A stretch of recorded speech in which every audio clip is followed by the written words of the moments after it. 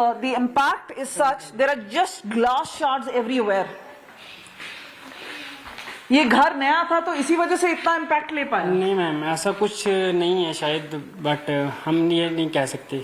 घर नया होने की वजह से हम ये बोले कि हमारे ही घर में शेलिंग हुई है, और भी घर में शेलिंग हुई है आगे पीछे बहुत। नहीं, मैं कह रही हूँ कि नुकसान क्या कम हुआ है? क्योंकि जी नुकसान ज्यादा हुआ है। जी जी जी। So look at this. This is the kitchen. Look at this. All the glass shards here. Look at this. So the impact is quite heavy, but remember, when you compare it, a life has been saved. These, आप लोग कहाँ अंदर छुप गए थे? पीछे वाले room में हम अपने आप को मतलब सेफ जोन में रखा, और ये जो अलमीरा था इसको स्ट्रेट में खड़े करके वो बड़े वाला जो गद्दा था उसको स्ट्रेट खड़ा किया और उसके पीछे छुप गया। So all the residents, remember, a normal life being disrupted, and not just here, but just across Jammu and Kashmir. बहुत भरोसा है जो कि इतना कुछ कर रही है हमारे लिए, तो हमें भी चाहिए कि हम भी आर्मी का साथ दें। जी हमें कई लोग सोच रहे हैं जाने का, आप लोग यहीं रुकेंगे? नहीं मैम, अगर देखेंगे कहाँ जाना है, तो कहाँ जाएंगे? Look at the resilience of the people. They're still smiling after all this. There's a smile on their face, because remember, it's not because there is a setback, because they know they have to live here. They have been living all their lives in this particular area. Rishi himself is a teacher, and it's also leading by example to his students. You know, you just take it right in front, and this is where they believe this is going to be a chapter. Hopefully it will end soon, but meanwhile there are losses, and perhaps only time will heal certain of these particular disastrous memories. With camera person Girish, this is Kamaljeet Sandhu, Indra-Jori, LOC for India Today.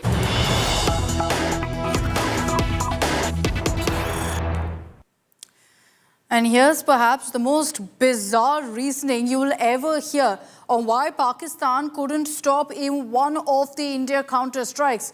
The Defence Minister of Pakistan, Khwaja Asif, says we didn't stop Indian drones to ensure that our defence secrets aren't leaked, or where exactly our defence locations are.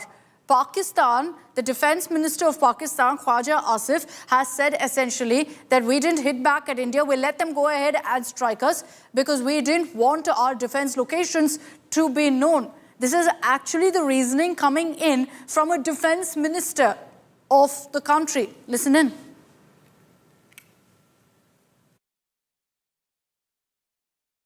कल का जो drone हमला हुआ, वो drone हमला basically हमारी जो locations हैं उसको डिटेक्ट करने के लिए जो है किया गया। एक टेक्निकल चीज़ है जिसको मैं उस तरह एक्सप्लेन नहीं कर सकता, और इसलिए उनको इंटरसेप्ट ना किया गया ताकि हमारी लोकेशंस जो हैं वो लीक ना हो या वो लोकेट ना हो।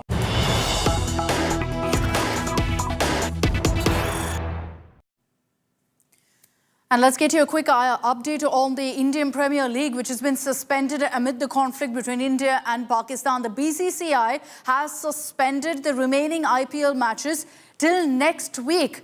The BCCI has confirmed that a decision on the remaining matches will be taken next week on when perhaps we could be seeing it being pushed to. For now, they've said indefinitely, but next week we will know if the IPL will continue perhaps in a few weeks from now, or what the final decision is that's taken by the BCCI. Listen in to what Rajiv Shukla had to say. BCCI ने यह निर्णय लिया है कि IPL को अभी फिलहाल एक सप्ताह के लिए स्थगित किया गया है। उसके बाद जो स्थिति है उसका जायजा लेके सरकार से विचार विमर्श करके जो हमारे स्टेक होल्डर्स हैं, फ्रेंचाइजी और ब्रॉडकास्टर, इन सबसे बात करके नए शेड्यूल की घोषणा की जाएगी। So the BCCI confirming next week there should be a decision. And mind you, that comes after last night an IPL match in Dharamshala was called off midway with the floodlights being switched off and all of the crowds there in the stadium being asked to move out. We'll be getting you all the latest updates on that story and, of course, the latest that comes in on the strikes and the conflict between India and Pakistan. Again, a reminder that 5 p.m. is when we're expecting a government briefing on the same. Our rolling coverage continues here on India Today on the other side of a very, very short break.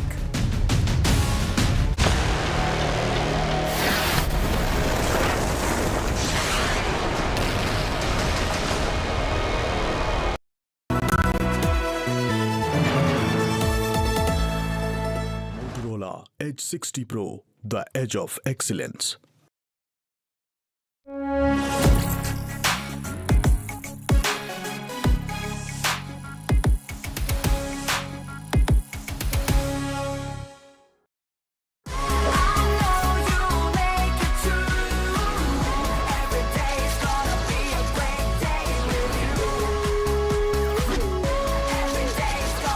Motorola Edge 60 Pro. Hello, Moto.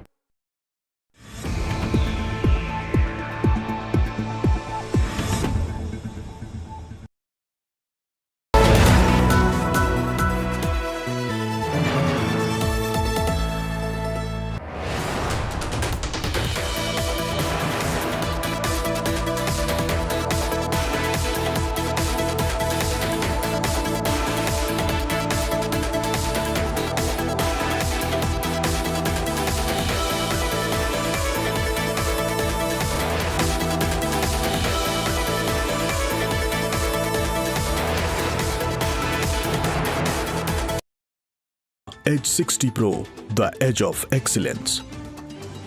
Hi, here are the top headlines presented by Motorola. Heavy tension on India-Pakistan border. 3 Pakistani fighter jets downed in Indian strike. Major meeting of Rajnath Singh with CDS and chiefs of the armed force. An India Today world exclusive. 2010 India Today inside Muridke. A safe haven for terrorists. Pakistan uses terror as part of state policy. 2025 Muridke terror hubs wiped out. Big story coming in. Muridke has been targeted. Oh my God, the terror epicenter has been targeted. Information just coming in. Indian missiles have struck the Lashkar-e-Taiba headquarters. Muridke has been bombed. It's a big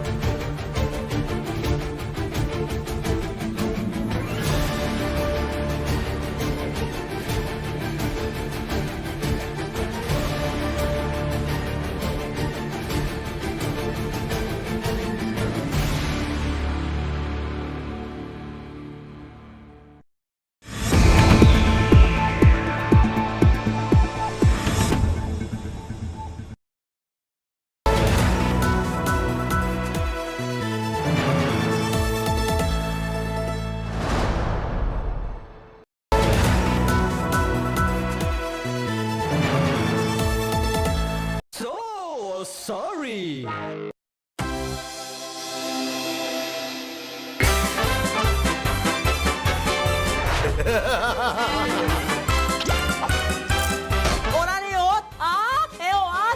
ada.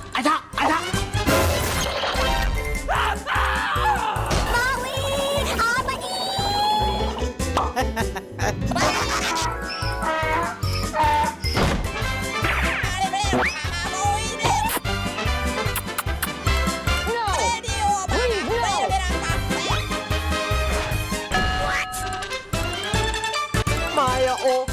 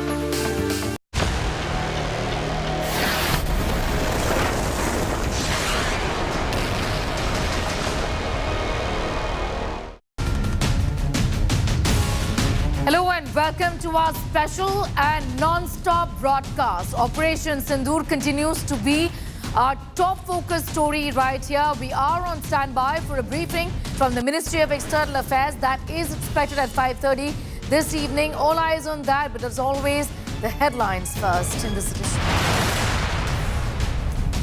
India hits back after Pakistan escalation. Heavy damages to Lahore and many Pakistan cities. According to government sources, drone hits Okara cantonment in Pakistan. Prime Minister Modi and Mantris in huddles. Prime Minister Modi monitors the military situation.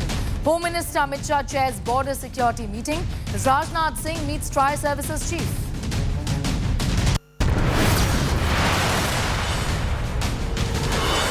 Seven infiltrators have been killed in Samba and Jammu. Suspected Jaish terrorists have been killed amid India-Pakistan conflict.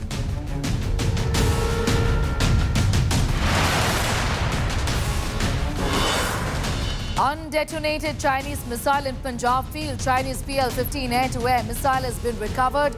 Missile likely from downed Pakistan JF-17 jet.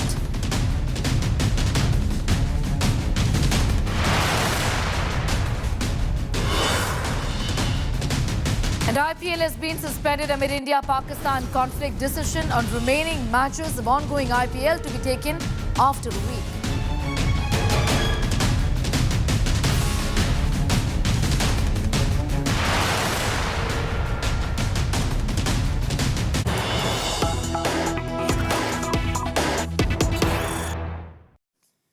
And we'll kickstart this edition with some news just coming in at this hour. The Ministry of Home Affairs has written to chief secretaries and administrators of all states and union territories, asking them to invoke emergency powers under civil defense rules for efficient implementation of necessary precautionary measures. That's the advice that has come in essentially from the Ministry of Home Affairs, and this advice has been made, in fact, has been given rather to chief secretaries and administrators of all states and union territories, keeping in view of the tensions, the escalating tensions between India and Pakistan. This is to invoke emergency powers under civil defense rules for efficient implementation of the necessary precautionary measures. I'll go straight across to Jitendra for more on that. Jitendra, इस advisory के हिसाब से exactly किस तरीके के emergency powers invoke किए गए हैं civil defense rules में? What is expected?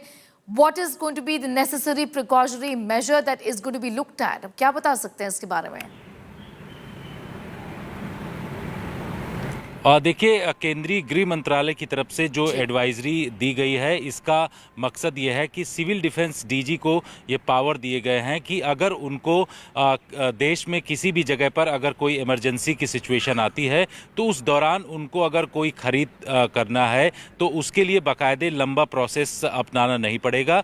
जैसे अगर बॉर्डर के इलाके में जहां पर उनको सायरन लगाना है या फिर मेडिकल इक्विपमेंट या तमाम चीज़ें जो ज़रूरत है इस दौरान, जबकि भारत पाकिस्तान सीमा पर इस वक्त काफ़ी तनाव की स्थिति है, ऐसे में सिविल डिफेंस डीजी को ये पावर दे दिया गया है कि वो ऐसे चीज़ें खरीद सकते हैं और किसी भी समय इसको खरीद करके उसको लगाया जा सकता है। इसके लिए केंद्रीय गृह मंत्रालय ने जो राज्यों के चीफ सेक्रेटरी हैं और इसके साथ साथ जो केंद्र शासित प्रदेश के चीफ सेक्रेटरी हैं उनको चिट्ठी लिख करके ये जानकारी दी है और ये कहा है कि केंद्रीय गृह मंत्रालय की तरफ से एम्पावर किया गया है जो सिविल डिफेंस के डीजी हैं उनको कि वो किसी भी तरीके का, अगर किसी बिल्डिंग के ऊपर सायरन लगाना है, युद्ध जैसी स्थिति अगर कुछ बनती है या फिर ब्लैक आउट को लेकर के कोई प्रैक्टिस करना है या तमाम चीज़ें जो सिविल डिफेंस के हिसाब से ज़रूरत पड़ती है इमरजेंसी के दौरान, तो उसके लिए डीजी जो है पूरी तरीके से एम्पावर है और उसको वो पूरी तरीके से प्रोक्योरमेंट कर सकता है। ज़रूरत पड़े तो तुरंत प्रोक्योरमेंट कर सकता है, उसमें किसी भी तरीके की बाधा नहीं आनी चाहिए।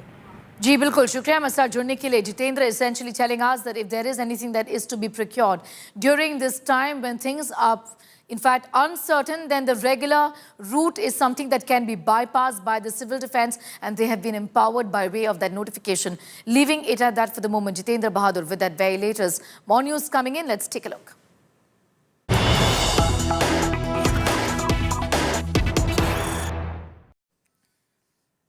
And the story is from Amritsar, where a Pakistan missile has been again defused by the Indian forces. A missile defused in a village near Amritsar. That's the big story we are breaking at this hour. Pakistan missile was shot down by India yesterday. This is the information that we have with us at this point in time. Not one, but a series of missiles, remember, have been effectively countered with by India and India's air defense systems. This time around, we are telling you about a Pakistan missile which has been defused by Indian forces. This development is being reported from a village near Amritsar, remember, which was in fact targeted by Pakistan. But a missile has now been shot down in a village near Amritsar is what we are learning. A Pakistan missile was actually shot down by India yesterday. Now the missile has been defused in a village near Amritsar, even as Pakistan continues with these misadventures. I'm going straight across to Asim Bassi, getting in more details on that story. Asim, what exactly can you tell us about how India has successfully defused this particular missile in a village near Amritsar? Share with us the details here.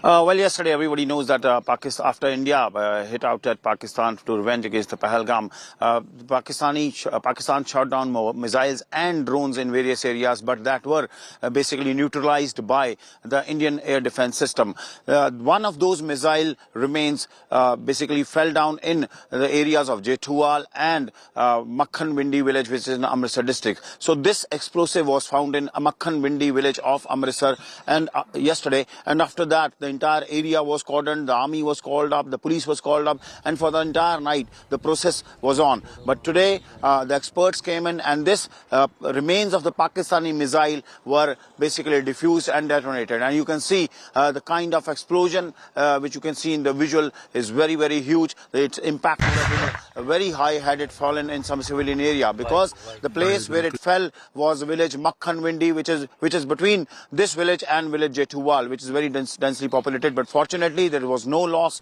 of human and there was no injuries, and police and army personnel did it very nicely by cordoning off people and detonating and diffusing it today. All right, Asim, I'm going to thank you for the moment getting in those details from Amritsar, where there is a village that he's referring to right now. Remember, all of this is along, in fact, very close to the Pakistan border, essentially, where a missile was effectively diffused by India. Asim saying the consequences could have been very different had this not been effectively dealt with by our forces. as Pakistan's repeated attempts to target Indian military installations continue to be thwarted very effectively by the Indian Armed Forces. Concerns have emerged over its reliance on largely China-made military hardware to counter India's superior artillery systems. In the latest development, an undetonated Chinese PL-15 air-to-air missile was in fact recovered from a field in Punjab's Hoshiarpur. This missile is believed to have been fired by a Pakistani JF-17 fighter jet, also of Chinese origin, that was shot down by an Indian Akash missile system in the Pathankot sector. The missile failed to detonate upon impact, further highlighting the questionable reliability of Pakistan's Chinese-supplied arsenal.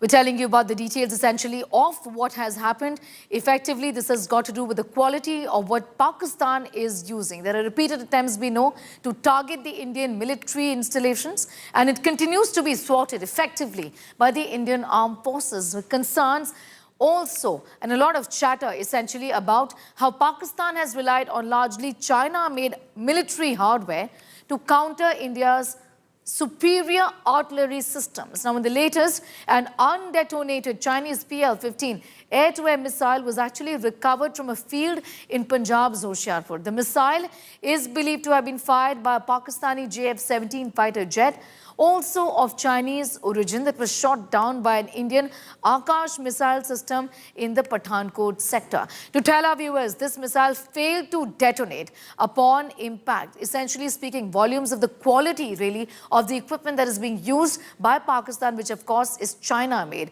It's highlighted, really, the questionable reliability of Pakistan's Chinese-supplied arsenal. And mind you, this isn't the first time that this has happened. Questions have been raised in the past also of the artillery made in China, used by Pakistan. This time around too, this is something that is being looked at very closely and spoken about. The manner in which this missile, is believed to have been fired by Pakistani JF-17, but not successful. The attempts to wreak havoc. That clearly something that India's Akash missile system thwarted very effectively, but also putting a huge question mark on the quality of what is being used by Pakistan, isn't it?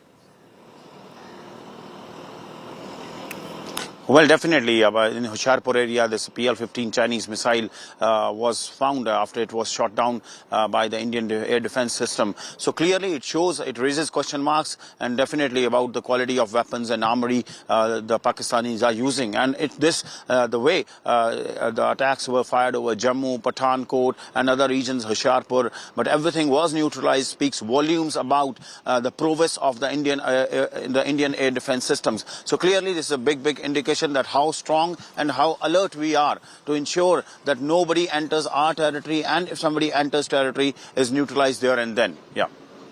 Essentially, like you said, Asim, this speaks volumes of the quality of what is being used by Pakistan. Not one, but repeated attempts being made by Pakistan to target Indian military installations, and it continues to be thwarted by the Indian Armed Forces. Though whatever is being said online, it doesn't matter. The fact of the matter, Asim, is that effectively every single attempt was thwarted by our armed forces and very successfully functioning India's air defense systems, isn't it?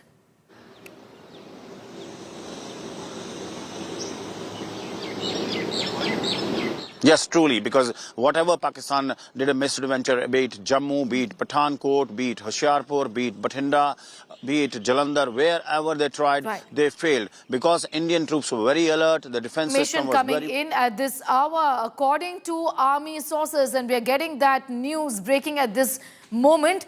On the 8th of May, between 8 p.m. and 11:30 p.m., Pakistan carried out raids with 500 small drones in 24 cities of Jammu, Kashmir, Punjab, Rajasthan, Gujarat in India. These are details that we have with us of numerous of Pakistan's misadventures. This is through our sources within the Indian Army telling us about that Pakistan essentially targeted cities and carried out raids with 500 small drones in 24 cities across states like Jammu and Kashmir, Punjab, Rajasthan and Gujarat.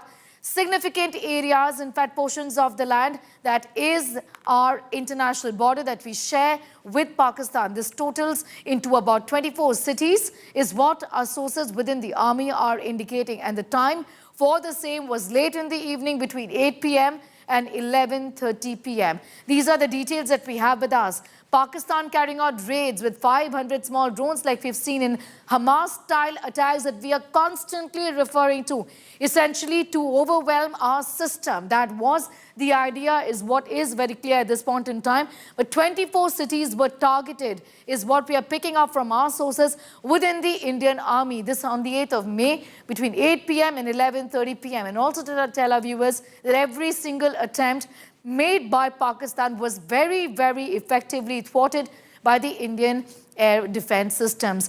24 cities of Jammu and Kashmir, Punjab, Rajasthan and Gujarat that share, in fact, that have land at the international border, essentially. These are the border states of Punjab, Jammu and Kashmir, and a portion of Rajasthan and Gujarat as well in the country, where 24 cities were targeted. But attempts to, in fact, of any kind of misadventure that we were seeing and full display, as we saw on the 8th of May, were effectively thwarted by the Indian defense systems. To tell our viewers and give them a few more details about what could have possibly happened here, the duration for this, in fact, these attacks and spontaneous attacks and very Hamas-style attacks is what is being referred to by defense experts here. This, in fact, was raids with 500 small drones in 24 cities in quick succession that we saw. But air defense systems, in fact, thwarted these attempts as quickly as they came in. But there were 500 small drones, and the target cities were 24 of them in Jammu and Kashmir, in Punjab, Rajasthan and Gujarat that share the international border essentially with Pakistan. This is through our sources within the army getting in details on what could have possibly happened here. This happened between 8 and 11:30 p.m. this evening, but India, in fact, effectively thwarted every single attempt by Pakistan to wreak havoc. 500 drones is what we are learning, Manjeet, and every attempt was thwarted. But what's worrying is that there were 24 cities that were systematically targeted by Pakistan, what's clear in a Hamas fashion. Well, the latest information about the Pakistan's raid yesterday on between the 7 p.m. and between 7 p.m. to 11:30 p.m. Pakistan Army has used more than 500 small unarmed drones in the various cities, including from the border of Gujarat, Rajasthan and Jammu Kashmir. And Pakistan raided 24 cities across these three states. And all small arms neutralized by the Indian Army and Air Force air defense system, including the L-72 missile and the Akash missile system. So, and Indian Army is surprised that why Pakistan used these unarmed small drones, and all small arms drones made in China. In fact, telling our viewers a little more about what we picked up from our sources really within the government at this point in time, confirming that the Indian armed forces meticulously document each strike conducted against terror targets. Comprehensive visual evidence is systematically recorded to ensure transparency. Given that, remember, in the past also questions have been raised. Now, to support this effort, a dedicated data collection unit has been established as well. So these are details emerging at this point in time on not just how the raids have been carried out and how these misadventures on the part of Pakistan have been very effectively thwarted by India, but also documented effectively. This unit that has now been set up, a dedicated data collection unit that I'm referring to right now, is responsible for storing and organizing all visual and operational proof associated with these missions. The armed forces remain committed, we are learning, have said and spoken about the fact to maintain transparency. So that really is on top of their agenda, that is something that is of great significance to them, maintain transparency by continuing to provide verifiable evidence for all future strikes. Essentially, the important aspect of what we are pointing out for our viewers is the manner in which the Indian Armed Forces has now spoken about the fact that comprehensive visual evidence is systematically recorded in the interest of transparency. To support this effort, a dedicated data collection unit has been established. The unit is responsible for storing and organizing all visual and operational proof like we've seen in the past as well. In fact, Manjeet continues to be with us for the very latest. Manjeet, this is something that the government and the forces have underscored in the past as well in the first briefing that was held after Operation Sindoor was effectively carried out. That we have visual proof and all of this is being documented effectively, isn't it?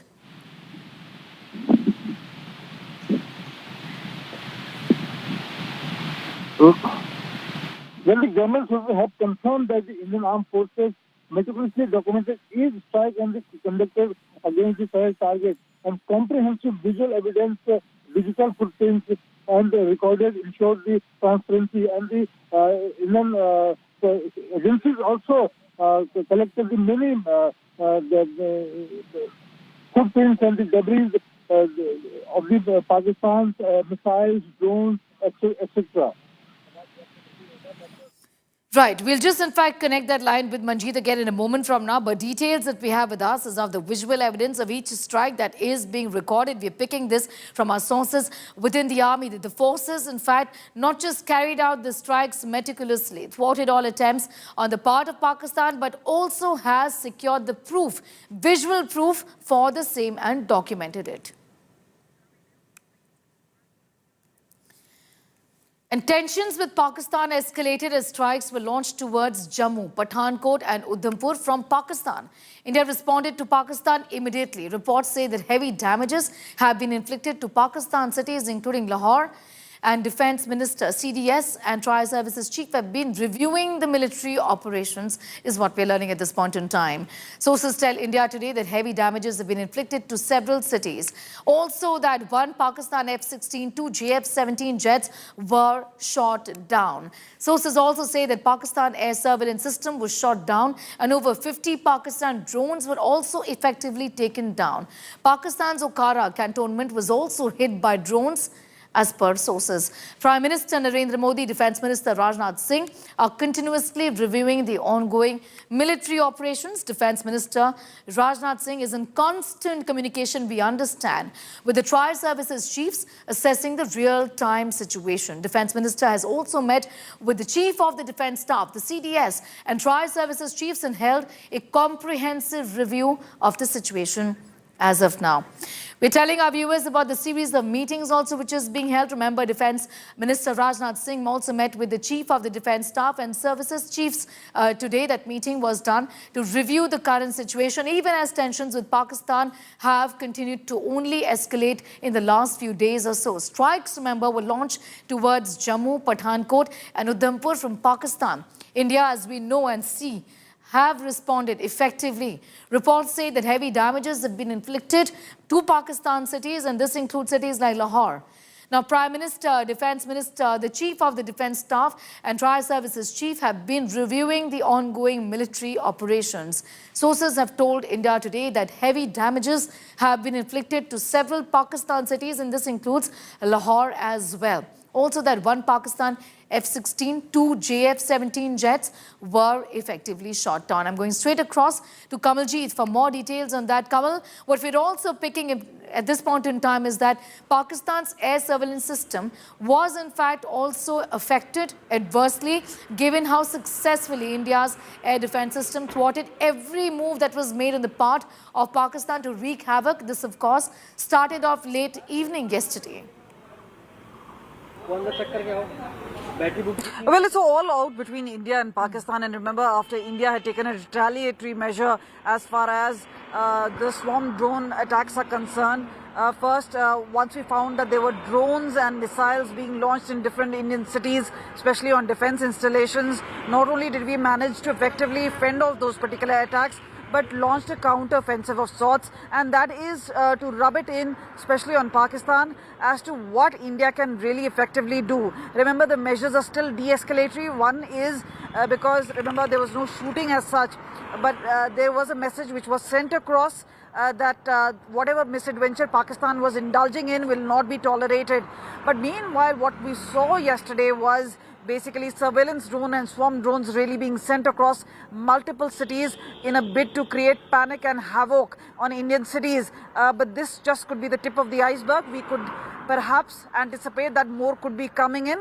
Pakistan simply could be testing just waters. But clearly, even in that, the sort of surveillance system and the sort of robust anti-missile systems and surveillance systems we have could easily fend off that particular micro drones or the swarm drones as we call them. And this is where it means it's not all over yet. And that is why there are continuous sirens in several cities. There is also intelligence coming in that in the next few days or 24 to 48 hours could be extremely crucial because remember what DGISPR has said, whatever they do, it will be done and known worldwide. But clearly they are taking on India, which is much superior in military might. But at this point of time, what Pakistan is looking at is a face saving. And that is where lies the real danger because remember, they have been doing shelling across line of control. They've been targeting innocent civilians. There is obviously a sinister plan that they have, and that is why targeting of cities and important defense installations. Remember, there have been open threats as far as even the dams are concerned, talking about water being stopped by India. So all that are open threats, but now is what Pakistan does is actually lies in their table. But meanwhile, India has launched Operation Sindoor. We have effectively, with a precision strike, struck on the terror Kamal, site. getting in those details. In fact, we're shifting quickly to some more news which is coming in at this point in time. These are developments we're reporting on from Pakistan. Let's take a look.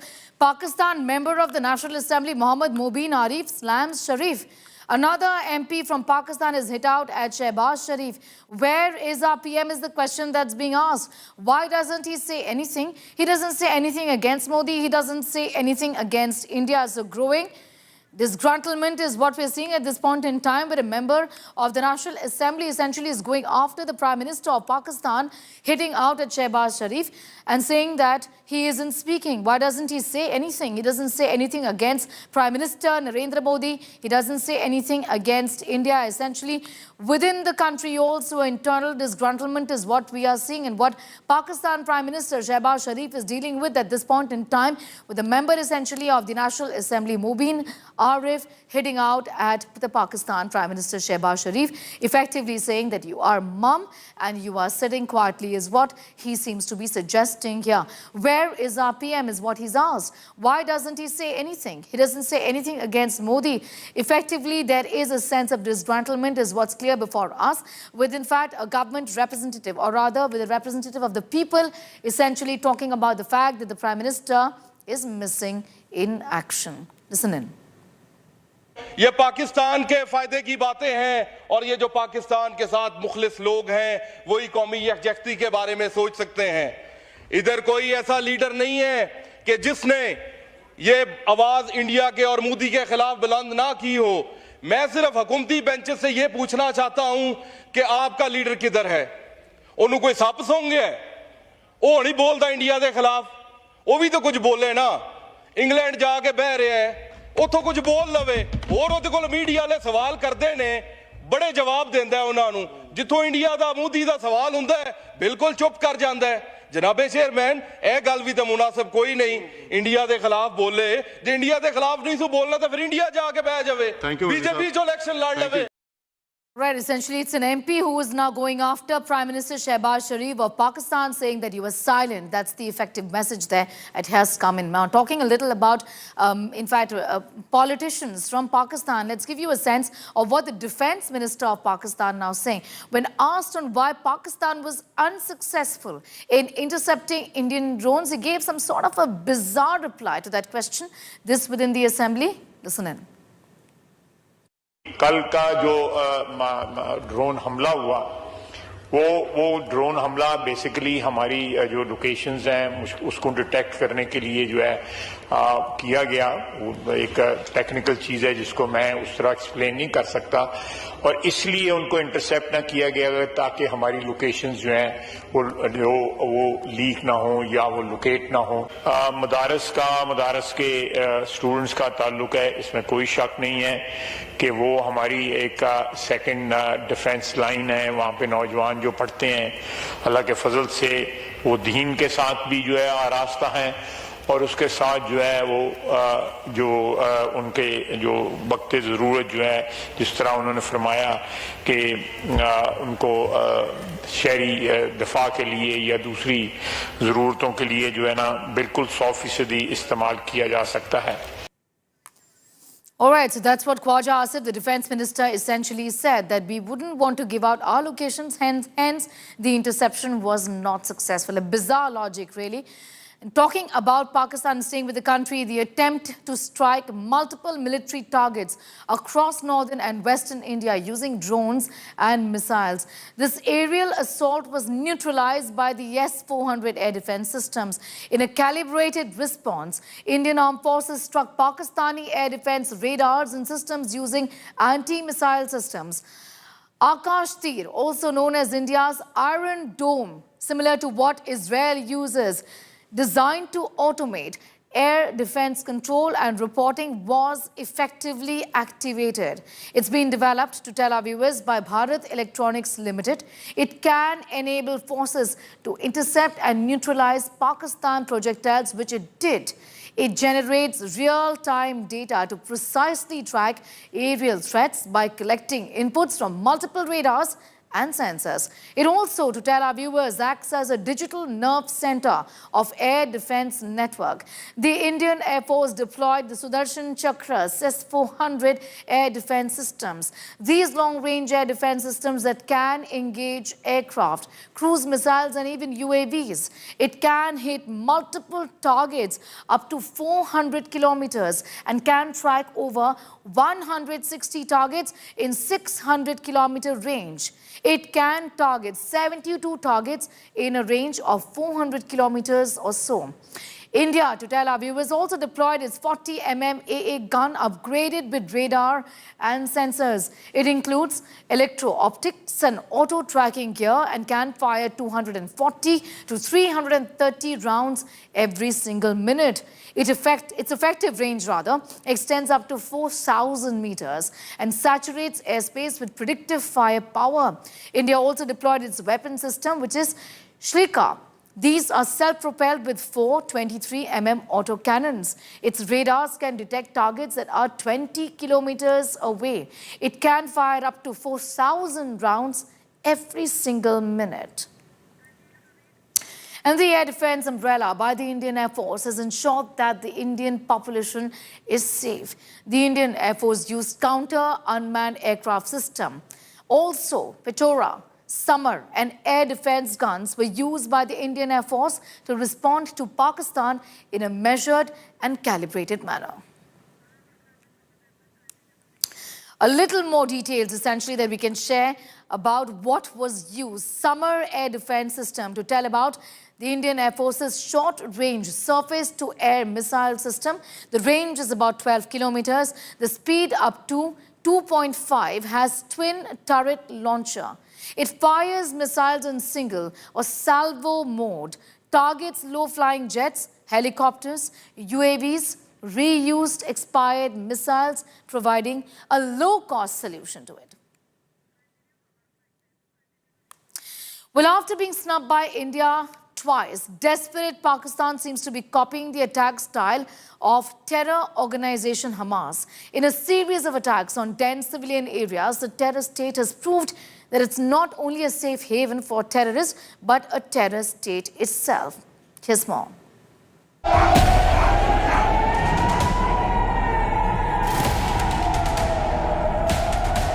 Pakistani attacks thwarted again. Its plot to bleed civilian areas with drones and crude missiles foiled again. But the repeated attacks by Pakistan at multiple locations has a pattern. Using chilling modus operandi of a terrorist organization, this style has been copied from Hamas.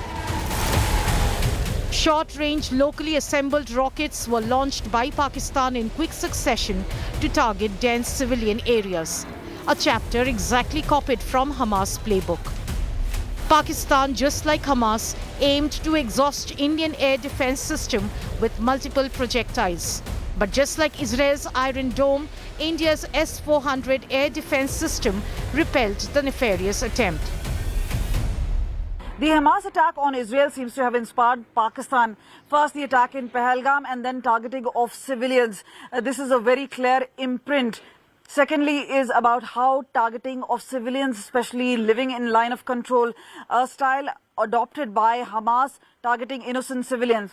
Then thereafter, what we know is the meeting of masterminds, especially Hamas leaders meeting not just top Lashkar commanders, but terrorists right in Pakistan-occupied Kashmir. Something Pakistan has supported all along are not just terror launchpad, but big terror organizations and are being safe havens there.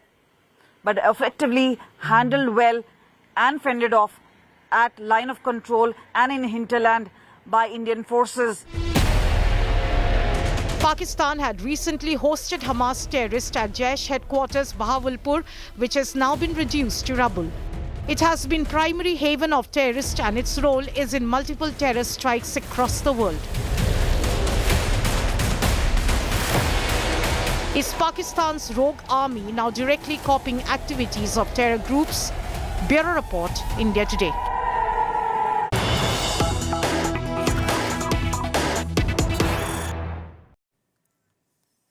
And Finance Ministry official on economic impact has spoken to us, and this is what is now being said. The story we are breaking at this hour: no signs of food inflation amidst Indo-Pakistan tensions. Remember, this has been a worry. The government official has indicated that the government continues to be cautious of escalation risks. The Finance Ministry keeping a close watch of the situation. Capex may take a hit as resources get diverted towards defense. Additional spending could lead to downward revision in fiscal deficit targets. This is in fact what we're learning from our sources within the government. The defense budget forms 13.45% financial year 2026 outlay. And the alert indicates that 6.81 lakh crore allocated to defense, which is actually up 9.5% from financial year 2025. The government, remember, set a target of bringing fiscal deficit to 4.4% of GDP in financial year 2026. Karishma, my colleague from Business Today, getting in more on that story. Essentially, good news here is that there is no sign of food inflation, because that, Karishma, continues to be a reason to worry. However, the fact is that there is going to be, diversion of resources towards defense, and because of which the capex could be taking a hit. Explain to us. Well, absolutely right. You see, the government's continuous focus has been on capital expenditure, and year by year they've been increasing their budget. But with the current situation between India and Pakistan, it's likely that government may want to divert more and more of their expenditure towards defense. Despite the fact that about close to 6.7 lakh crore has been contributed, allocated for the defense budget, which has seen a 10% hike from year-on-year basis, there is a likelihood chance that if this tensions between India and Pakistan escalates, more and more resources and expenditure could move there. If that moves, then it is likely that we could see some kind of downfall in the capital expenditure target, which will also, of course, impact the fiscal deficit, which government plans to keep at 4.4% for FY 2026. While government sources do tell us that food inflation currently is not a concern, we need to be cautious of the fact that if situation gets grim and things escalate, then inflation is something that would likely happen in the future. Currently, the situation definitely is stable. The Ministry of Finance is continuing to keep a watch on the situation. In fact, Finance Minister currently is also undertaking another meeting with the banks and financial institutions on the cyber security. They're watching out to ensure that the banks and the financial institutions are safe and are not hindered by any kind of cross-border cyber attacks. All of this is a part of regular emergency exercise that they are doing, and we'll keep you updated as and when we learn more from the ministry. That's right. Karishma, getting in those details, leaving it at that for the moment. A bit of a concern as far as capex is concerned. Remember, this is expenditure on long-term assets. However, no impact on inflation just yet is what the government is indicating. Tensions between India and Pakistan continue to rise. Some key visuals capturing the situation on the ground. Indian Army visuals show Pakistani military posts being destroyed along the line of control. Smoke erupts from enemy positions and that were targeted. The first official footage released of such cross-border destruction. Night vision of thermal imagery shows movement near the border fence in the Samba sector. Surveillance screens detect a group of 7 terrorists attempting infiltration who were killed by the BSF. Explosions light up the India-Pak Rangers post as BSF responded. A suspected bomb found near Kishanganj village 4 kilometers away from Rajasthan's Jaisalmer city. Investigation by police and army teams is underway.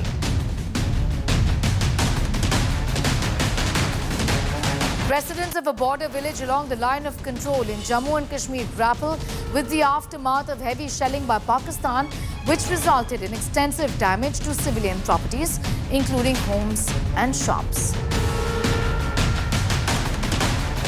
And lights in the Golden Temple complex had to be turned off for the first time in 54 years as part of the blackout directive given under the nationwide civil defense mock drill in the wake of escalating tensions between India and Pakistan.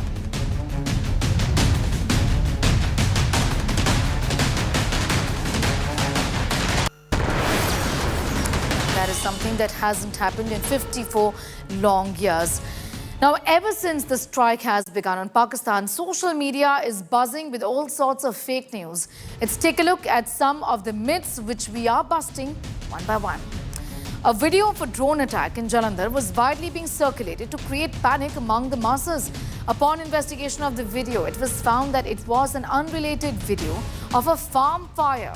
The video had the timeline of 7:39 p.m. The drone attack actually began sometime after 8. The same was backed by the DC of Jalandhar. An Indian post was claimed to be destroyed by the Pakistani army in one of the fake videos spread online. The video is shared and amplified by a number of fake and unverified accounts.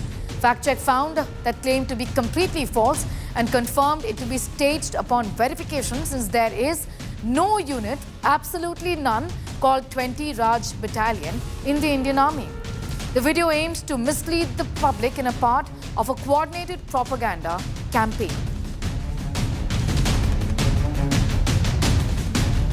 An old video was shared on social media with the claim that Pakistan has launched a missile attack on India in retaliation.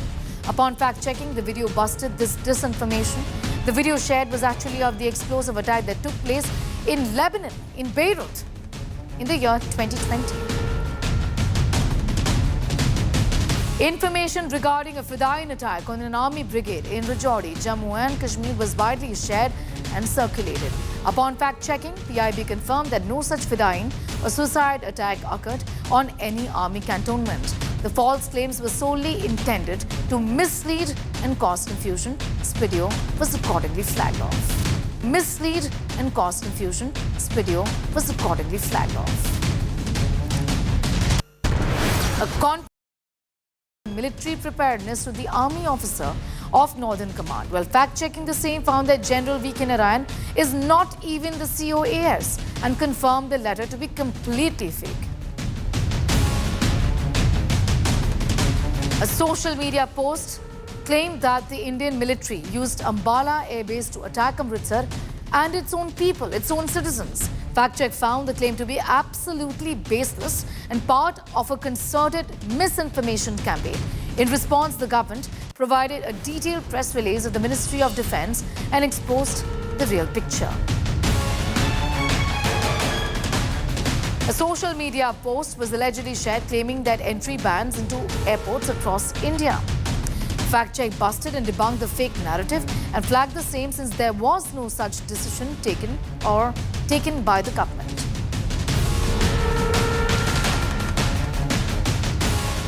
Image of multiple explosions at Jammu Air Force Base in India. That was claimed. The fact is, this image that you see on your screens right now is from the Kabul airport blast in August 2021.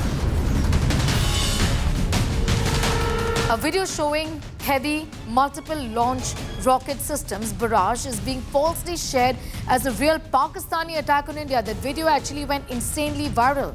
On fact-checking, it was revealed that the video is from a video game and has been online for 3 years. It has no connection to the current India-Pakistan situation.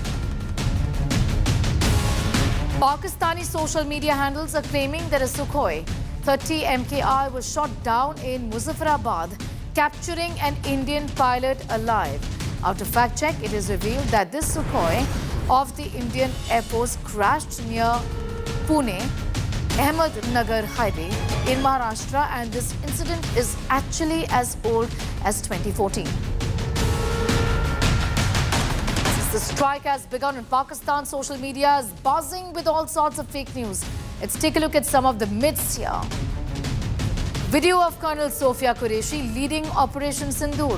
The fact is, this video is from 2021 and the video is of US Reno Airways. It shows pilot Major Christian Beowulf. It's not even Colonel Sofia.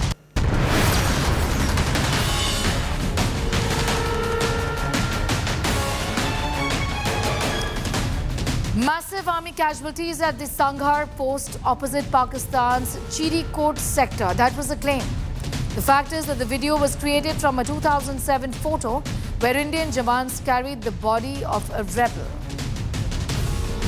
The video of PAF attack in Amritsar on May 7, 2025. The fact is that the video, what you see on your screens right now, is actually from 2024. It shows Israel's Iron Dome intercepting rockets from Lebanon.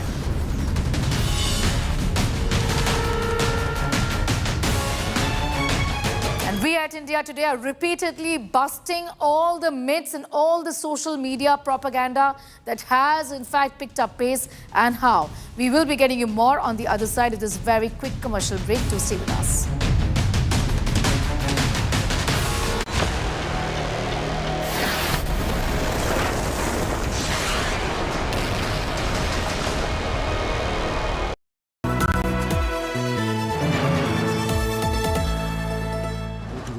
Edge 60 Pro, the edge of excellence.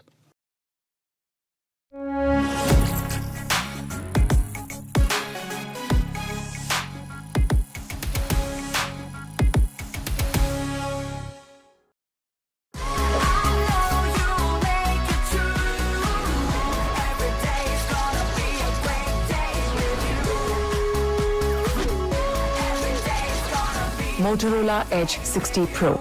Hello, Moto. Motorola Edge 60 Pro, the edge of excellence. Hi, here are the top headlines presented by Motorola. Heavy tension on India-Pakistan border. 3 Pakistani fighter jets downed in Indian strike. Major meeting of Rajnath Singh with CDS and chiefs of the armed force.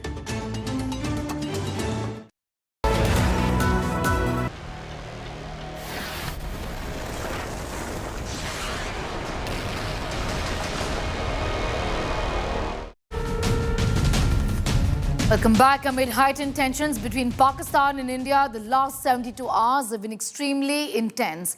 On the 8th of May, Pakistan attempted to infiltrate Indian territory once again. The attempt was successfully foiled by brave forces across multiple regions. The incursion primarily targeted the Jammu region. Pakistan attempted strikes on the Jammu airport and Jammu University. Additional targets included Udhampur, Pathankot and Jaisalmer in Rajasthan. India's Sudarshan Chakra S-400 missile system thwarted Pakistan's attack. India successfully shot down 1 F-16 jet, 2 JF-17s and multiple missiles and drones. In retaliation, India launched strikes on Lahore. Loud explosions were reported in Peshawar and near the Bahawalnagar cantonment. In Bahawalnagar Cant, people rushed out of their homes as sirens blared. Mosque loudspeakers urged residents to turn off all household lights. Authorities have yet to release an official statement though. A rattled Pakistan made a failed attempt to target Jammu's airport and other vital installations in Jammu city and in Jammu and Kashmir. Right now we are standing outside Jammu's airport. There is complete blackout here. Earlier in the evening, Pakistan sent armed drones. Pakistan lobbed missiles towards vital installations in Jammu, whether it was Jammu airport and other army installations in Jammu, Udhampur and other places. But our alert security forces foiled the nefarious designs of Pakistan. We had already activated our air defense system S-400, and with the help of that, we were able to repel Pakistan's attacks, not only in Jammu and Kashmir, but also in neighboring Punjab, because Pakistan also tried to target the air base in Pathankot district of Punjab. We have successfully shot down 3 fighter jets of Pakistan. This includes 2 JF-17 fighter jets and 1 F-16 fighter jet. So Pakistan is rattled. It tried to escalate tensions. It tried to target Jammu city and other places, but our alert troops on ground have foiled the nefarious designs of Pakistan. We had already activated our air defense system, and with the help of that, we were able to shoot down Pakistani drones and Pakistani missiles. With video journalist Neeraj Kumar, this is Sunil Bhatt reporting from outside Jammu's airport for India Today.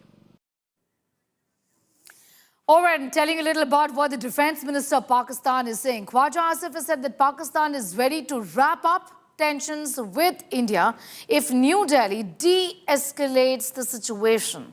Take a look. Some of the countries in the Arabian Gulf also, who are close to us, and obviously they have a good relationship with India also, they have also advised that de-escalation should take place immediately. But India is making it, it's almost impossible. Every day there is an incident which raises the bar of conflict in the subcontinent. And External Affairs Minister Dr. S. Jaishankar, during a bilateral with Iranian Foreign Minister Saeed Abbas, gave a stern reply saying India does not intend to escalate tensions with Pakistan, but will give a firm response if there are military attacks on India. Listen in. Excellency, you are visiting India at a time when we are responding to a particularly barbaric terrorist attack on 22nd April in the Indian Union territory of Jammu and Kashmir. This attack compelled us to respond on 7th May by striking at cross-border terrorist infrastructure. Our response was targeted and measured. It is not our intention to escalate the situation. However, if there are military attacks on us, there should be no doubt that it will be met with a very, very firm response. As a neighbor and a close partner, it is important that you have a good understanding of the situation. It's day 15 of ceasefire violations by Pakistan along the line of control. In Uri, one death has been reported following a ceasefire violation by Pakistan in the border area. With this, the total death toll has now reached 15 as of yesterday. Pakistan is not just targeting houses, it's also attacking religious places. These visuals show that Pakistan has attacked a temple, a Gurudwara and even a masjid, a mosque. The Pakistan army has targeted multiple locations along the LOC, or the line of control. The most heavily hit area was Poonch, where around 13 people were killed. During the ceasefire, Pakistani forces are targeting innocent civilians and their homes. As seen in the pictures, people are suffering. The houses are badly damaged and affected. ये पूरा घर है, घर पूरा टूट गया है। अंदर की तरफ भी हम दिखाना चाहेंगे तो ऑपरेशन सिंदूर के बाद पाकिस्तानी फौज को करारा झटका लगा है। जो पाकिस्तान में आतंकी ठिकाने थे सिर्फ उसको भारत ने निशाना बनाया और बार बार भारत ने कहा कि वो सिविलियन को निशाना नहीं बना रहा है। लेकिन ये जो खुद मकबूल खान है बाकायदा ये दिखा रहे हैं, दिखाते हुए देखिए ये दिखा रहे हैं, ये सब है, ये सारी शेलिंग में टूटी है।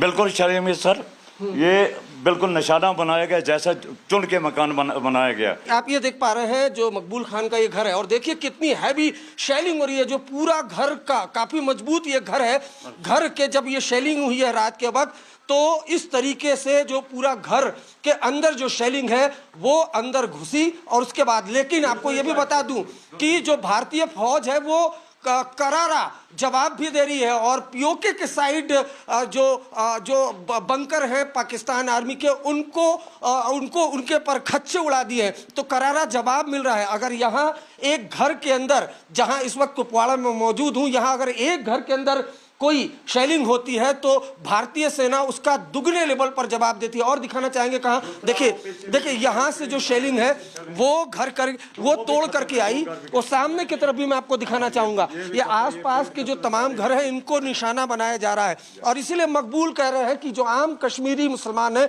उनके घर को ही निशाना पाकिस्तानी फौज बना रही है। तो ये सीधे सीधे कायराना हरकत है। सामने की तरफ भी देखेंगे तो जो पूरा घर है, इन तमाम जो घर हैं उनको निशाना बनाया जा रहा। सीधे ग्राउंड जीरो से आज तक इंडिया टुडे की हम रिपोर्ट दिखा रहे हैं। All right, in about 40 minutes from now, the Ministry of External Affairs will be holding a briefing that is scheduled at 5:30 later in the evening. The International Monetary Fund is also going to do a bit of a review and reassessment on funding to Pakistan. We're going to be keeping a very close eye on all of those developments. For the moment, we're wrapping up this edition. Thank you for watching.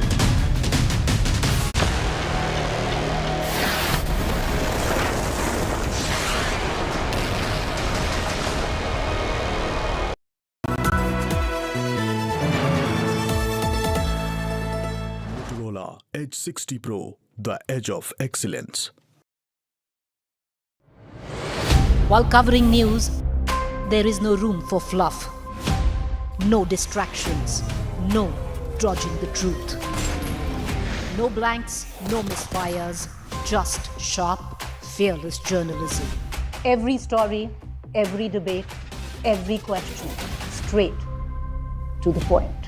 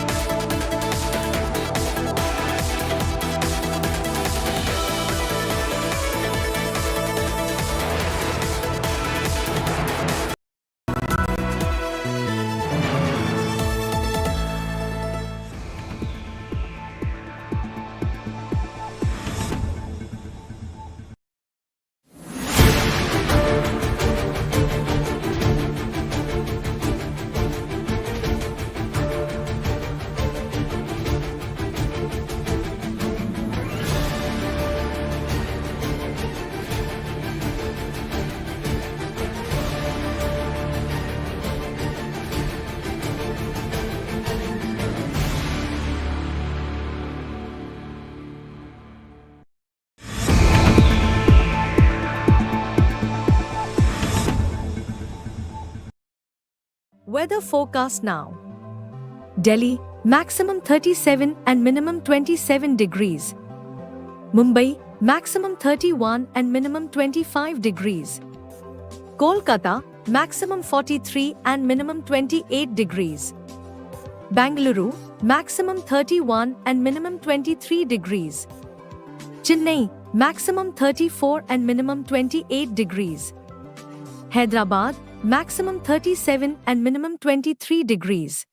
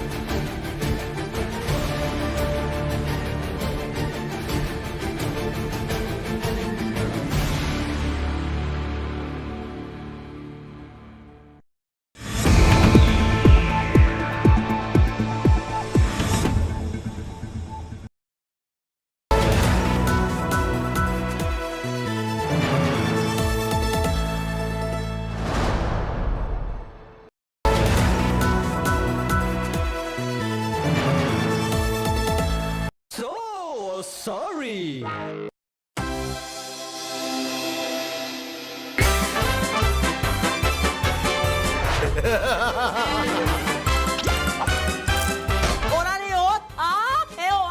Ui, ai da.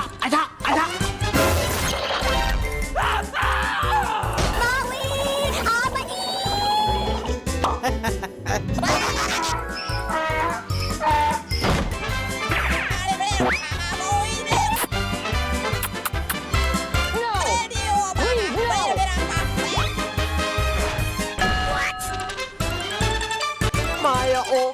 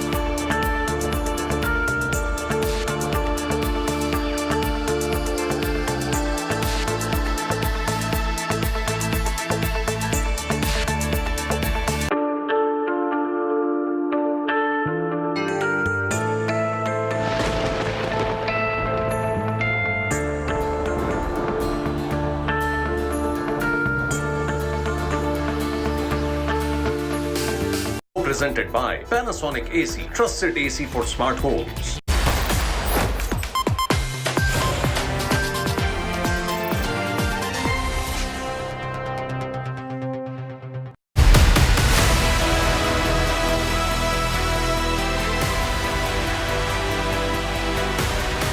India goes for Pakistan's jugular.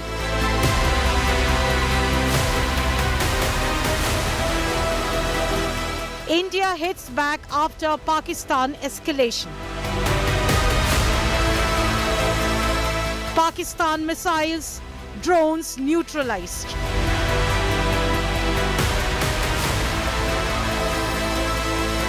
Sudarshan Chakra S-400 in action.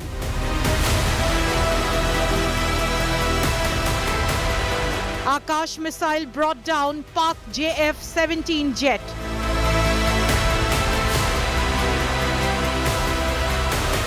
Indian forces show their might.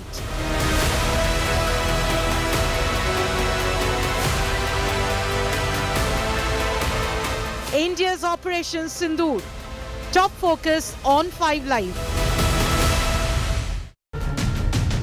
After India hit Pakistan at multiple locations as part of Operation Sindoor, and that was punishing Pakistan's state-sponsored radical Islamist terror, Pakistan tried to target 24 locations in India in the past 12 hours. 24 locations. Pakistan sent across 500 drones, but not one succeeded. And I want to show you this area. This is Jammu and Kashmir. This is Punjab. This is Rajasthan, and this is Gujarat. So all along this belt, Pakistan sent in 500 drones. Not one succeeded in penetrating that security armor, that Suraksha Kavach called the integrated missile defense shield that India has. And over the course of the next 1 hour, my colleague Sandeep Unnithan, who joins me in the India Today special broadcast, and I will get you all details along with India Today's finest team of reporters on Ground Zero. I'm Gaurav Sawant. As always, let's get started with the headlines on 5 Live. India hits back after Pakistan's escalation. Heavy damage to Lahore and several Pakistani cities, according to top government sources. A military drone hits the Okhara cantonment in Pakistan's Punjab province.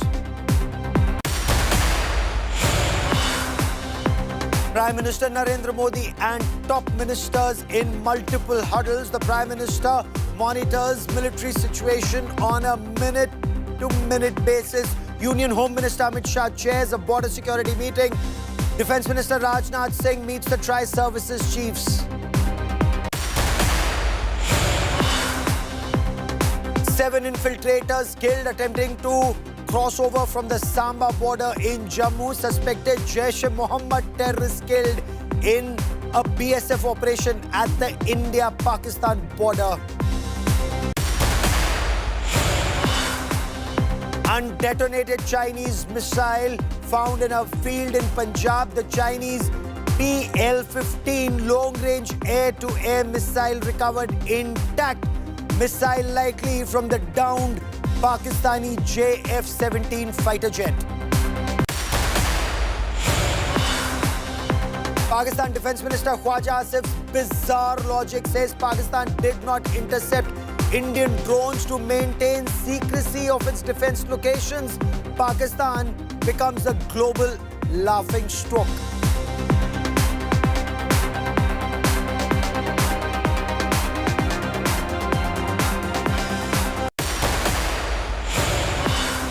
The situation along the line of control and the India-Pakistan border, all along India's western flank and Pakistan's eastern flank, remains extremely precarious.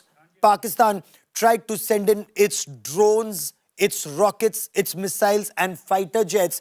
This is the area where Pakistan attempted to do so. So this is Jammu and Kashmir. There was an attempt near Jammu. This is Punjab. There was an attempt in multiple locations in Punjab. This is Rajasthan. And somewhere here in the Jaisalmer belt, Pakistan tried. This is Gujarat. Again, in Gujarat, Pakistan tried to send in its drones, and there were 500 drones that were sent, almost like a swarm drone attack in multiple locations. But Bharat has this Abhedya Suraksha Kavach, impenetrable, completely impenetrable security blanket, so to say, a missile defense shield. And this missile defense shield not just comprises the S-400 systems from Russia, but also the indigenous Akash system and much more. Before I get you more on this big story, I want to quickly cut across to my colleague Sandeep Unnithan for more on this. And Sandeep, Pakistan tried. It's not that Pakistan is not trying, it's not succeeding. Explain to us why, despite its best efforts, the Chinese technology, the weapons and systems that China has, why isn't Pakistan succeeding? Well, Gaurav, the short answer for that is the Indian Air Force's IACCS, the Integrated Air Command and Control System, which is an air defense network that covers most of northern and western India. And this grid has been built by the Air Force over several decades. Now, what it is essentially comprises of, it's got a range of missiles in different capabilities, different missile systems, the centerpiece of which you mentioned is the S-400 missile system. It's a very, very capable missile system, and the Air Force was fully aware of its capabilities. They told the government this, and this is the reason that the Narendra Modi government, way back in 2018, Gaurav, took on the United States. They took on the risk of CATSA sanctions from the United States to buy 5 of these systems from the Russian Federation. And that bold decision, that diplomatic muscle that they showed with the United States, standing up to the US pressure, has now paid off such rich dividends 7 years later. This is a huge investment for our air defense network, Gaurav. You cannot underestimate the importance of that very, very significant decision we took 7 years back. Of course, there are other components to the IACCS, which is basically a large grid. You have something called the RASP, the RASP, which is a rapidly emerging air situation picture, which connects all airborne and ground-based sensors to give a complete 360-degree picture of the entire airspace, the battle space around India, the northern and western parts of India. So the Air Force controllers on the ground can, in one fell swoop, they can look at the entire picture, down that entire location, that 3,000 kilometer border, right from Jammu and Kashmir down to Gujarat. And you know, they have a full air situation picture, and then they can start allocating resources, which missile is going to tackle which threat. And in this case, Gaurav, the drones that the Pakistanis have attacked us with, 500 drones, most of them low-cost, drones. I mean, they're literally expendable drones. They just sent it across for propaganda purposes, I would think. Or, you know, I think Pakistan is evil as a state, and especially the army wouldn't trust them. In fact, there are many in the security apparatus in India who say several things about Pakistan, which I will tell some of you offline, because online, when they say you see somebody who's wearing a Pakistan Army uniform and a snake, you know who's to be taken down first. Well, the mask has certainly fallen off the Pakistan military and its support for terrorism, Gaurav, and that is something that we've seen in the last 48 hours, where it's unprecedented, a military funeral for a terrorist, and you have soldiers standing side by side with terrorists, designated terrorists. What is the message that Pakistan is sending out to the world? As you very rightly pointed out, the mask is off. There's breaking news coming in, and I want to get you details of the big story. We will show you on camera how India downed Pakistan's swarm drone attack. This is an India Today exclusive report. You're watching real time how India saw the threat coming in and how Pakistan's attack was neutralized. These are those images that show you. This is an India Today exclusive. An Indian Army and Air Force together thwarted the April 8 drone strike by Pakistan with what is being described as one of the most successful systems, the L-70, the Akash system, the Zu-23 system. And this is like a coordinated response from the Indian Army and the Indian Air Force. Jointmanship works so perfectly. The drone attack happened, and in a timely manner. You know, there's an old saying, in the armed forces, being forewarned is being forearmed. 20 soft kills, according to the army, on the 8th of May. And look at the timing also visible there, 8 p.m. to 11:30 p.m. That is where Pakistan carried out raids with 500 small unmanned aerial vehicles in 24 cities from Jammu and Kashmir, across Punjab, across Rajasthan to Gujarat in India. And that entire effort, it just failed because India was so much better prepared. And I want to bring in India Today's ace defense correspondent Shivani Sharma, who joins me on this broadcast. Shivani, bring us details. Your sources have given you these images. You've accessed these images, the big picture that emerges, Shivani. Gaurav, these are the exclusive images of the swarm drone attack that was directed towards India in several cities, more than 24 cities and locations in India yesterday night between 8:30 and 11:30. The timelines are also very specific, right after when sirens were sounded in Jammu. And we saw how these projectiles were moving in different locations, and the air defense system of the country thwarted all these swarm drones. So this was a big offense that Pakistan had attempted, and India neutralized the threat within no time, Gaurav. And this is how Pakistan's swarm drones, and 500, not 2, not 3, but 500 swarm drones in different locations across the western border, across the states, right from Jammu and Kashmir to Punjab to Rajasthan. They were all directed towards the locations of these cities, not only the military locations, but also where the people are residing, the residents. So the civilian population was also on target, but the air defense system, which is a combination of multiple assets, starting from the S-400 to the Akash missiles, the Petrora missiles, the unarmed counter air defense systems. So all this was in place. This multiple layered air defense system neutralized the threat in no time, and this was again a failed attempt by Pakistan, the misadventure that was dealt with strongly by India. Gaurav. Okay, and Shivani, the systems, the fact that the army and the air force operate together seamlessly, how are they explaining this Pakistani, or what sources are saying at least some of these drones that the Pakistanis sent were unarmed? Were they testing our defenses, or were they making us spend very expensive ammunition in neutralizing worthless drones, and the real attack perhaps would follow later? Gaurav, this seems to be a panic action from Pakistan, a very bad strategically planned action that was failed within no time. And it now seems that they've been testing our shield over the skies. That's what we can only say, because all of these attempts have been thwarted within no time. This is happening across states, Gaurav. This is Jammu and Kashmir, the Jammu airport, the Srinagar airport, Punjab.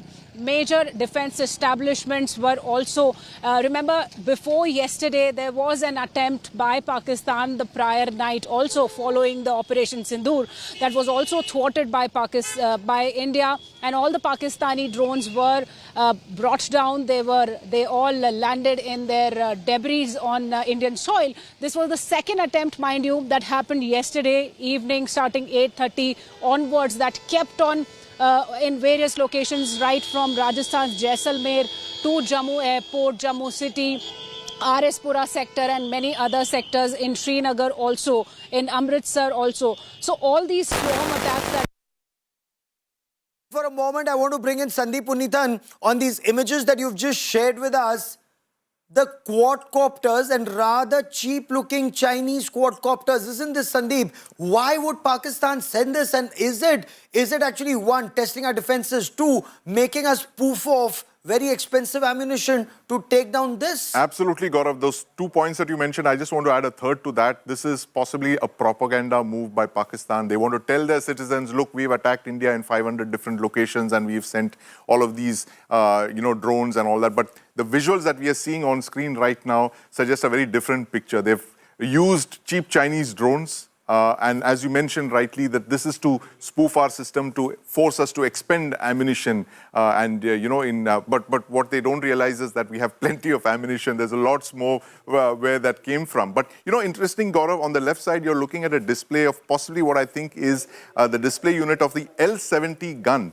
That's our primary air defense gun, Gaurav. It's been in service since independence. It's a gun that was built in the 1940s. It's a Swedish design gun, which we have manufactured indigenously. We have over 1,000 of those guns. And this has been upgraded, Gaurav. It's been brought into the 21st century by Bharat Electronics Limited. It's one of our frontline platforms in the fight against swarm drones, unmanned aerial vehicles, missiles and aircraft, of course. It's a very, very capable system. As you can see, it's been, it's been made into a radar-directed gun now. From that manual gun, the hydraulics have been replaced by all-electric drives. It's a very sophisticated platform, and which it's now just makes it all the more better. So, if it's no longer hydraulic, in high altitude, it's easier. In the desert area, it's easier.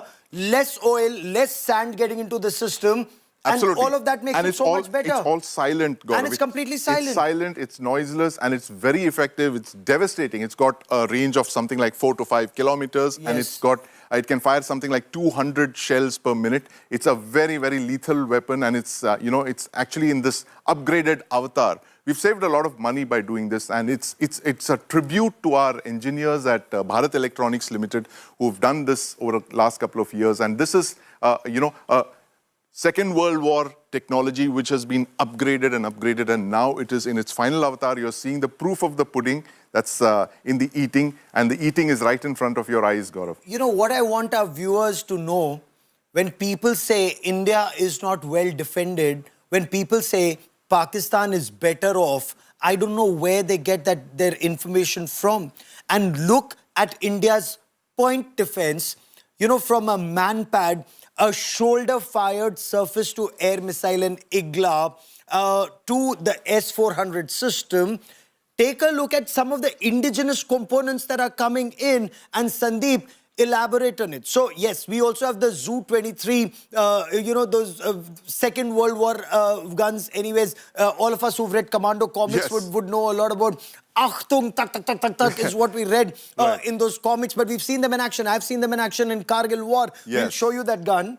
The Zu-23. Then you have the 70mm. Then, you know, keep going up the chain to the Tungushka that your armor would want, your Sam Pechoras, the Shilkas. And Sandeep will explain each and every one to you. I want to talk about the Akash system. The Akash, it's a part of India's integrated missile development program, Agni, Prithvi, Akash, Nag, Trishul. 1983, if I remember the year correctly, late APJ Abdul Kalam. It was, he said, banana hai, India mein banana hai. Humko nahi chahiye missile videsh se. And, you know, Sandeep, so many people said, you can't do it. And he said, we will do it. We've done it. It's holding us in good stead in 2025 through a lot of problems that Akash system had. Absolutely. In fact, Gaurav, the Akash is, you know, it's a tribute to India's indigenous defense capability, because this entire system, the radar, the fire control system, the trucks, the missiles itself, of course, all of it is made in India. Therefore, we can export it as a system. It's one of the very few systems that's entirely end-to-end. It's made in India. We can export the system. And indeed, we are in talks with a number of countries in Asia and in Africa for Akash missile export. It's inexpensive. It is inexpensive. It's made in India. It's accurate. It's better than the Chinese missile. It's yes, it's much better than the Chinese missile, and it's now battle tested. It's battle tested indeed, and it's you know, the cornerstone of a completely indigenous range of missiles. You have the Akash, then you have the Akash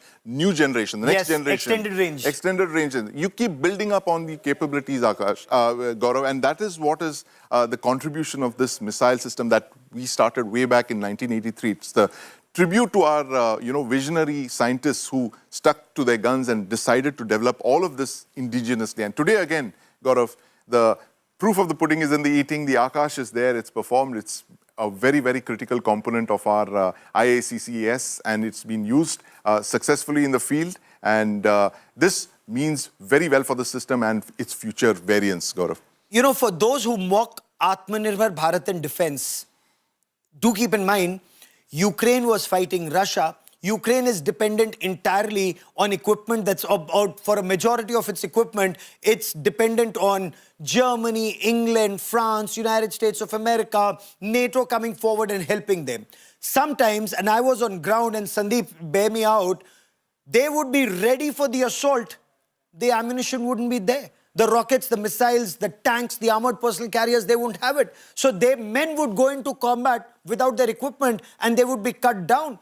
Imagine if they were making in their own country, it would have helped them. That is why Make in India is so important. Yes, it's slow. Yes, it's time consuming, and we need to improve. Our scientists need to improve. Our engineers need to improve. The delivery has to be there. It has to be flawless, but there is no alternative to Make in India. There's no alternative indeed, Gaurav. You hit the nail on the head. If you want to be a power of some standing, you have to build your own missile systems. You have to build your own defense capabilities. Otherwise, like you correctly pointed out, you are at the mercy of your foreign suppliers. They probably say, sell you the weapons. They might not sell you the weapons.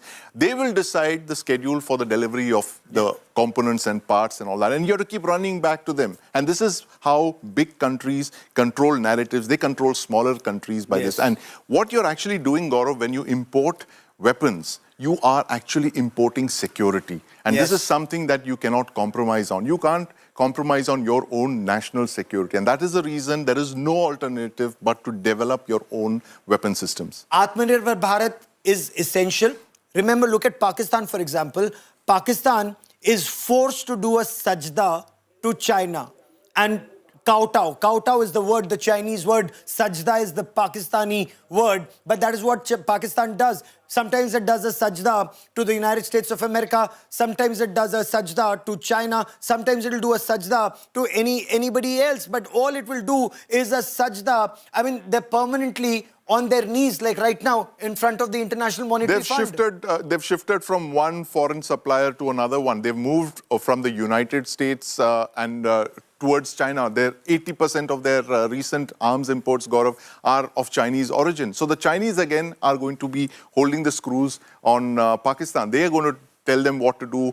They are going to tell them the kind of weapons that they get. They will decide the caliber, the characteristics, the marks, all of that. This is a capability that you get when you develop your own missile system. Nobody tells you what you want, for a moment, as we look at the Pakistani weapons and why Pakistani weapons failed and the Indian weapons, why they're doing so good, it's actually a combination that India has. And it's amazing when you look at these Chinese HQ-16, for example, based on the S-300s of Russia, remade by China, sold the LV-80 version, sold to Pakistan. Yes. So their foreign version, anyway, I believe, is subpar. Is subpar. It would be definitely one or two levels below what the Chinese forces use. So that's the game that big countries play. They will never sell top-of-the-line weapons of their own to other countries. They will always sell degraded versions of that. They don't want their weapons to be used, against themselves. So that is the kind of things that they do when they handle weapons exports. But this is a lesson for us as well, Gaurav. The Chinese, look at the Chinese. In the last 20 or 25 years, they've gone from importing a lot of Russian hardware to now copying it, duplicating it, and now exporting them. Yes. In the face of global opposition and of course competing against Russian systems this themselves. image that we see on our television screens right now, that PL-15 long-range air-to-air missile. Gaurav, you are looking at one of the biggest intelligence coup in several years. Now, the United States, for one, would pay for the weight in gold for that missile that the Punjab policemen are handling over there. That's a PL-15, very long-range Chinese missile. It's rarely been seen in public. It's possibly been used, fired for the first time. And this is something that I can confirm that our scientists are looking at it very closely right now. They're examining its characteristics. This is a missile that has literally emerged from behind the bamboo curtain, Gaurav. And this has been supplied to Pakistan very recently as tensions began ratcheting up. It's part of the Pakistan Air Force. But it has an amazing range of almost 200 kilometers. It's believed to have a range of something like 200 kilometers. And I'm sure our scientists, our DRDO scientists, are studying the characteristics of this weapon even as we speak. They must be taking it apart to try and understand its characteristics and how it matches against our own indigenous DRDO long-range air-to-air missile, the Astra. Astra. I also want to understand from you right now, the Chinese commanders would probably be slapping the Pakistani Air Force for letting go of a PL-15 like this. Absolutely, Gaurav. Because the Chinese secrets are out in the open. Chinese secrets are out in the open, and Gaurav, I very well see the PL-15 being the top of the agenda in India-US talks. In the next round of defense dialogue, the United States would ask to see these missiles because let's not forget, Gaurav, these are the kind of missiles that the United States is going to be facing if a conflict were to break out over Taiwan. US fighters are going to be tracked and picked up by and targeted by missiles like the PL-15. I'm sure the United States would want to have a very, very close look at the PL-15. In fact, forget the United States. So from the Guam base, there's a C-130J that will be landing. Possibly a C-17, Gaurav. Or a C-17. Which would already be here, and you would have experts queuing up to study this missile. It's a very, very enigmatic missile. We've seen mock-ups of it. We've seen dummies of it in arms exhibitions, but we've never seen an actual missile being fired in combat. And that is an intelligence windfall, Gaurav. So before I bring in our reporters and our guests, and as we are waiting for the briefing of Operation Sindoor by the Minister of External Affairs and Defense, I want to understand, what is your assessment of the Chinese equipment? Hasn't it proven to be rather subpar, whether it is the equivalent of their S-300s or the longer range air defense systems, they've all been rather subpar, or the JF-17 Thunders or the J-10Cs. Well, you know, the Chinese weapons, Gaurav, let's face it, they are a generation below the Russian systems. You know, they've reverse engineered a whole lot of Russian systems. We know all of that. But the important thing is that both the J-10s and the J-17s use Russian engines. Yes. Right? And that is something, they use the same engines, the RD-33 that's used by the MiG-29, for instance. So that's again, a case of China being dependent on Russia for fighter jet engines. So, I mean, these are... But, you know, if we were to talk about the JF-17 Thunders, yes. Chinese don't use them themselves. They found them subpar, so they palmed it off to Pakistan. So they palmed it off to the Pakistanis because this is the kind of jet that the Pakistanis want to replace their variants of the MiG-21. So, you know, the JF-17s would be very similar to our light combat aircraft, the LCA Tejas. Which we've been developing from the 1980s and which is now coming in the numbers that we want it to replace all of the MiG-21s, in fact. So this would be very similar to our LCA. But, you know, like you correctly pointed out, the fact that it's not good enough to enter PLA service. It's not good enough for PLA. Not good off to the Pakistanis. And it's a cheap export option for a number of air forces. African countries are looking at it. Bangladesh is looking at it, possibly Sri Lanka as well. Okay. So apart from Africa, you have two neighbors of ours that may look at this, but after they've seen the subpar performance, and I'm told that two of them have been lost. We're waiting for an official confirmation whether that comes or not. What we're also looking at is the J-10C, the multi-role fighter jet, again was said to be better. Right. The latest version with the PL-15s, and I believe the PL-15s air-to-air missiles now come with an extended range beyond 200 kilometers. Beyond 200 kilometers, that's what we've been told. That's again another enigmatic missile. We haven't seen that missile being used in combat yet, Gaurav. But you know, the J-10 that you're seeing on screen right now is a very interesting aircraft. It has a history. It's actually based on an Israeli design called the Lavi. Now, the Lavi itself was an Israeli copy of the F-16 fighting Falcon, and that is something that the Chinese copied, and now they've sold it to the Pakistanis 3 years ago, 2022 to be precise. And the Pakistan Air Force acquired these only to kind of achieve parity with India. When our Rafale started being delivered, it was a kind of a propaganda move for them to say that now we've acquired a new aircraft that we believe is going to be equal or better than the Rafale. Of course, that's completely untrue because the Rafale can completely outclass the J-10. There is nothing literally in the subcontinent that can match, a Rafale. No fourth or 4.5 generation aircraft can beat the Rafale. I want to quickly bring in Shivani Sharma into this conversation once again because Shivani, you were directly in the line of fire with a number of our reporters across from Jammu and Kashmir, down Punjab, through Rajasthan till Gujarat. But is the situation as bad right now? What is the bigger picture that you're picking up? Gaurav, since morning there has no shelling that has been reported at the line of control. The severe shelling that continued through the night stopped over the day, but we saw the evacuations happening. People are still under tension and worry. They are under fear that what would happen tonight because the things are quite uncertain, and this uncertainty is causing a lot of tension to the people because line of control is there where the ceasefire violations have been happening since last, especially the artillery guns have been firing upon the civilians in these areas. So there is tension. People are hoping and praying that the things settle down fast. There should be no escalation from Pakistan's side because if it happens, then India will also respond forcefully. And further, then that what we are calling it an escalation ladder will go high and severely impact, especially the people who are on line of control because ceasefire violations are continuing from Pakistan, and that too with full intensity. And they indeed are. When we talk about the escalation ladder, let's look at what's been happening ever since India struck terror central Pakistan's Punjab province at Muridke, at Bahawalpur, in Sialkot, along with other locations in Pakistan-occupied Jammu and Kashmir. I want to understand from you, we struck multiple locations, our missiles went through. Does that completely expose Pakistan's air defense system? Point one.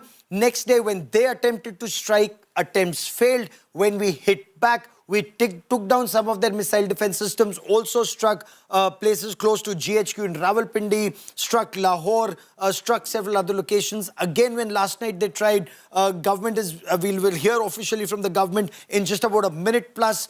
Their attempts did not succeed, though they tried 26 different locations with 500 drones. Will they escalate? Are we going up the escalation ladder? Or is this some kind of a situation where they are saying they're fighting back? It does appear to be a feeble fight back unless their real fight back happens only now. Well, Gaurav, you know, a feeble fight back is quite possible because what has happened in the last 48 hours has completely spooked the Pakistan military. They did not war game the possibility of such swift Indian retaliation. First Operation Sindoor, the first phase, then the second phase of Operation Sindoor. And the government doesn't seem to be backing down in the face of Pakistan's threats. And this is, as we were discussing, Gaurav, this appears to be retribution for 25 years of Pakistan using terrorism as an instrument of state policy. They're not just being called out only for Pahalgam, Gaurav. They're being called out for every single major sensational terror attack that the Pakistan military has carried out against Indian targets, against Indian civilians, massacring Indian civilians in Mumbai, in Pahalgam, in Jammu and Kashmir, in Gujarat, in Uttar Pradesh, all across India. Now is the time for payback. And this is what has spooked the Pakistan military. What gives us the impression that the Pakistan army is spooked and it's not lulling us into thinking that they're not retaliating? We relax and suddenly, because Pakistan, at least their army or their military jihad complex, that's evil. This morning, there was an infiltration attempt. 7 Jaish-e-Mohammed terrorists were killed at Samba. So, you know, I don't think either you or I, and remember, Sandeep is from Mumbai. 1993 blast, 257 people were killed. 2006 blast, 200 people were killed. 26/11, another 166 people were killed. Pakistani terror didn't stop even after that. That David Coleman Headley and Tawar Hussain Rana came back again because they wanted to bleed India again. Zaveri Bazaar was struck again. Again, there were terror attacks, not just in Mumbai, but also a German bakery in Pune. You recall 57 people were killed in the Ahmedabad blast. So, you know, I don't trust the Pakistanis. I'm sure you don't trust the Pakistani military jihad complex. What makes you think that they will not hit us or try to hit us again? Well, if they try to hit us again, Gaurav, good luck to them, because the response and retaliation is going to be instantaneous. Because if you look at it now, Gaurav, the entire 3,000-kilometer border with Pakistan is active. Our aircraft are up in the air, our AWACS are up in the air, our IACCS is active, our warships are out at sea in the North Arabian Sea, just south of Pakistan's most vulnerable soft corner, which is their sea link, their maritime supply routes, their maritime jugular that brings in all of their imports, which brings in all of their energy supplies, Gaurav. They need 500,000 barrels of oil a day, and all of that is transported via the sea. And now, Gaurav, they have 4 neighbors. They have hostile relations with 3 of their 4 neighbors. They are encircled in a way, and I'm sure the Pakistan military, this is something that they hadn't war gamed for. And now we have ratcheted up the escalation ladder, and now they possibly want to look for an escape route. They want to tell their citizens, look, we've done the best that we could, and we have achieved parity with India. That's this whole thing of the Pakistan Army's military jihad complex, parity with India. How are things different? Look, you and I have covered Pakistan's terror for decades. For decades. We've covered parliament attack, we've covered 26/11, we've covered attacks in Jammu and Kashmir. Why is it that it's only this time the response has been like this post-Pahalgam? Well, Gaurav, the sheer horror of the Pahalgam attack, I mean, singling out civilians based on religion, targeting the men, making the women and children watch as they're being cut down, headshots, you know, at point-blank range. They're being shot and killed with extreme mercy, and, you know, the message that they're being given, go and tell the Prime Minister. This is the kind of horrible targeting of victims that was done. And this is the largest loss of civilian lives on Indian soil since 26/11. And it's not about avenging, just avenging Pahalgam, Gaurav. It's like India has crossed a path of, Okay, we don't I want want to cut across. business Watch as those usual. images, Sandeep. Images that are coming in from the Ministry of External Affairs, the Foreign Secretary, Colonel Qureshi, Wing Commander Vyomika Singh. They are both there, and it's about to start.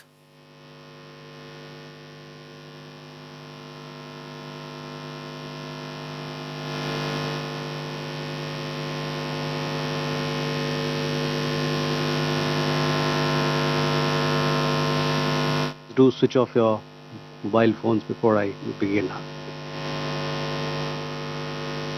Good evening, ladies and gentlemen. I welcome you to this press briefing by Foreign Secretary Shri Vikram Mishri on the ongoing developments around Operation Sindoor. We are also joined by Colonel Sophia Qureshi and Wing Commander Vyomika Singh. With that, I hand over the floor to Foreign Secretary. Sir, over to you. Thank you, Randeep.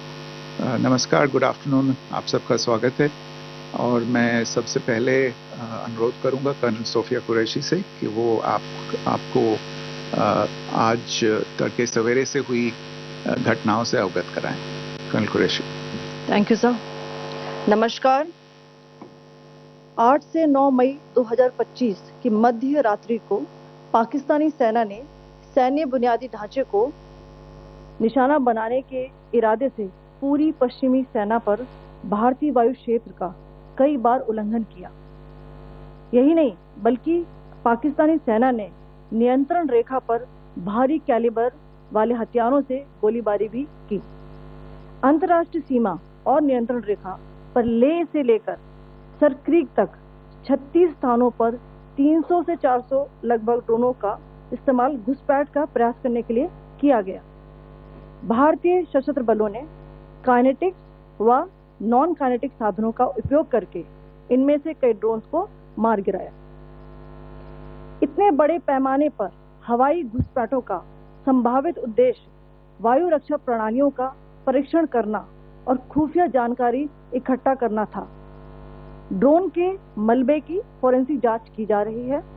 प्रारंभिक reports से पता चलता है कि वे तुर्की के असीस guard Songar drones हैं।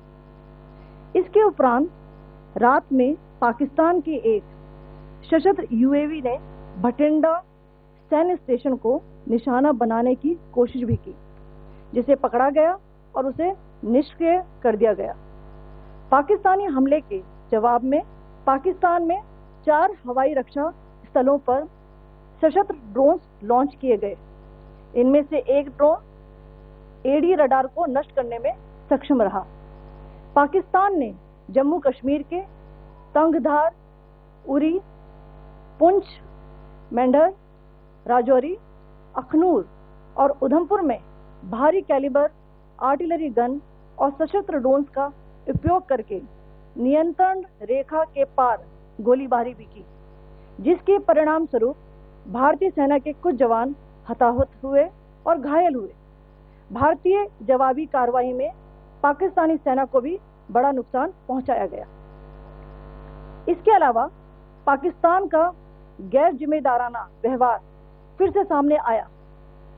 7 मई 2025 को रात 8:30 बजे एक असफल अकारण ड्रोन और मिसाइल हमला करने के बावजूद पाकिस्तान ने अपना नागरिक हवाई क्षेत्र बंद नहीं किया।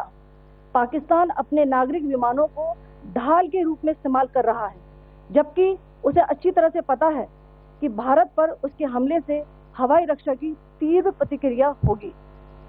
यह भारत और पाकिस्तान के बीच अंतर्राष्ट्रीय सीमा के पास उड़ान भरने वाले अंतर्राष्ट्रीय उड़ानों सहित नागरिक विमानों के लिए सुरक्षित नहीं है।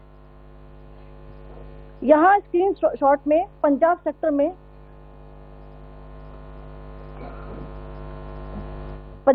में हाई एयर डिफेंस अलर्ट स्थिति के दौरान एप्लीकेशन फ्लाइट रडार 24 का डेटा दिखाया गया है। जैसा कि आप देख रहे हैं यहाँ पर भारतीय पक्ष का हवाई क्षेत्र घोषित बंद के कारण नागरिक हवाई यातायात से पूरी तरह से रहित है। कराची और लाहौर के बीच के हवाई अड्डे मार्ग पर नागरिक एयरलाइंस उड़ान भर रही है। हाईलाइट किया गया है विमान फ्लाइनेस एविएशन का एयरबस 320, जैसा कि आप यहाँ देख रहे हैं, जो कि शाम को 5:50 दमम से शुरू हुआ और रात को 9:10 लाहौर में उतरा। ये सारा डिटेल्स आप यहाँ देख रहे हैं, ये डिटेल्स यहाँ लिखा हुआ है। Can you see this?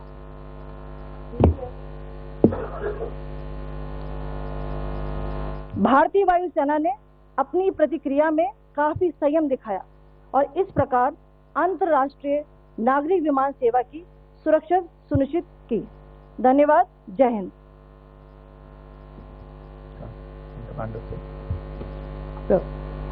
Good afternoon to you all.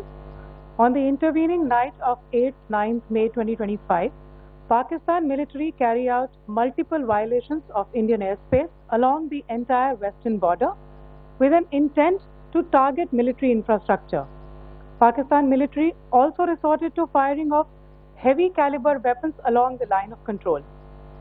Along the international border and line of control, drone intrusions were attempted from Leh to Sar Creek at 36 locations with approximately 300 to 400 drones.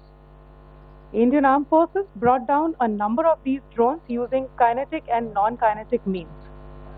The possible purpose of these large-scale aerial intrusions were to test the AD systems and gather intelligence.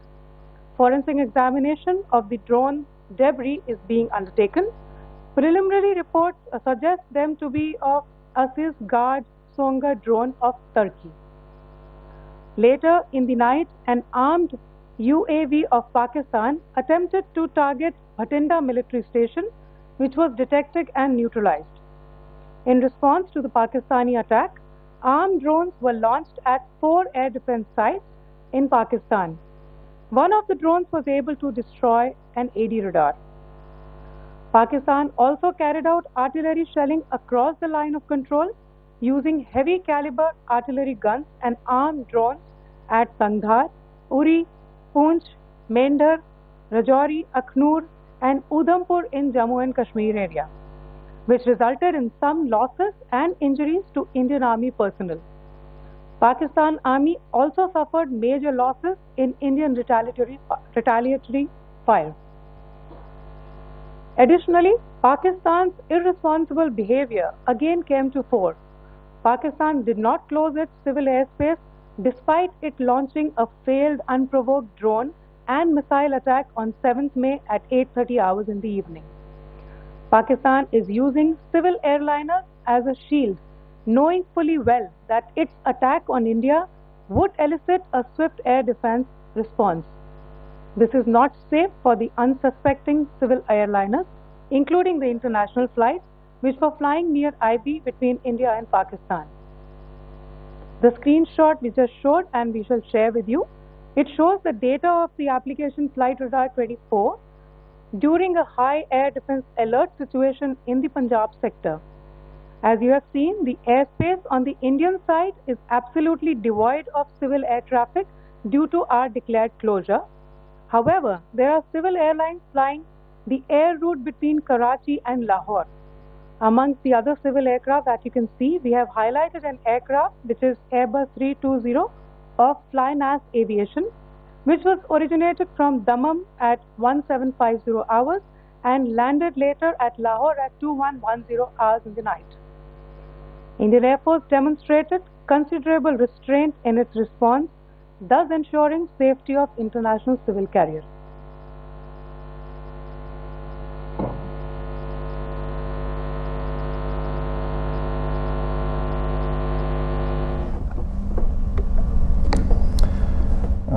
Thank you, Colonel Qureshi, Wing Commander Singh. I have just a few points to share in addition. कल रात की पाकिस्तानी सेना की कायरतापूर्ण गतिविधियों से आपको colonel Qureshi और विंग कमांडर सिंह ने पहले ही अवगत करा दिया गया है. These provocative and escalatory actions that were taken by Pakistan last night were targeted at Indian cities and civilian infrastructure, in addition to some military targets. The Indian Armed Forces responded proportionately, adequately and responsibly. ये जो हमले हुए कल रात को भारतीय सैन्य इकाइयों ने पर्याप्त रूप से और एक जिम्मेदाराना रुख अपनाते हुए इन हरकतों का उत्तर दिया. What I want to underline is that the official and blatantly farcical denial of these attacks that Pakistan carried out by the Pakistani state machinery is yet another example of their duplicity and the new depths that they are plumbing in their quest for disinformation. The other point in the same vein is Pakistani claims that they did not target or attack any religious places. You would recall that yesterday I shared with you an incident related to the attack on a Gurudwara in Punjab. Instead of owning up to these attacks, Pakistan made the preposterous and outrageous claim that it was the Indian Armed Forces and the Indian Air Force that was targeting cities like Amritsar and trying to put the blame on Pakistan. This is nothing but a desperate attempt by Pakistan to disown its acts of aggression, but it is also true to type in its effort to deceive and mislead the world. It will not succeed. The Gurudwara in Punjab in particular was attacked by Pakistan, and some local members of the Sikh community, including a Ragi of the Gurudwara, lost their lives in this incident, as I shared yesterday. TV पर आप इस हमले के चित्र देख सकते हैं. In addition, that we would attack our own cities is the kind of deranged fantasy that only the Pakistani state can come up with. Perhaps they do it because they are well versed in such action, as their history would show. The last point I wanted to make this evening is again this disinformation that is coming from Pakistan about India targeting the Nankana Sahib Gurudwara through a drone attack. This is again yet another blatant lie and part of Pakistan's disinformation campaign.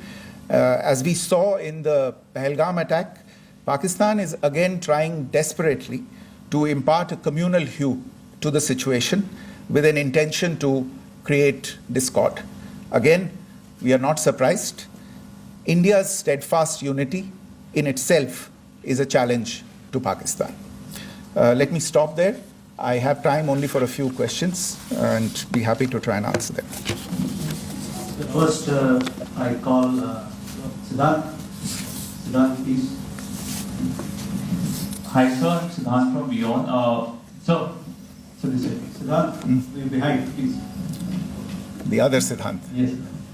Hi, sir. I'm Siddharth from CNN News 18. Sir, I only want to know from you the status of Kartarpur corridor. Is it open or not? You can. I think you're all aware of the situation along the entire India-Pakistan border and the areas around the line of control. In view of the existing security scenario, the services of the Kartarpur Sahib corridor have been suspended till further directions. We'll update you as and when there is a change in the situation. You have a question here, Rishabh?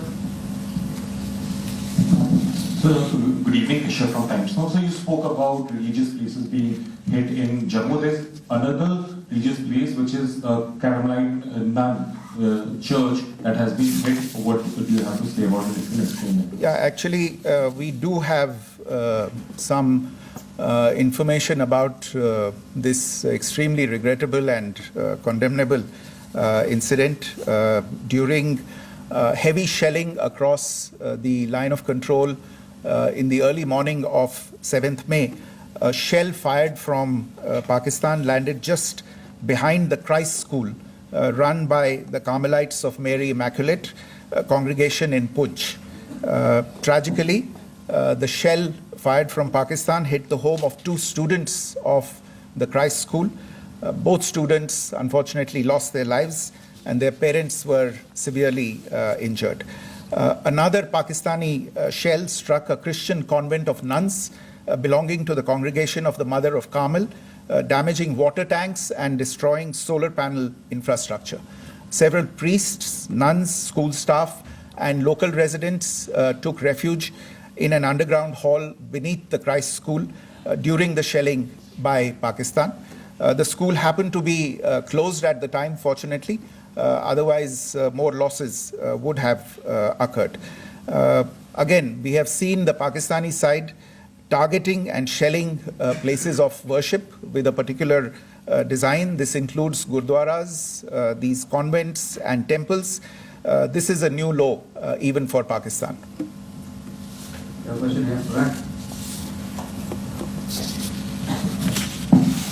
Sir Pranay Upadhyay अमर जाल से sir कल आपने इसी podium से पाकिस्तान के IMF bailout को लेकर और इंडस वाटर ट्रीटी को लेकर जो टिप्पणी की थी उसकी पाकिस्तान में काफी तीखी प्रतिक्रिया भी आई और उसके बाद हमने देखा कि पाकिस्तान की तरफ से किस तरीके से लेह से लेकर भुज तक पूरी बॉर्डर के ऊपर जो इन्वेजन था वो किया गया। मौजूदा सिचुएशन के अंदर पाकिस्तान के बेलआउट पैकेज को लेकर और पाकिस्तान के अटेम्प्ट्स को लेकर आपका क्या असेसमेंट है, और दूसरा ये भी जानना चाहेंगे कि पाकिस्तान की तरफ से ये जो अटेम्प्ट किया गया था उसका भारत ने अभी तक उस तरीके का कोई जवाब नहीं दिया गया है, तो क्या भारत इसका जवाब देगा जो कार्रवाई हुई है बीते 24 घंटों में? देखिए प्रणय, जहाँ तक इंडस वाटर्स ट्रीटी का सवाल है, मैंने कल विस्तार से उसके बारे में इसकी चर्चा की है. Indus waters treaty is in abeyance and as such I have nothing further to add to the decision that was announced by the Cabinet Committee on Security. जहाँ तक IMF bailout का सवाल है, आपको ज्ञान होगा कि IMF की आज मीटिंग हो रही है. हम वहाँ पे अपना पक्ष रखेंगे और जो हमारा मत है इन चीज़ों को लेके वहाँ पे साझा करेंगे दूसरे मेंबर्स के साथ. ये बोर्ड पे निर्भर है कि वहाँ पे क्या निर्णय होता है. और जहाँ तक जो कार्रवाई हुई है उसका जवाब देने का जो आपने जो प्रश्न उठाया है, जो आज ब्रीफिंग हुई है, जो आपको सूचना मिली है, मैंने भी कहा है कि जो आज सवेरे तड़के सवेरे जो गतिविधियाँ हुई, भारत ने उनका एक जिम्मेदाराना पूर्ण तरीके से और एक पर्याप्त तरीके से उसका जवाब दे दिया है. सिद्धांत. Hi sir, Siddhant from Beyond. Sir, the External Affairs Minister has spoken to many of his counterparts around the world. Yesterday he spoke to the US Secretary of State Marco Rubio. So what were the key areas of conversations during that call? Yes, the minister had a conversation with the US Secretary of State. As you can imagine, the focus of discussions was the terrorist attack in Pahalgam and the response that India mounted after that on the 7th of May. The Secretary of State shared his thoughts on these developments with the minister. The minister deeply appreciated the US's commitment to work with India in the fight against terrorism, and he also underlined the targeted measures that India had taken in connection with Op Sindoor. The minister also underlined that India would firmly counter any attempts at escalation from there. But in follow-up to that, as you are aware, there have been a number of other conversations. The minister had a conversation with the UK Foreign Secretary, David Lammy, today. There too, the discussion centered around countering terrorism, for which there must be zero tolerance. And I understand just a short while ago, the External Affairs Minister has also spoken to the Foreign Minister of Norway, Espen Barth Eide, which was also focused on recent developments stemming from the terrorist act in Pahalgam. One last question, Sudhir. Sir, once again, thank you for doing this. Shri Ranjan from Bloomberg.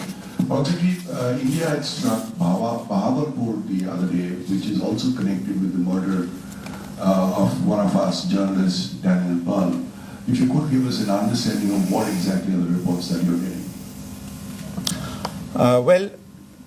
You're right. Bahawalpur is the headquarters of the Jaish-e-Mohammed terrorist group that is proscribed by the United Nations. Its leader, Maulana Masood Azhar, is a proscribed individual. It is, you brought up the connection with the tragic death or killing of Daniel Pearl of the Wall Street Journal. The Jaish-e-Mohammed was in some way directly or indirectly responsible for the death of Daniel Pearl. But the real connection is through Ahmed Omar Saeed Sheikh, the British Pakistani jihadi who was held in India but was finally released in 2000, and he was the person who lured Daniel Pearl to his eventually leading to his murder.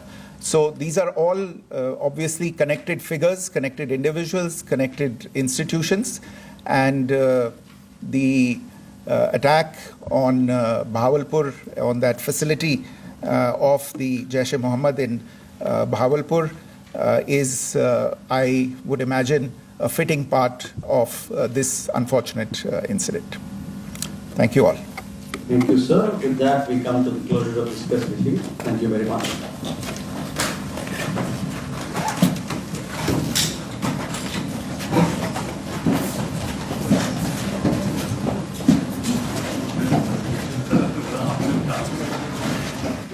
Big announcement made by India. The Ministry of External Affairs says Jaish-e-Mohammed was responsible for the death of journalist Daniel Pearl.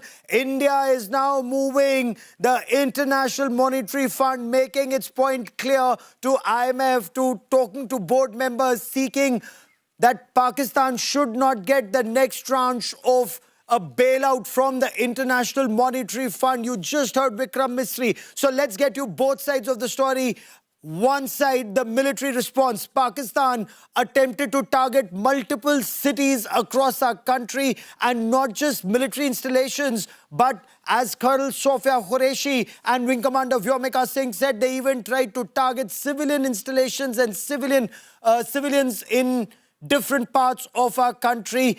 In response, India hit back, and India has targeted a radar in Pakistan. That's the information that is coming in. Big story. Diplomatically, India is reaching out to the International Monetary Fund that funds should not be made available to Pakistan. India's point has been that Pakistan actually uses those funds for spreading terror, not just in India, but across the world. The point that's also being made, journalist Daniel Pearl, he was doing his job.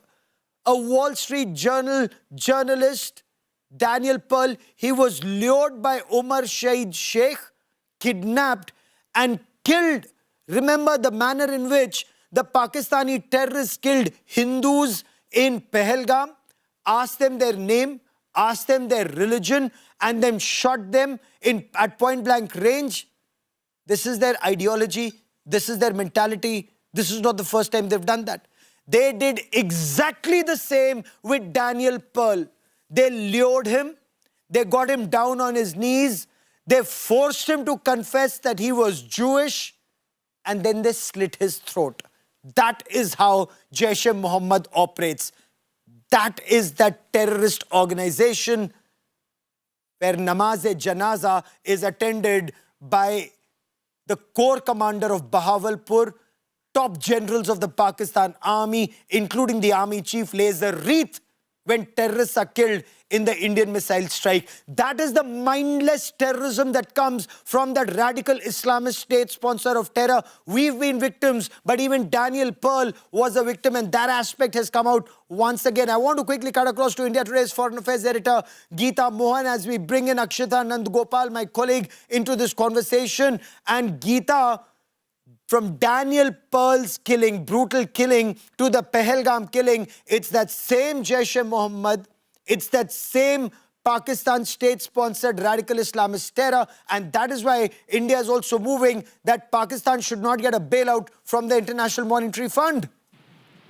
Well, that's absolutely right. The Indian side, again, making their position very clear. One, like we were saying in the morning itself, when we learned that there is going to be a briefing by the Ministry of External Affairs, Gaurav, that they're going to dispel all the disinformation being spread, not just on social media, source-based information, but their ministers, the information minister himself sitting and blatantly fabricating truths, lying about whether if in Pakistan carried out any action or not. They've come out and very clearly said that the action was carried out, and India's action was yet again, a retaliation to the action carried out by Pakistan. And not just in terms of missiles. We're looking at drone intrusions that were attempted along the whole of LOC and IB from Leh to Sir Creek. 36 locations, 300 to 400 drones, Gaurav. And that's the reason why the Indian side responded and took down one of their air defense systems.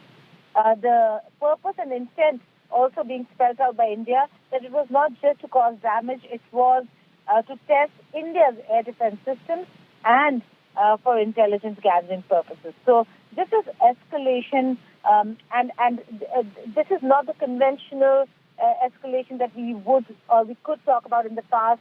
The technology has changed, the ways and means have changed. So the things that Pakistan is employing, or for that matter, India is responding with, are very different from anything that we've seen in the past.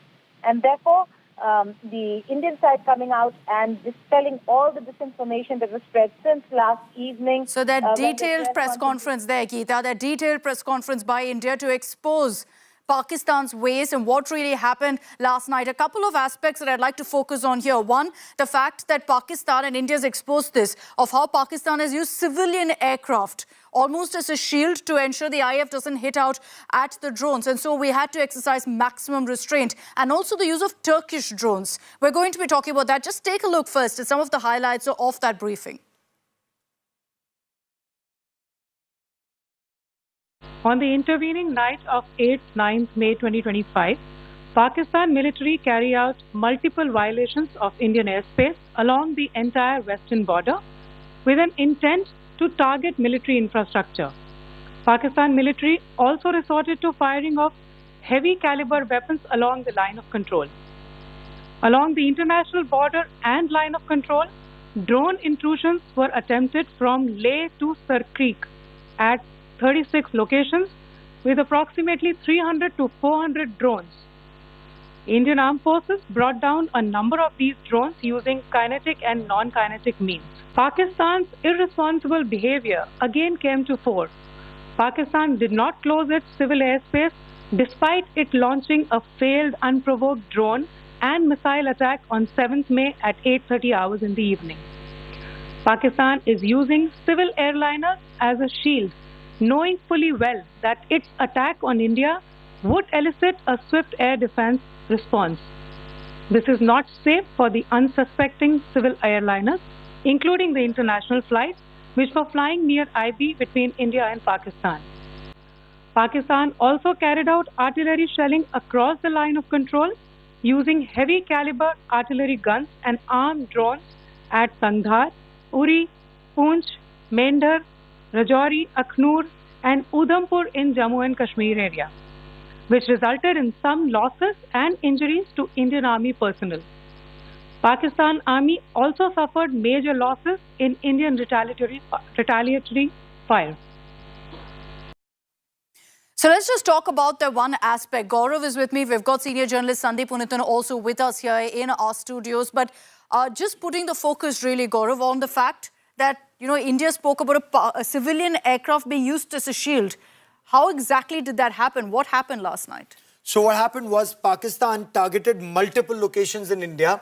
India fired countermeasures, but India could not take the kind of retaliatory action India could have because Pakistan has not closed its airspace for civilian flights. So this flight, an Airbus A320 flying from Dammam to Lahore, was flying with passengers in. So India exercised restraint. Had India fired a longer range missile, that civilian aircraft could have been in the line of fire and civilians could have been killed. So Pakistan, as always, uses civilians as a shield. And in this case, it's risking lives of civilian passengers as it sends in drones and aerial, projectiles into our country. You contrast that, Sandeep, with India. Of course, we've closed off largely all airports in the north and west, keeping in mind this particular threat. You contrast that to Pakistan. So we understand that they timed the aircraft in such a manner to their strikes, essentially.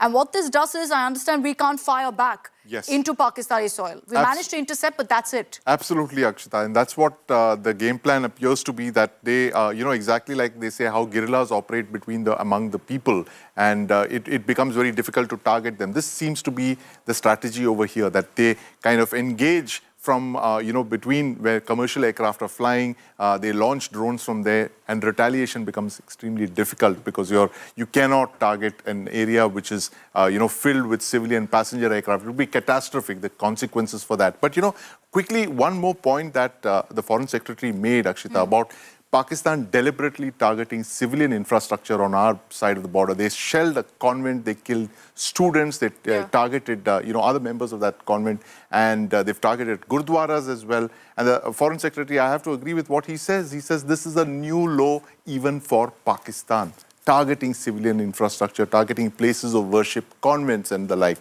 So, I mean, I wouldn't put it past them what he described about using civilian aircraft as shields for what they are doing, striking against us, striking at our civilians all across this 3,000-kilometer boundary. Yeah, and while they constantly continue to do that, mind you, India, in our response also, we've been very measured, and we've ensured that come what may, no matter what level of provocation really Pakistan resorts to, that's where we draw the line. We're not targeting civilian establishments. We're not targeting civilian settlements, come what may. And so despite these kind of provocations, India's been hitting back, countering only by hitting Pakistani military establishment. Just a quick word also from Munish Pandey on the point that was made by the MEA about what's happening along the LOC and the constant shelling come sunset in many, many parts along the LOC, Munish. That's very, very worrying, the way Pakistan has been resorting to targeting these civilian settlements, most of which now has been evacuated also as a measure now by our forces.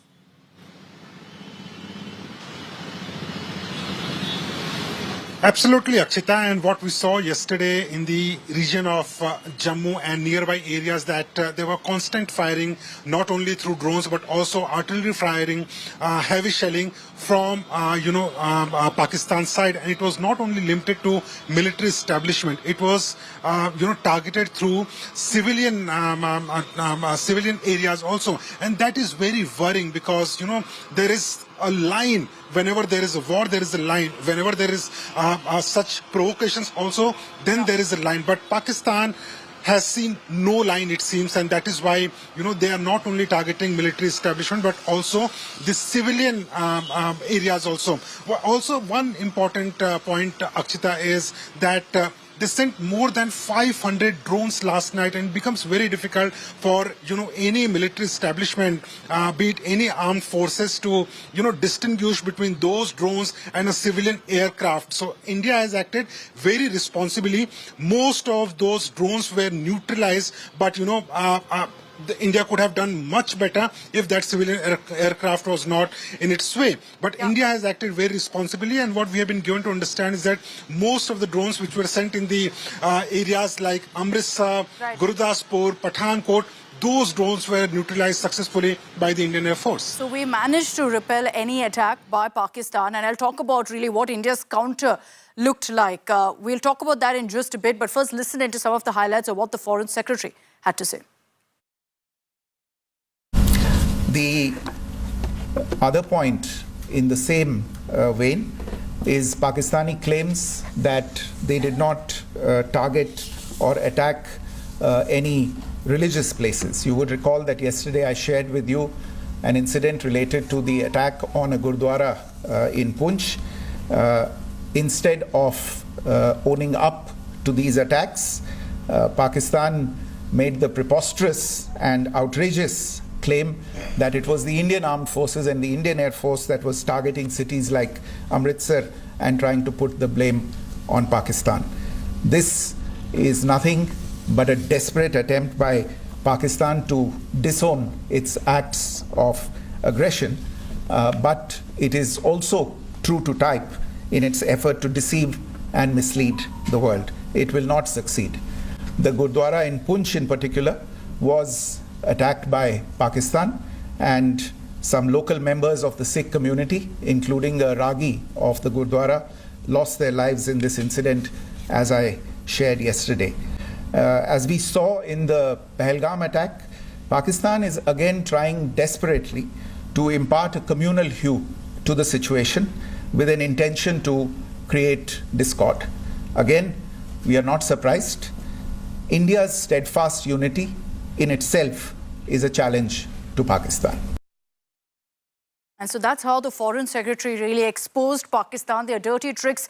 Quite expected, really, that they're also using civilians as a shield, targeting civilians in India and then using civilians as a shield as well. But let's also put the focus really on one question, the nature of counter that came in from India last night. Gaurav, what really was that about? Do we have any details of what kind of a counter-strike was launched by India last night? So India has already made it very clear that India will not escalate, but in case there's any action from Pakistan, there will be a response and a definite response. So the response this morning has been taking out an air defense system of Pakistan. Even on day one, after Pakistan attempted to target multiple installations in India, India had taken out the HQ-16 air defense system, and that was in Lahore. This time again in Pakistan's Punjab, an air defense system has been taken down. Perhaps that's the one at the Okara cantonment, and this would indicate that systematically India is degrading Pakistan's war-fighting capabilities. When you take down a country's air defense system,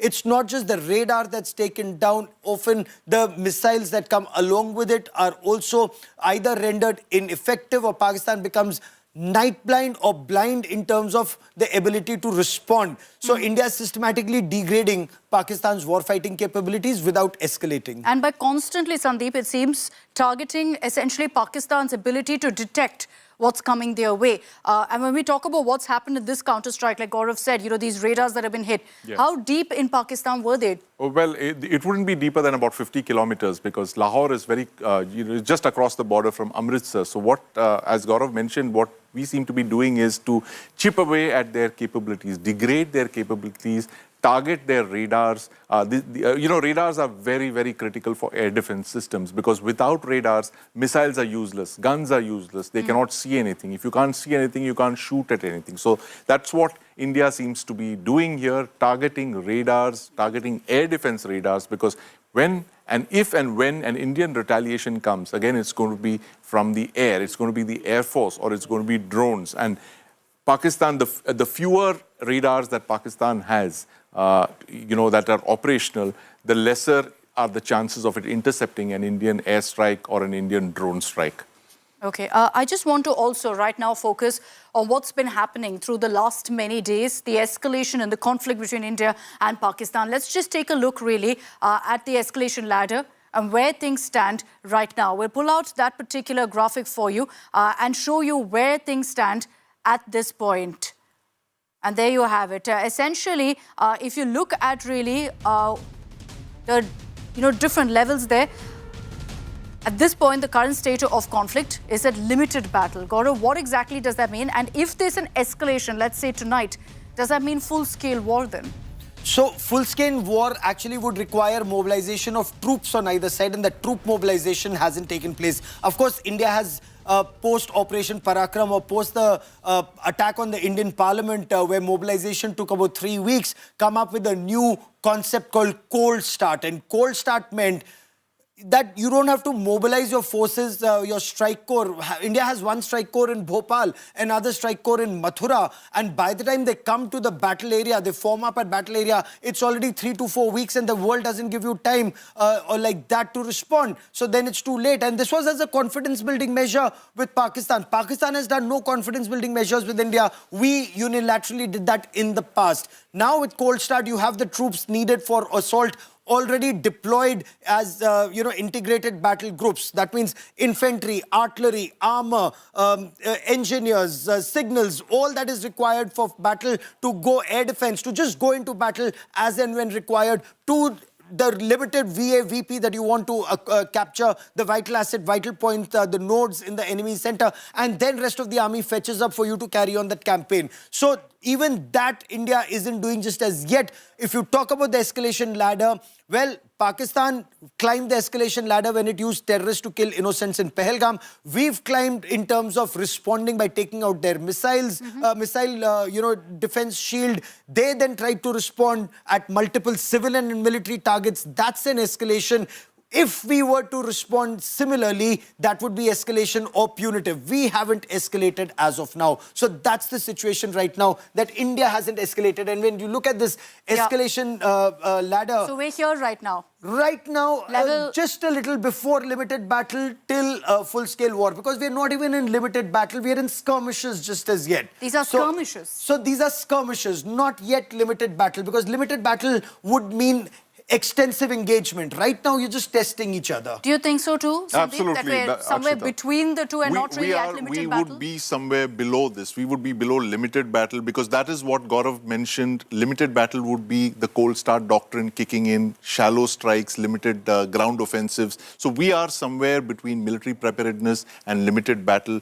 This is what we are doing with our cross-border strikes, what we've done with Operation Sindoor Phase 1 and Phase 2. So that's the situation that we are at right now. Military preparedness, to me, we seem much about that. Yes. It's beyond preparedness now, because you're seeing strikes happening. So when you're preparing, you're also degrading the enemy before you strike. So you're degrading his war-fighting capabilities. If I may, and Sandeep can bear this out, in war, there's no black and white. There are many areas of grey. And in these areas of grey, military preparedness is when you're degrading his ability to fight. And Sandeep, weigh in on this with me. You're degrading his ability to fight.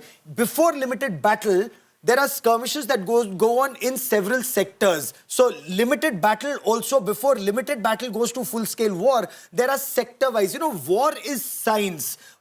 Even when there is a limited battle that's going on, before it goes to full-scale war, Kargil was a limited battle restricted only to Kargil. It did not spread beyond, to the Jammu sector. Or if we come, Sandeep, let's explain it on this map. This is the India map. When you had the 1965 and 71 war, you were engaging all along across all sectors. In 1971, you were not only engaging in these sectors, you were also engaging here in Bangladesh, and Bangladesh from all sides. That was then East Pakistan. So 71 war was full-fledged. Assault operations here, holding operations here. That was full-scale. Kargil was limited only to this. It did not even escalate from there to Punjab, to Rajasthan, to Gujarat. But that's the difference from then to now. My point is that right now we're seeing essentially conflict along this entire stretch. So then how do you define that? Because that conflict is the troop movement. See, when conflict happens, our tanks will be going across, our soldiers will be going across.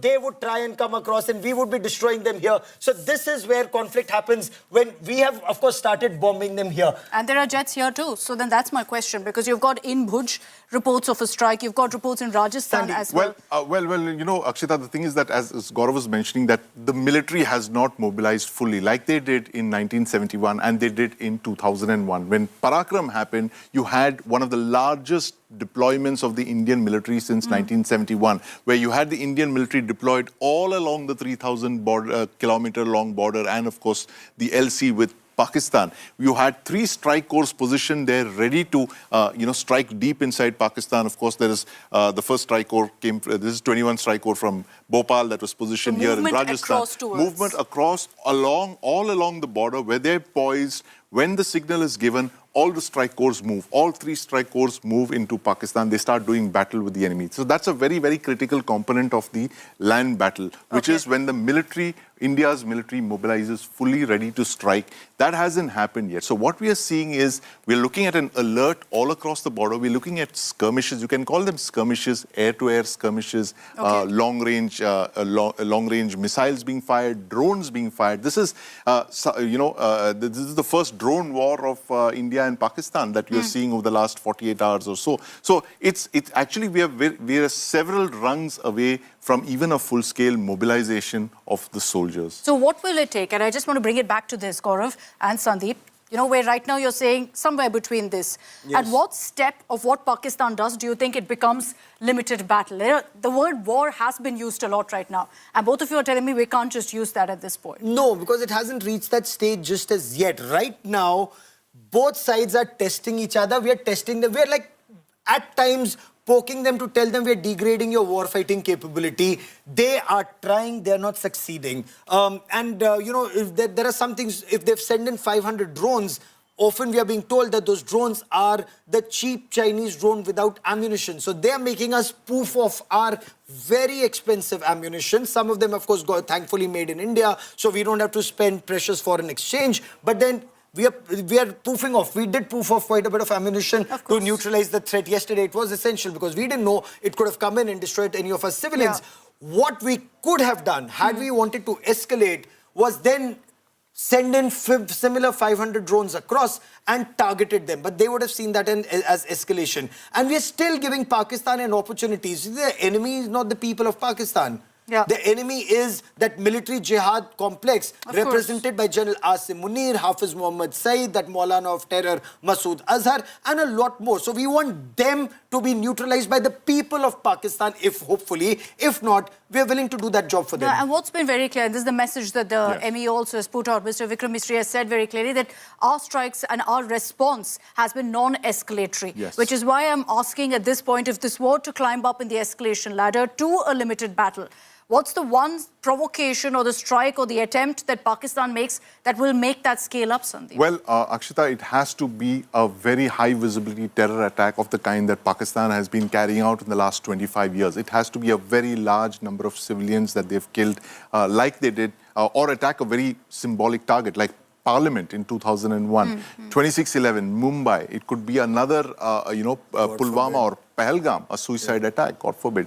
If any of these were to happen, that would be considered an escalation, and India would have no option but to mobilize its forces and go in for, moving forces for the cold start option. With the cold start is shallow military strikes, using the ground component, using the land forces, striking across all fronts with Pakistan. But if I may, before it even comes to limited battle to full scale, right now what we can also do, and it's very interesting, again, war is science, One, first you have an aim and there is maintenance of aim. If aim is, look at Pakistan, it is such a narrow country. From north to south, within 2 hours you can cover it by air. From here to here, it's very, very narrow. So if you want to squeeze this country, you just start deploying your navy closer here.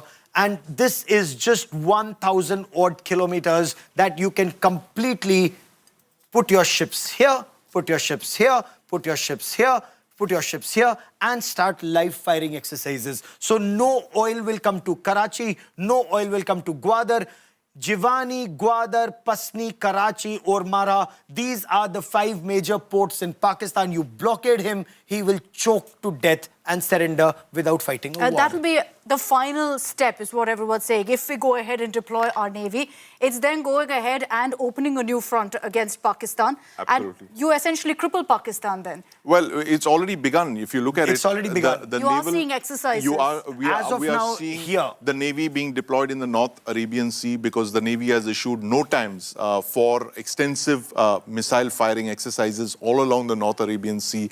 And that indicates that if they were missile firing of the ranges that have been shown, that would mean a large number of ships. We are not giving you numbers, but there are a large number of naval warships out there in the North Arabian Sea, even as we speak, ready to open that maritime front if Pakistan chooses to escalate. So right now, the distance between Indian Navy here and the Pakistan Navy here, They are carrying out their exercises. We are carrying out our exercises. And the difference here is barely 35 nautical miles. Absolutely. That's about 70, 80 kilometers at the most. It's a little over visual range, and all of the fleets are actually parked out there because they're far out at sea. Yeah. We don't kind of get the visibility. The Navy rarely gets the kind of visibility that it should get, but this is the situation as it's unfolding in the North Arabian Sea. This is happening right now, even as we Pakistani speak. warships, The Indian warships are exercising right there. They're conducting live missile So almost tests. eyeball to eyeball there too. In this location, so their attempt is they will So the keep Pakistan firing naval here. fleet is here.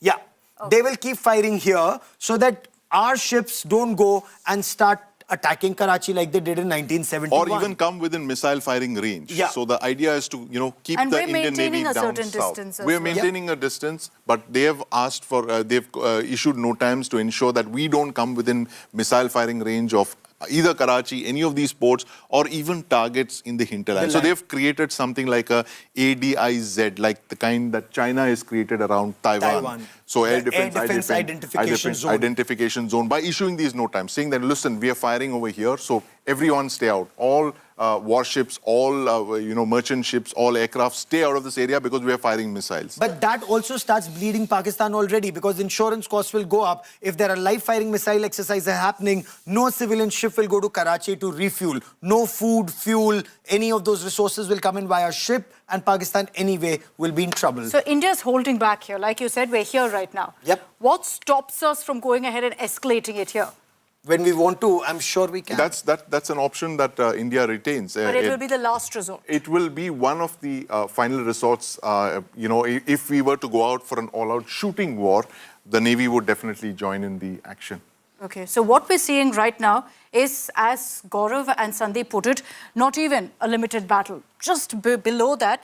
And hopefully it doesn't escalate into a limited battle. That, of course, it's up to Pakistan completely to decide. But I want you to take a look at our next report. We've done a very interesting comparison of the Pakistan Army's tactics. And I'm sure Sandeep and Gaurav would like to pitch in on that right after this report on how the strikes, the failed strikes that we saw last night, very, very similar to how essentially Hamas tried to strike Israel. Take a look at this report and then we'll talk about that in a bit.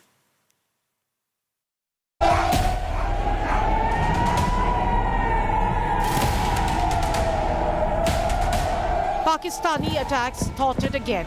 Its plot to bleed civilian areas with drones and crude missiles foiled again. But the repeated attacks by Pakistan at multiple locations has a pattern. Using chilling modus operandi of a terrorist organization, this style has been copied from Hamas. Short-range, locally assembled rockets were launched by Pakistan in quick succession to target dense civilian areas, a chapter exactly copied from Hamas' playbook. Pakistan, just like Hamas, aimed to exhaust Indian air defense system with multiple projectiles.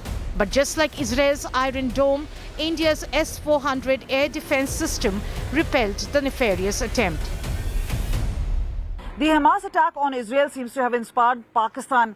First, the attack in Pahalgam and then targeting of civilians. This is a very clear imprint.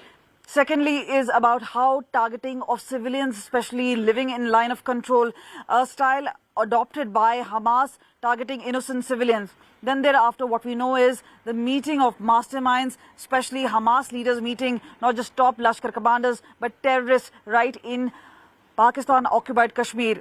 Something Pakistan has supported all along are not just terror launchpad, but big terror organizations and are being safe havens there. But effectively handled well and fended off at line of control and in hinterland by Indian forces. Pakistan had recently hosted Hamas terrorists at Jaish headquarters Bahawalpur, which has now been reduced to rubble. It has been primary haven of terrorists and its role is in multiple terror strikes across the world. Is Pakistan's rogue army now directly copying activities of terror groups? Bureau Report, India Today.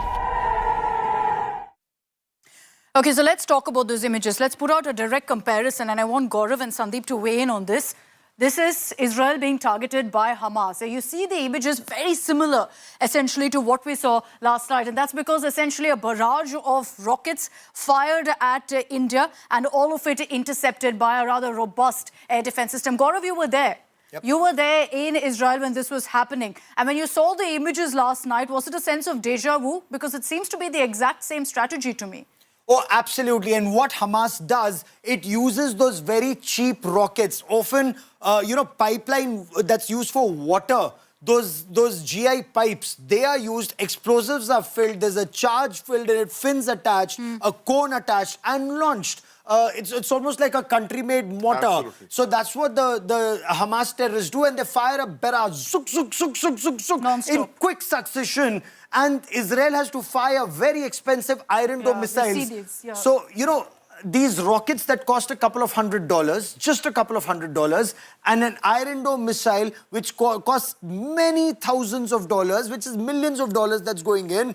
That is how Hamas was able to bleed Israel. And Israel is a rich country. Yeah. India is a developing country. So there, Pakistan is trying exactly the same textbook, making us spend expensive, either the S-400 systems, which is very expensive, 39,000 crore rupees for 5 systems, or fortunately, we have the Made in India Akash. Yes. So when that system fires back and neutralizes the threat, that's a defensive mechanism. You also need to be offensive. Through your weapon locating radars, triangulate the place where that fire is coming from and fire back immediately, destroy those threats.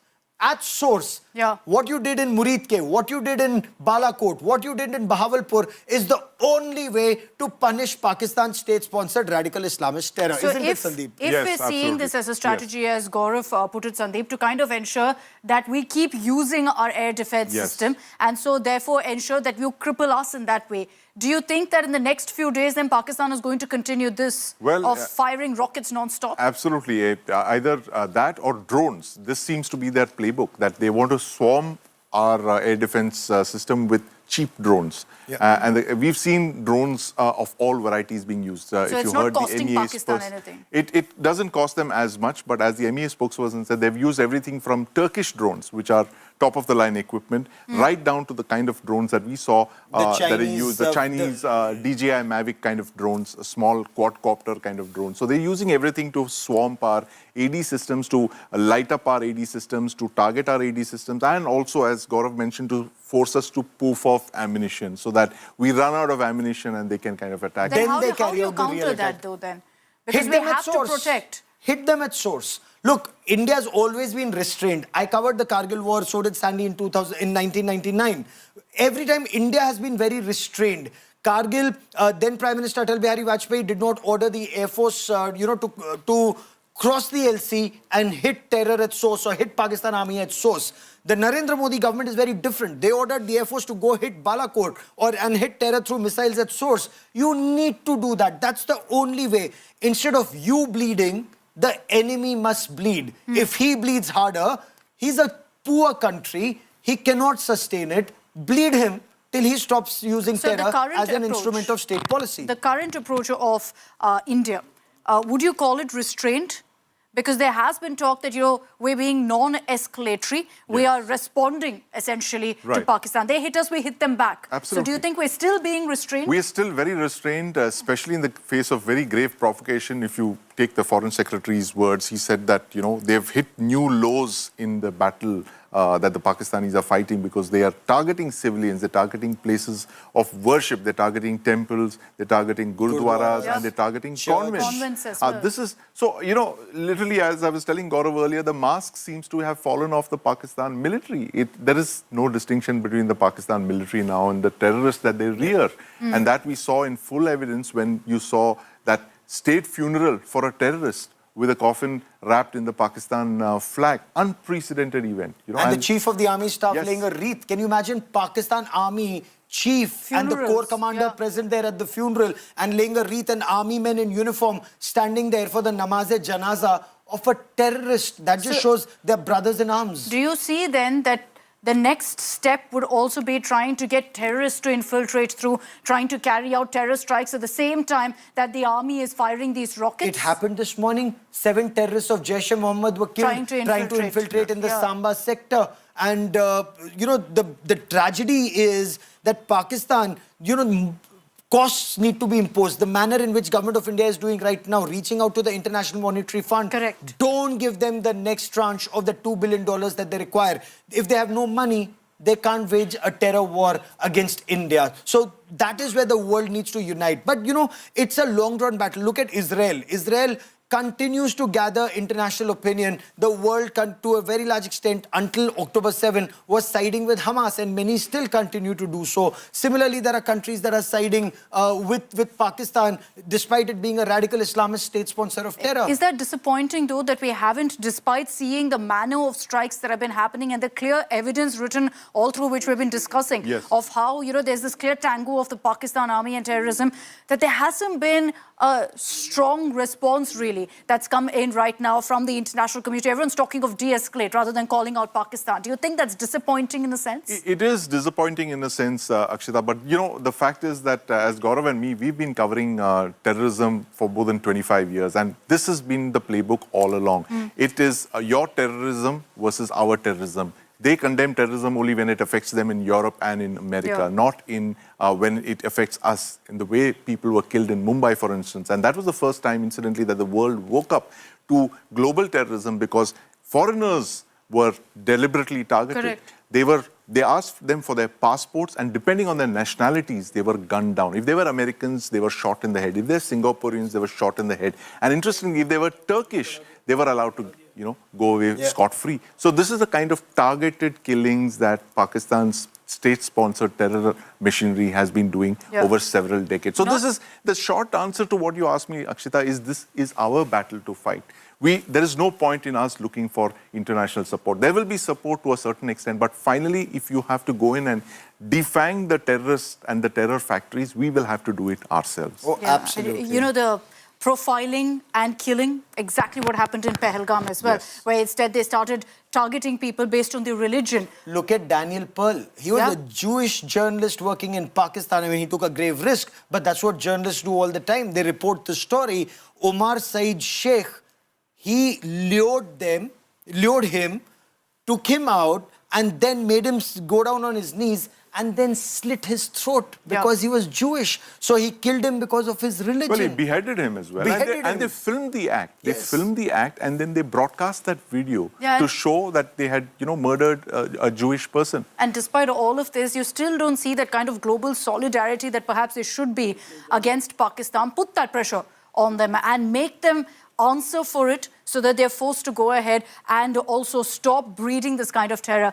Gaurav, Sandeep, thank you very much for joining me here in the studios. I know it's been a long day, a long 24 hours for them, and they continue their marathon coverage in some time from now. But thank you for joining me. I'll bring in Kamaljeet Sandhu also on this broadcast for the latest updates, and focusing particularly on the point that the MEA made, which is a big you know, expose of what Pakistan really stands for, Kamaljeet, which is of how civilian aircraft was going around exactly at the time when Pakistan was firing those drones and missiles at us. Well, absolutely. The sinister design of Pakistan is very well exposed now. And remember, even though they have claimed deniability any role, but that's an old tactics as far as Pakistan is concerned. There are safe havens of terror organization, be it Lashkar-e-Taiba, Jaish-e-Mohammed, and even Osama bin Laden being found in Pakistan. So all this really points out towards how the Pakistan ISI, the Pakistan Army, one, they have indulged in low intensity conflict for past 3 decades. But remember, as far as the government is concerned, they have had a threshold, and that is why what we've seen is there are ramifications, be it Uri attack, Pulwama attack, and now the Pahalgam attack, which has taken place with terror organization with its imprints in Pakistan, launching cross-border terror attacks. So in that particular sense, what is also seen is the Hamas-style attack, where how Hamas in October 2023 had attacked Israeli parts both launching civilian as well as military strikes. But here also what we see is that the civilians are being targeted, not just in Pahalgam but across line of control and international border, where what we've seen is heavy artillery fire. We've also seen the magnitude with which the Pakistani army has launched and surveillance drones being sent. But remember, as far as India is concerned, which is superior in terms of military might in every senses, there has been thwarting and neutralizing of all these threats coming from across the border. No, we've been very measured in our response. That's very clear at this point, because even as you've been seeing these constant strikes by Pakistan, we've hit back in our counter one of their radars. And therefore, we continue to maintain we will not target civilian establishments. The IAF, as the MEA also told us, has shown great restraint last night when Pakistan was resorting to the strikes because of the civilian aircraft that was hovering around in that particular area. Kamalji, thanks very much for joining us with those details. I was referring earlier to the fact that there seems to be a lack of global solidarity and messaging to Pakistan. Today, in just about 1 hour from now, at 7:30 Indian Standard Time, is when the International Monetary Fund will take a decision on whether they're going to be giving the bailout package to Pakistan. Pakistan, of course, has been in financial doldrums. The economy is a mess, and they've been seeking money from the IMF. They want a big, fat loan. Pakistan is facing a perfect storm of financial collapse and rising tensions with India, which is why they need it more than ever. India has been pushing, saying do not give a country that harbors terrorists a bailout package.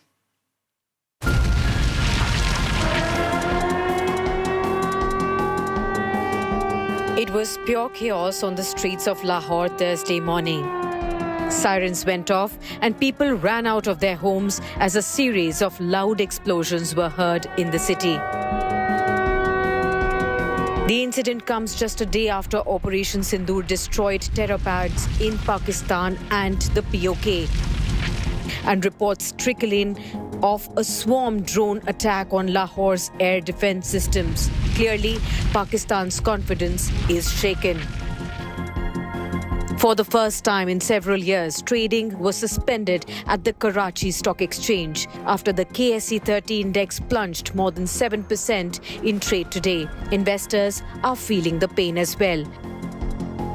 The Karachi Stock Exchange was at 36,403 at its close on 22nd of April, the day of the Pahalgam massacre. By 6th of May, it had fallen 5%.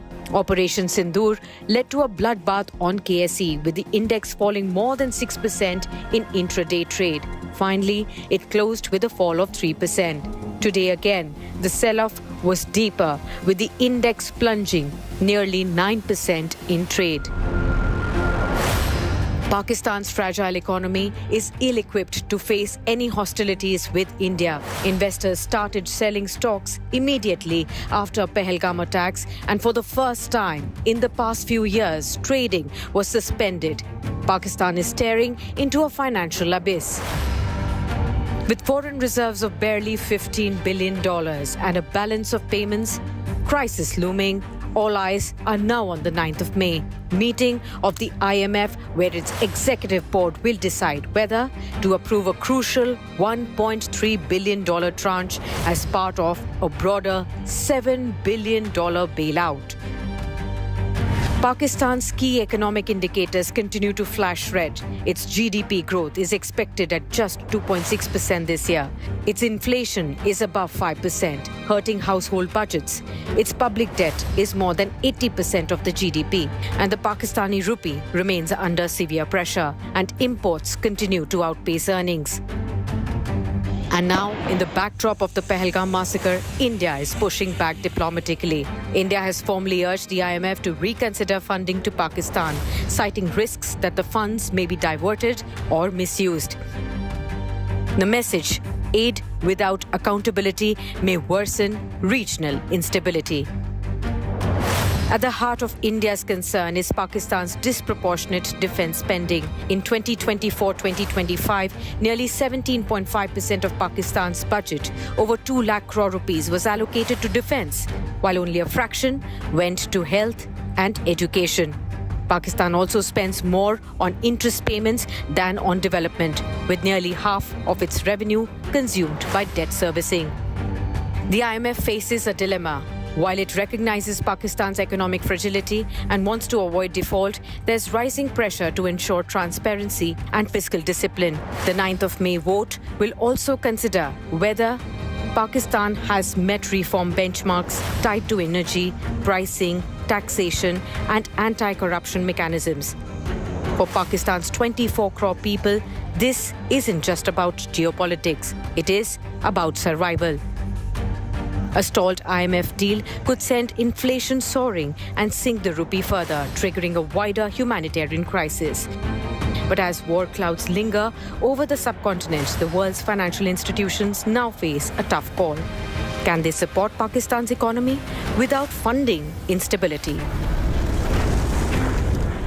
The IMF decision will not just decide Pakistan's economic fate, it may shape South Asia's security calculus for years to come. Bureau Report, Business Today Television. So we'll get to those updates that come in at 7:30 this evening on whether the IMF chooses to reject Pakistan's request for a bailout package or not. I'm slipping into a very short break. On the other side, we'll get you a live update from our borders where Pakistan again has resorted to violating the ceasefire. That update coming your way in just a few moments.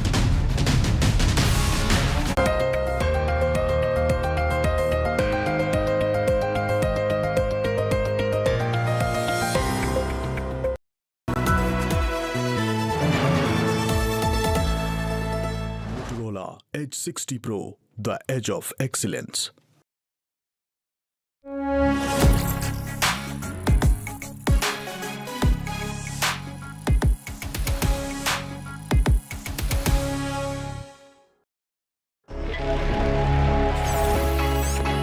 Long night? You have no idea. I got you.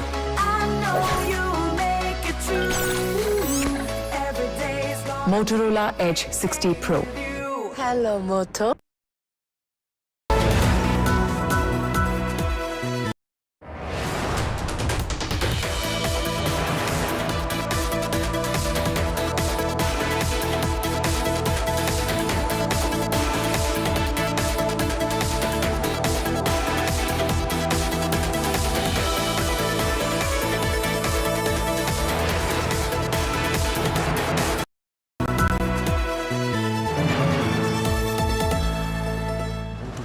Edge 60 Pro, the edge of excellence. Hi, here are the top headlines presented by Motorola. Over 50 Pakistani drones and 8 missiles destroyed. IPL suspended for a week amid tensions. Indigo cancels flights to border areas.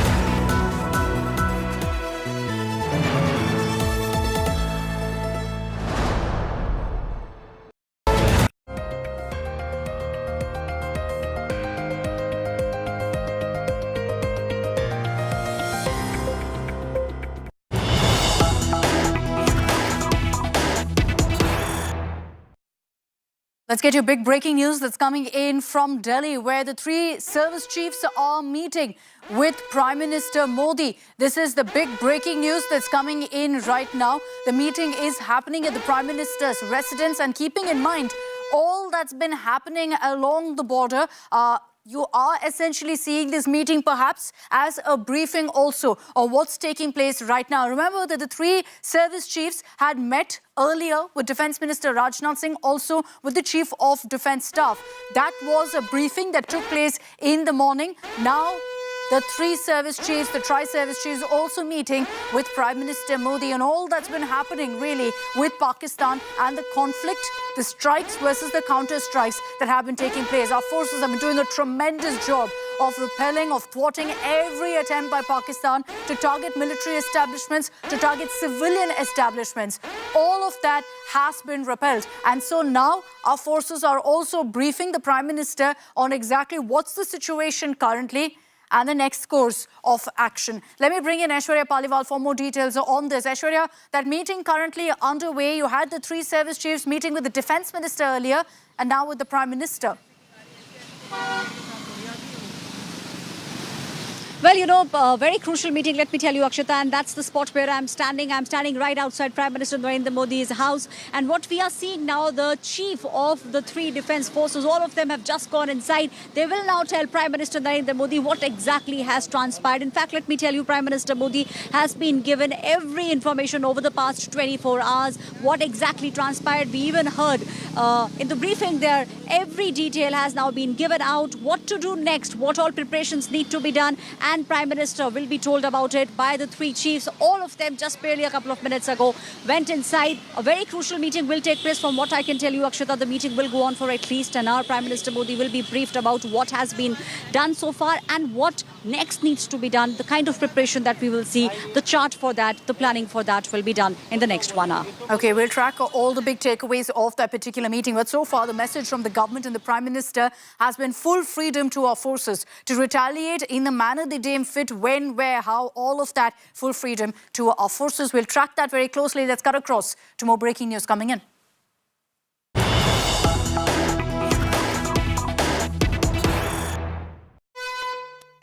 Another day that Pakistan again has resorted to ceasefire violations, opening fire along the LOC, and once again, it's the worst hit area of Poonch that is seeing heavy shelling being reported by the Pakistan Army.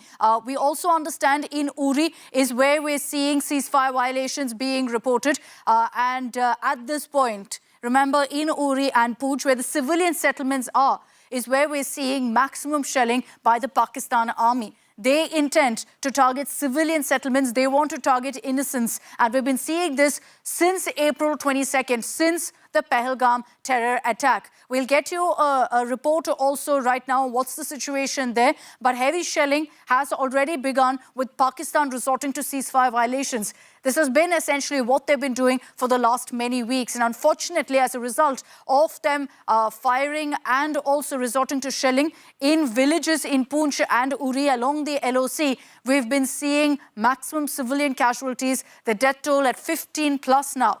Just from the last few weeks, there are children, senior citizens, all of whom have been affected. There are many pockets here along the LOC where our forces have also ensured full evacuation because it's no longer safe for these civilians to be based in these areas, with Pakistan clearly doing whatever it takes to target civilians along the entire border. So while we are reporting right now on the situation along the line of control, we can confirm for you that heavy shelling has been reported in Uri. Now, every single day, we've been seeing these kind of provocations by Pakistan, the Pakistan Army resorting to shelling as soon as the sun goes down. And now in Uri, there's been confirmation that there's been shelling being reported in this entire stretch as well, in the villages in Uri particularly.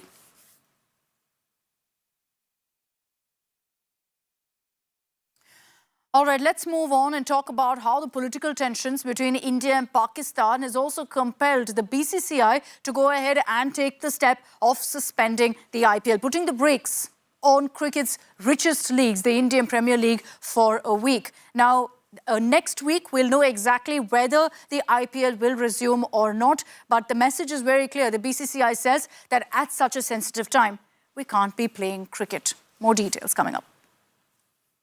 देखिए BCCI ने यह निर्णय लिया है कि IPL को अभी फिलहाल 1 सप्ताह के लिए स्थगित किया गया है। उसके बाद जो स्थिति है उसका जायजा लेके सरकार से विचार विमर्श करके जो हमारे स्टेक होल्डर्स हैं, फ्रेंचाइजी और ब्रॉडकास्टर, इन सबसे बात करके नए शेड्यूल की घोषणा की जाएगी। इस वक्त आईपीएल चल रही थी और काफ़ी अच्छी चल रही थी, बहुत सारी प्रतिभा जो है उभर के आ रही थी, लेकिन अचानक बंद हो गया है। तो आप भी एडमिनिस्ट्रेशन में थे, कितना इमरजेंसी ये रहता है ऐसा? नहीं, आज जो मैंने वो देखा है प्रेस रिलीज की 7 दिन के लिए सस्पेंडेड हुआ है, तो बीसीसीआई ज़रूर इसको कंप्लीट करेगा। कोविड के समय 2021-20 में जब इतना प्रॉब्लम था तभी भी आईपीएल कंप्लीट हुआ था। बीसीसीआई इतनी एफिशिएंट है कि ये ज़रूर कंप्लीट करेंगे। 7 दिन का ब्रेक है, 7 दिन एक्सटेंड भी हो जाएगा टूर्नामेंट। तब आप थे, हम लोग जानते हैं कोविड के टाइम में इमरजेंसी सिचुएशन आप देखे हो, तो इसको कैसे टैकल किया जाता है या आपका क्या सलाह रहेगी? कोविड जैसा सिचुएशन हो ही नहीं सकता। और कोविड में मैचेस हुए और इंडियन गवर्नमेंट मिनिस्ट्री जैसे इंस्ट्रक्शन देगी, बीसीसीआई उसी हिसाब से काम करेगा।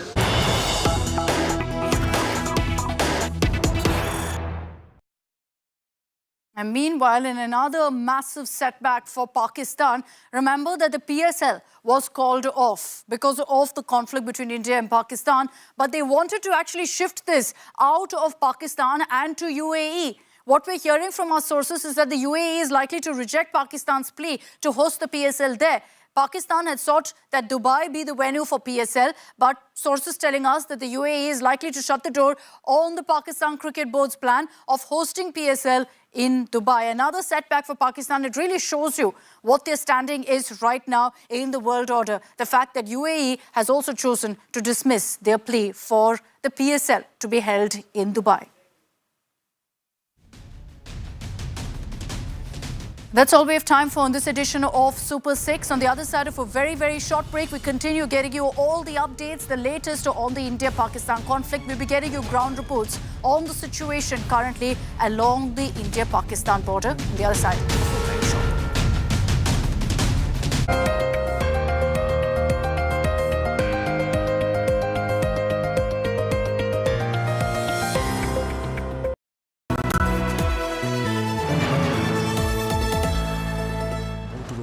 H60 Pro, the edge of excellence.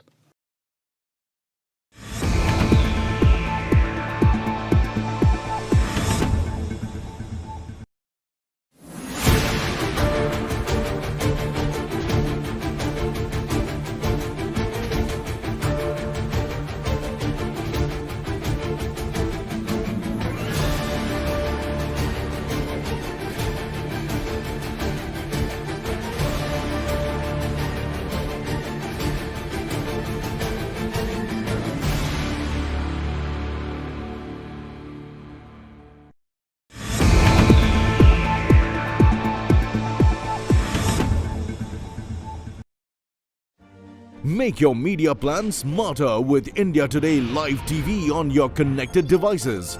Amplify your brand with 100 million smart internet viewers. To advertise, mail us at sales@aajtak.com.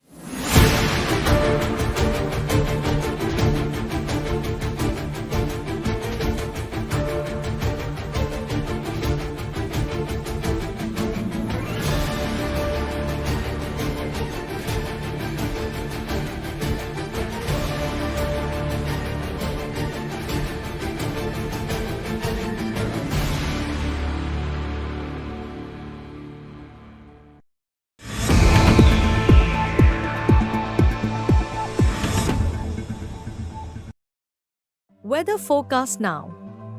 Delhi, maximum 37 and minimum 27 degrees. Mumbai, maximum 31 and minimum 25 degrees. Kolkata, maximum 43 and minimum 28 degrees. Bangalore, maximum 31 and minimum 26 degrees. Chennai, maximum 35 and minimum 28 degrees. Hyderabad, maximum 37 and minimum 23 degrees. Oh, sorry.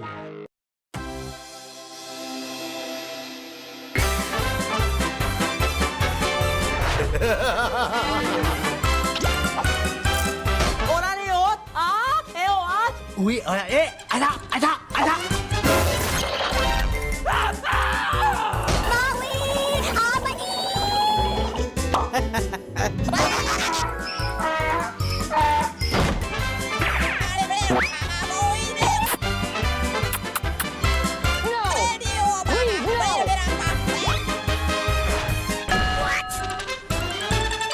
Maya, oh.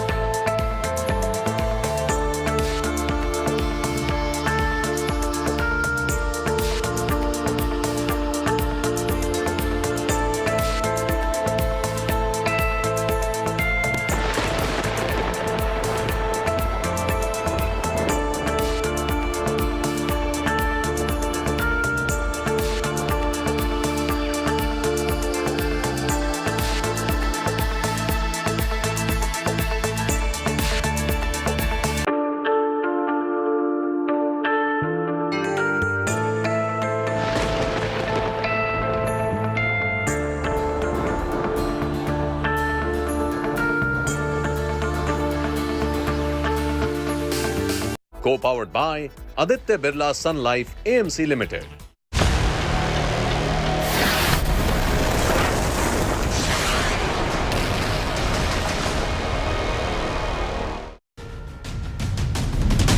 Good evening. You're joining us on our rolling coverage of the current conflict between India and Pakistan. I'm Akshita Nandagopal. Over the next 1 hour, I'll be getting you ground reports on the situation from Jammu and Kashmir to Gujarat. As every night for the last few days, we've been seeing Pakistan resorting to strikes on cities, on civilian settlements and on military establishments. We'll be tracking the latest updates of what's the situation currently in all of the border towns. Our biggest team of reporters are on the ground. They're going to be joining me over the course of the next 60 minutes. Let's begin this broadcast with the headlines first. India exposes Pakistan's dirty tricks. Pakistan used civilian planes to shield themselves, tried to attack places of worship and spark communal tension.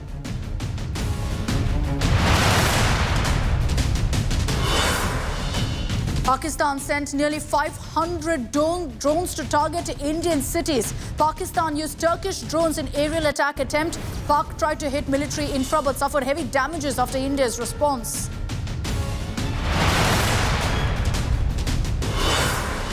Prime Minister Modi and Mantris in huddles. Prime Minister Modi monitors situation. Home Minister Amit Shah chairs border security meet. Rajnath meets the three service chiefs.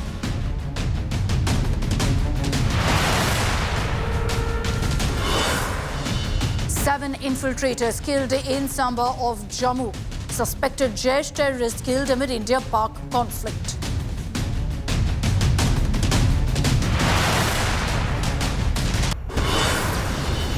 Undetonated Chinese missile in Punjab field. Chinese PL-15 air-to-air missile recovered, likely from downed Pak JF-17 jet.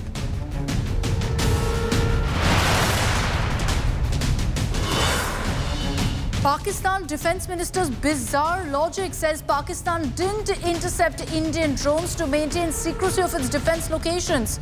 Pakistan is now a global laughing stock.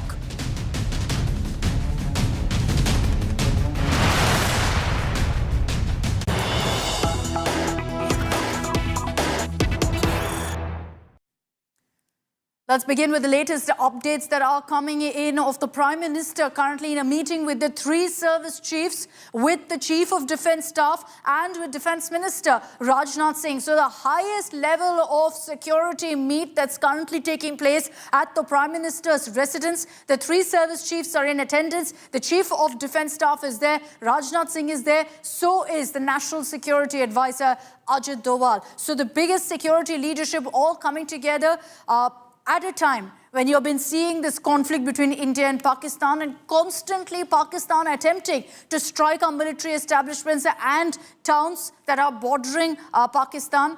Now you're seeing this meeting taking place, perhaps the Prime Minister getting a sense of what's really happening and figuring out the next course of action. Aishwarya Paliwal is joining us with more details. So on this, Aishwarya, at this point, of course, with the meeting underway and the sensitive nature of what's happening, we're not really expecting any details to emerge of the takeaways of that huddle, but safe to assume that this is also going to be a briefing on what's the current situation along the India-Pakistan border to the Prime Minister. Well, definitely. All the details will be told to the Prime Minister, and most importantly, Akshita, what needs to be done next? How prepared is India? What's the global scenario? Which are the countries which are standing with India? Which are the countries which are actually backing Pakistan? Because we have a certain one thing that those drones were Turkish, so which means it is Turkey which is backing Pakistan and in fact even giving it arms and ammunition. So what needs to be done next? Maybe there are a few calls that Prime Minister Narendra Modi or the MEA or the External Affairs Minister will now have to make. So all those things will now be decided. And also one of the crucial things that we will see coming out of the meeting, what has happened over the past 48, what has happened over the past 24 hours, all the details. Prime Minister Narendra Modi has already been briefed about it, but in this crucial meeting that is taking place now, the next course of action, that's something that we will see being decided. This is the highest level of meeting that can take place. What will happen tonight, what will happen in the next 48 hours, in the next 24 hours, all those things will be spelled out, and how India needs to be prepared. That's also something that will be decided in this very crucial meeting. Akshita. Okay, I'd like to also bring in Shivani Sharma for the latest updates on this particular meeting that's underway. It follows also a meeting that took place this morning, Shivani, of the Defence Minister with the Chief of Defence Staff and the 3 service chiefs. There will be a great deal of focus, really, that our forces will be looking into how to keep responding to Pakistan, because it is expected that Pakistan is going to continue attempting these kind of strikes of firing non-stop, small-range, cheap rockets at India. Akshita, Prime Minister Narendra Modi has been monitoring the whole operation since it started last evening, and this is also a part of protocol when we see the defence chiefs meeting the Prime Minister. Earlier in the day, we saw how a review meeting happened with the Defence Minister and the 3 service chiefs, and once again now we are seeing that Prime Minister is meeting the service chiefs, but he has been monitoring and he was being conveyed about of all the developments of this operation through the night and also in the morning. So he is tracking every detail, but this meeting, as we see, is a part of the protocol too, Akshita, because here the service chiefs are meeting, the NSA is meeting Prime Minister Narendra Modi, and he is being briefed about the whole operation that is still going on, the vigil India maintains along the borders, both in the skies and on the land, what Pakistan has been doing. Meanwhile, when I'm reporting from Uri, I must tell our viewers that the shelling here has once again started, Akshita, while there are deliberations on in New Delhi. But Prime Minister Narendra Modi is closely tracking all the details of these operations. Okay, Shivani, stay safe out there. Shivani telling us that in Uri currently the shelling has begun again by the Pakistan army. We will be tracking those updates. Shivani, I'll request you to stay with me. I'll just round up for our viewers how we've been seeing back-to-back meetings taking place in Delhi as well. We're seeing the conflict play out in the India-Pakistan border, but perhaps the biggest decisions being taken right now in the national capital. You had one meeting first of the Defence Minister, in fact, reviewing ops with the CDS and 3 service chiefs. We'll flip that around. We apologize for that particular picture. But let's also take a look at how the Home, Finance and Health Ministries held separate meetings. The Agriculture Minister also held a meeting. You had the Finance Minister holding another round of meeting. And then the Chief Ministers of Maharashtra, Madhya Pradesh, Gujarat holding security review meets as well. So those are the updates essentially that have come in on the meetings. What you can see there is a clear thread of all the ministers holding respective meetings to ensure that they all work in collaboration right now. With the conflict playing out in the manner that it is, the health ministry has a big role to play, the finance ministry has a big role to play. So all of them ensuring that they kind of pull their weight and keep the country really intact in the sense of ensuring that there is no sort of reaction or impact of the conflict on the common man, on every citizen across the country. So that's why every ministry right now is holding review meets, chief ministers also holding review meets on the kind of security. So hours after striking Pakistan with precision, India's exposed Pakistan's dirty game yet again. I want to take you through what really the Ministry of External Affairs has said. In their briefing today, they've actually revealed that Pakistan did not close its airspace last night and allowed civilian aircraft to operate. What does that mean?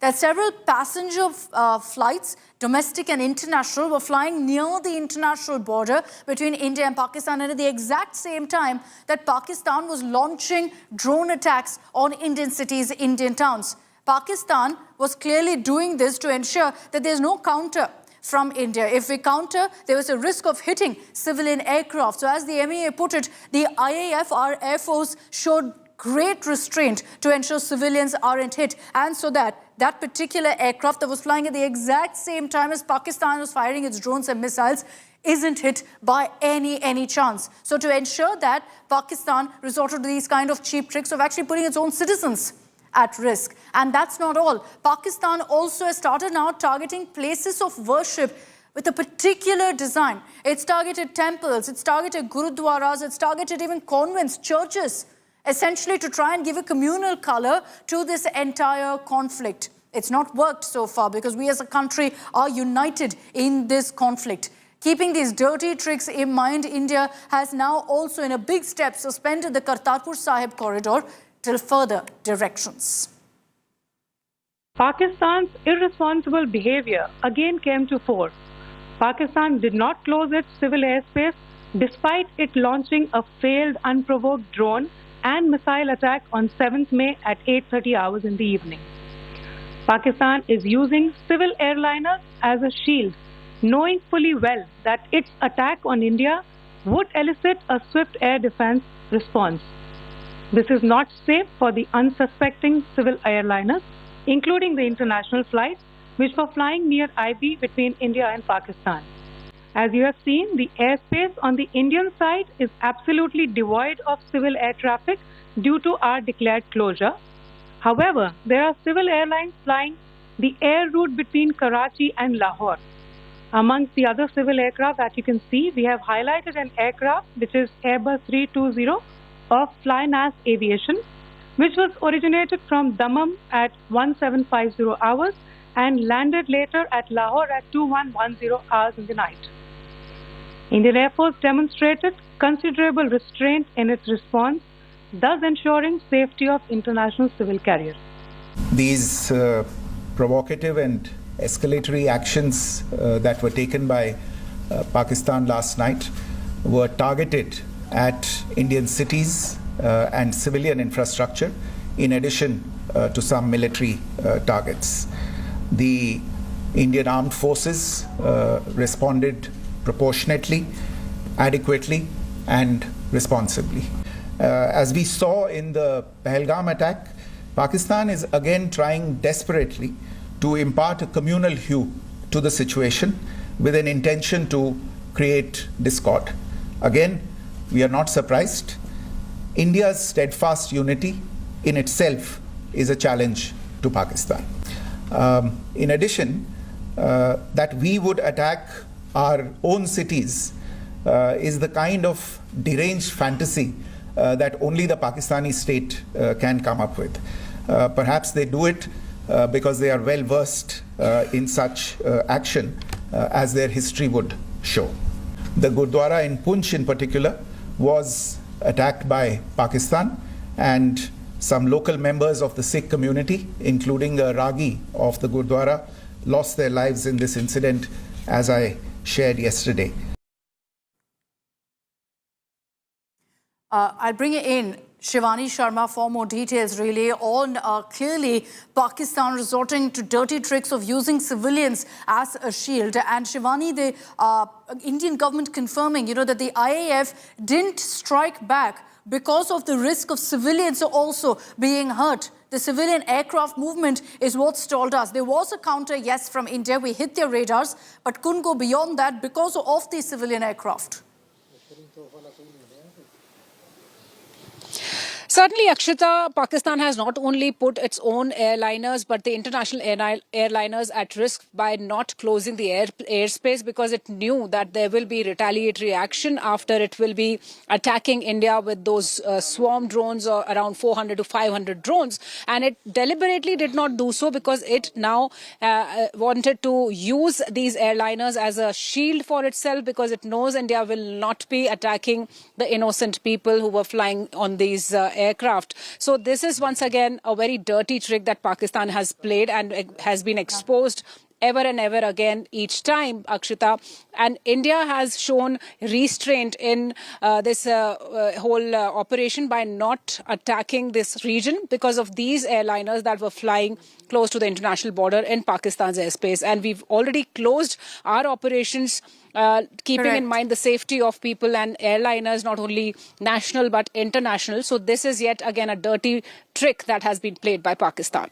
We've ensured civilians are safe. We're not playing with their lives, which is why we've closed off most of the airports along North and West India, fearing that there could be a strike by Pakistan. They're not about it. They continue to target civilians brazenly, not just Indians, but clearly willing to put their own at risk as well. Shivani getting us those details. I just want to also focus on another aspect of the briefing, which is that you had Wing Commander Vyomika Singh, Colonel Sophia Qureshi, highlighting the kind of drones that were used by Pakistan. 300 to 400 Turkish drones were used by Pakistan to target India in the night of Thursday and Friday. All of these drones, of course, were brought down using kinetic and non-kinetic means. Wing Commander Vyomika Singh also highlighted how Pakistan didn't close off its airspace, which we've spoken about, and also about how Pakistan was resorting to firing of heavy caliber weapons along the LOC. On the intervening night of 8th-9th May 2025, Pakistan military carried out multiple violations of Indian airspace along the entire western border with an intent to target military infrastructure.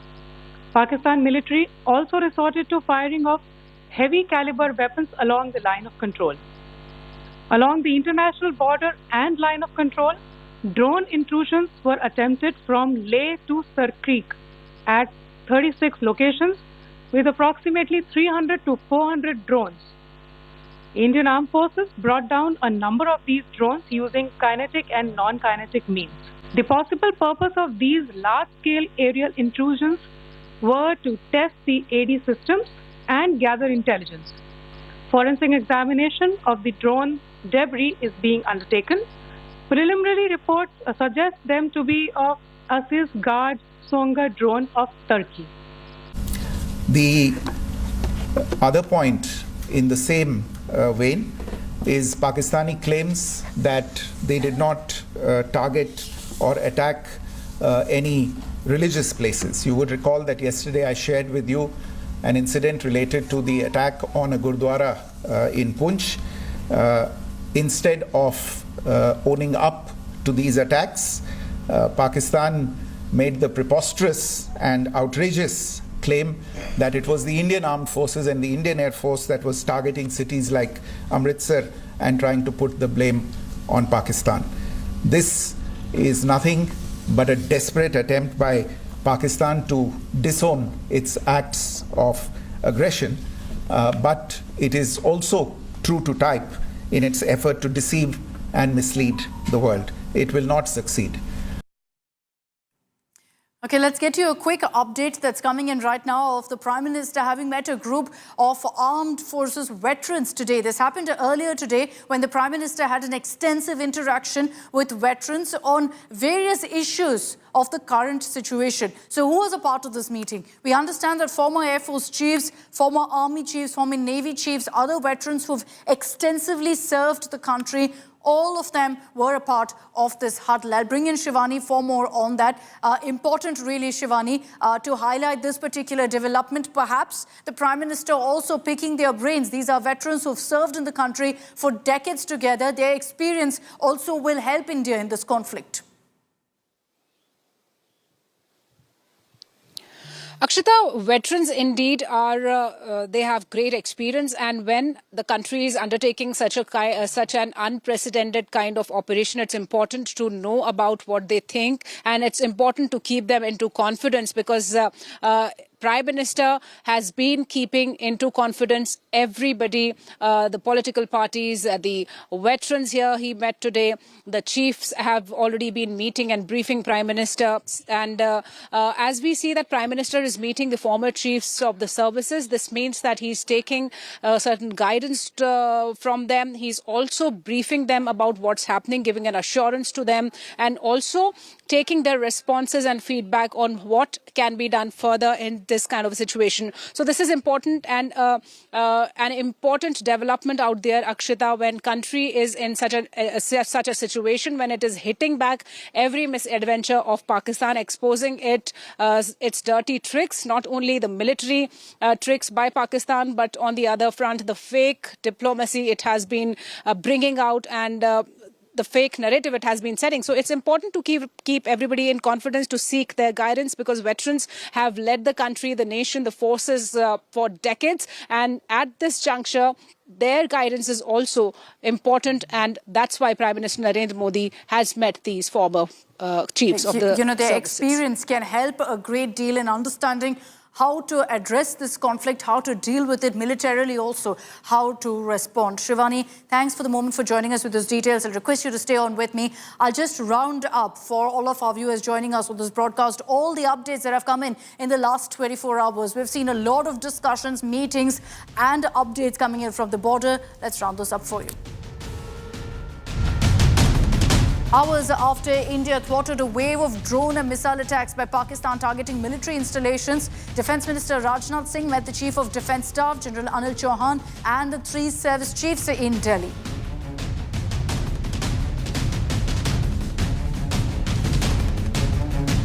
Our forces gave a befitting reply to Pakistan last night, destroying several Pakistan posts as well. The Indian Army shared a video of a post being destroyed in these airstrikes.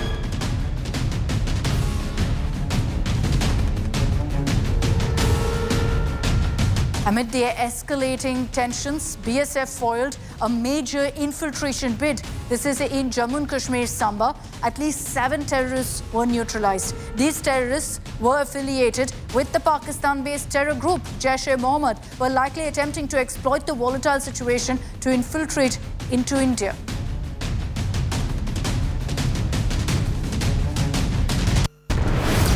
The government has granted the army chief expanded authority to go ahead and mobilize the territorial army amid escalating tensions with Pakistan. The territorial army is known essentially as the second line of defense and can be asked to assist our forces in times of conflict, in times of tension.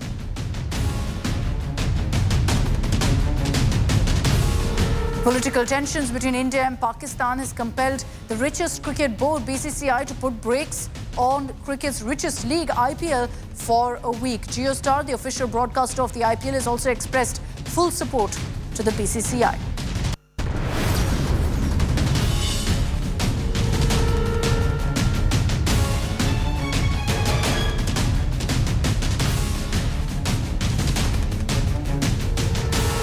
India's largest oil firm, the Indian Oil Corporation, has allayed the fears of citizens and has said that ample stocks of petrol, diesel and cooking gas, LPG, are available in the country.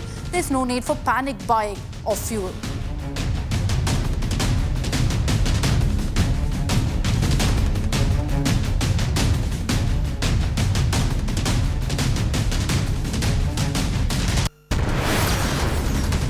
Amid growing concerns over the potential threat of cyber attacks, Finance Minister Nirmala Sitharaman chaired a review meet to assess the cyber security preparedness of India's banks and financial institutions.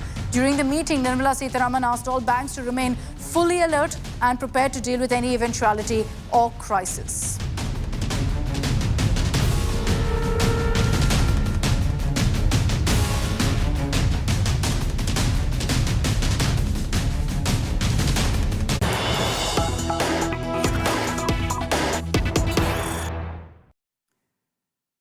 Okay, let's get you also an update that's coming in from the border of heavy shelling that's been reported in Uri. Again, the Pakistan army resorting to violating the ceasefire. And now news coming in that shelling also being reported in Poonch. Poonch and Uri have been the worst affected with these ceasefire violations in the last many weeks, with the Pakistan army since the Pahalgam terror attack targeting civilian settlements, villages of Poonch and Uri. As a result of which, unfortunately, we've seen civilian casualty counts going above 15 in just these two villages in Poonch as well as in Uri. Shelling again kicking off as the sun comes down. This unfortunately has become a habit of the Pakistan army to constantly fire at villages in Poonch and in Uri. Easy targets for them. And so what we've also done right now is a precautionary measure looking at how things are escalating.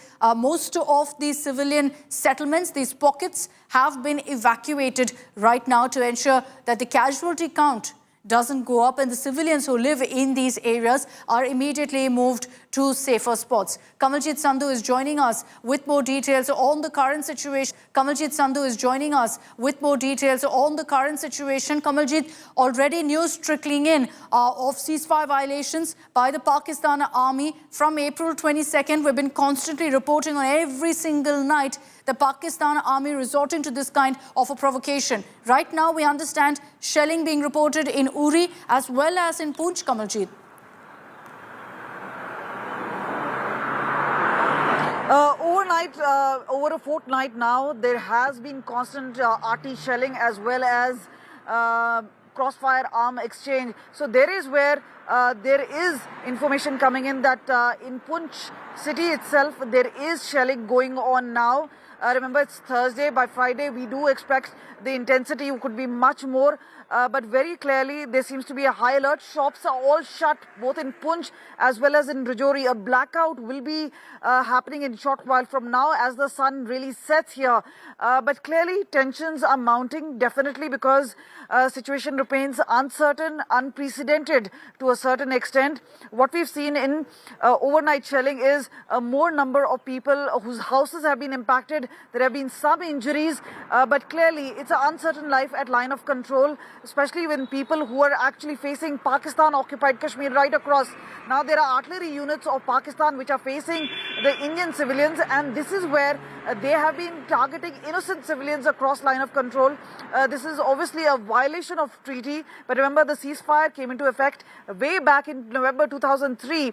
But meanwhile, as things become turbulent between India and Pakistan and escalating tension, what we've seen is not just blackouts happening, sirens going off, but also that there is a ground situation where people have actually left homes to move to safer places, but not everybody can afford to do that. A lot of people we spoke to are actually the brave hearts who continue to stay, several of them utilizing even community bunkers, but Poonch in specific is very, very close to the line of control.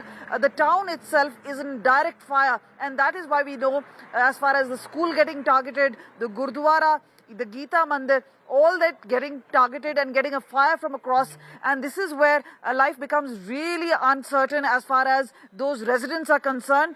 But definitely there is the strength of the Indian army. We know the police has been standing its ground. The hospitals at this point of time are fully functional, but clearly as far as Pakistan's nefarious designs are concerned, we know there is a constant effort, especially when they fire artillery shells on innocent civilians.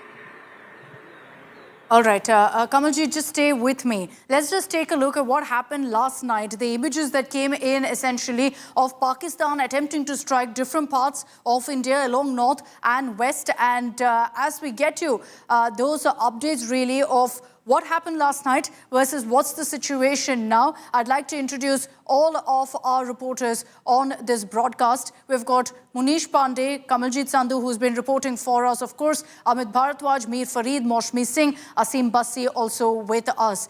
Thank you all for joining us. And I understand, of course, that many of you are right now at the border towns and border positions, which did see Pakistan attempting to strike these towns earlier, which is why we're also not going to be giving out details for our viewers as to exactly where our reporters are joining us from, because these are very sensitive locations. Let me begin first with Munish Pandey. Munish, It's been since last night, about 35 minutes, which is when we saw those strikes or attempted strikes taking place. Since then, it's been largely peaceful, but we understand that there are a number of steps being taken, precautionary steps right now for tonight as well.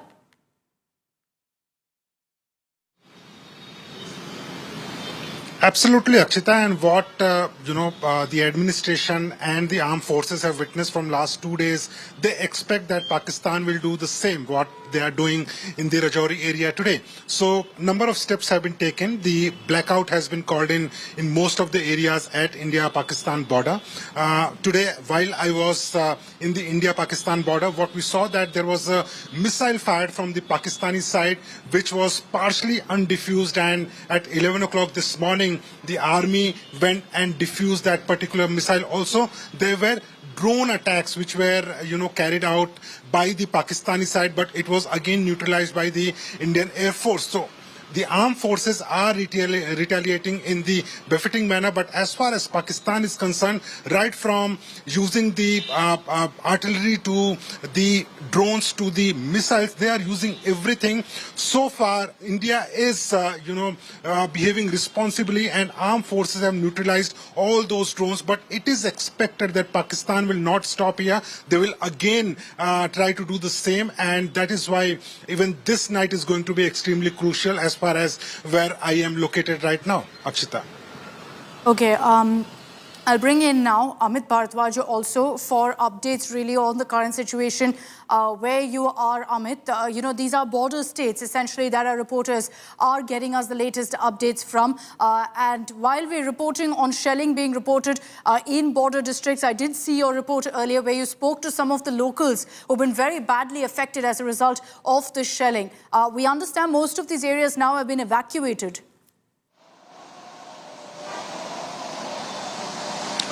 Right, Akshata. That's what the administration has been doing all through the day today, because you also had Jammu and Kashmir LG Manoj Sinha on the ground trying to assess the situation on the ground as to how things are unfolding, what is the amount of damage, how the evacuation is being carried out, especially from the villages which is far off from the Uri town. There's an army picket out there, a checkpoint after the Uri town, and these are the villages which has been actually heavily damaged by the artillery and shelling which has been done in indiscriminate manner by the Pakistani forces.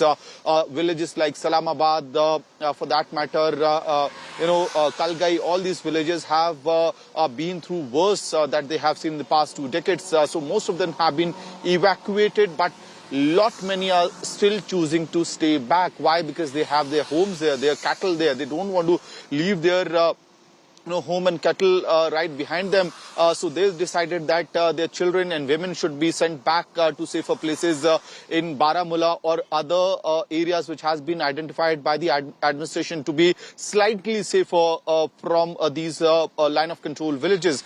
Nothing is out of line of fire. One thing, but second thing that needs to be really outlined out here is that when I was traveling through Baramulla up till the line of control villages through the day, every local was continuously talking about that, because this shelling is not happening, artillery attack is not happening, it means an uneasy calm, and they were hoping for worse that could come by the evening, and exactly that is what is happening along the line of control villages right now. Heavy artillery and shelling is being fired from the other side. Obviously, the Indian forces would be responding in befitting manner to this cowardly attacks, but we also need to understand that which areas are under fire right now in Uri sector, in the Pir Panjal area.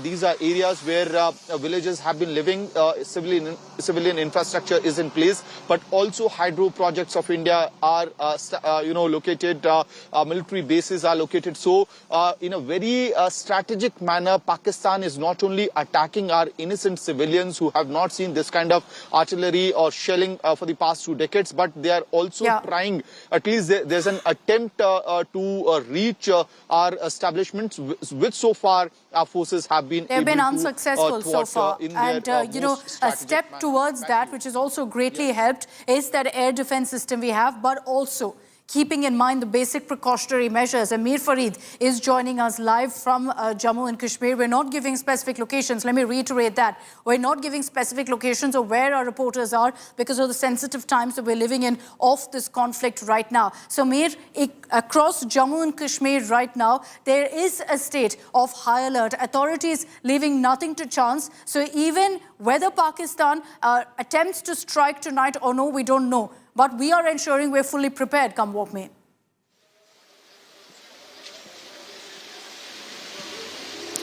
Well, Akshita, it's becoming a trend, and it seems that it's going to be another long, frightful night for the border residents and for everyone, in fact, in Jammu and Kashmir, especially because as the trend is, last few days, we've seen days peaceful, but as the evening descends, as darkness descends, the gunfire starts. Now, Uri, the firing has started. We've been told that it's heavy artillery firing that has started. Sirens have gone off for the locals to run to safety. Already there are many people who have been taken back from the forward lines, from the line of fire, taken to shelters, bomb shelters, and then also in Poonch we're getting reports that firing has restarted. So this is a trend. It's being followed from last many days, and it seems that as the night progresses, this intensity of fire is only going to increase, and we may probably see more and more sectors being involved by Pakistan Army. Now we also know that they have the Chinese imprints on whatever Pakistan is doing right now as far as their weapon systems are concerned is clear. If it was J-10 in the aerial fight or the dog fight, the missiles, long-range missiles of China, you have the BH-15 artillery guns that Pakistan acquired in 2019 from China. They have a 53-kilometer range with the precision ammunition. So that is something that is getting clear, which each passing day, when you see the Pakistani response or their weapon systems, it clearly has a Chinese footprint all along. And in this case also, the kind of artillery and the kind of range Pakistan is showing in this firing, it definitely is Chinese weapons that have come in, and heavy artillery that is firing long range to areas like Chokibal, which have not been hit in Kupwara, which is again quite deep into the Indian area as far as LOC is concerned. So that is also something that is happening, but I can tell you the Indian Army is retaliating in equal measure, and in Poonch and in Uri also the Indian Army guns, the artillery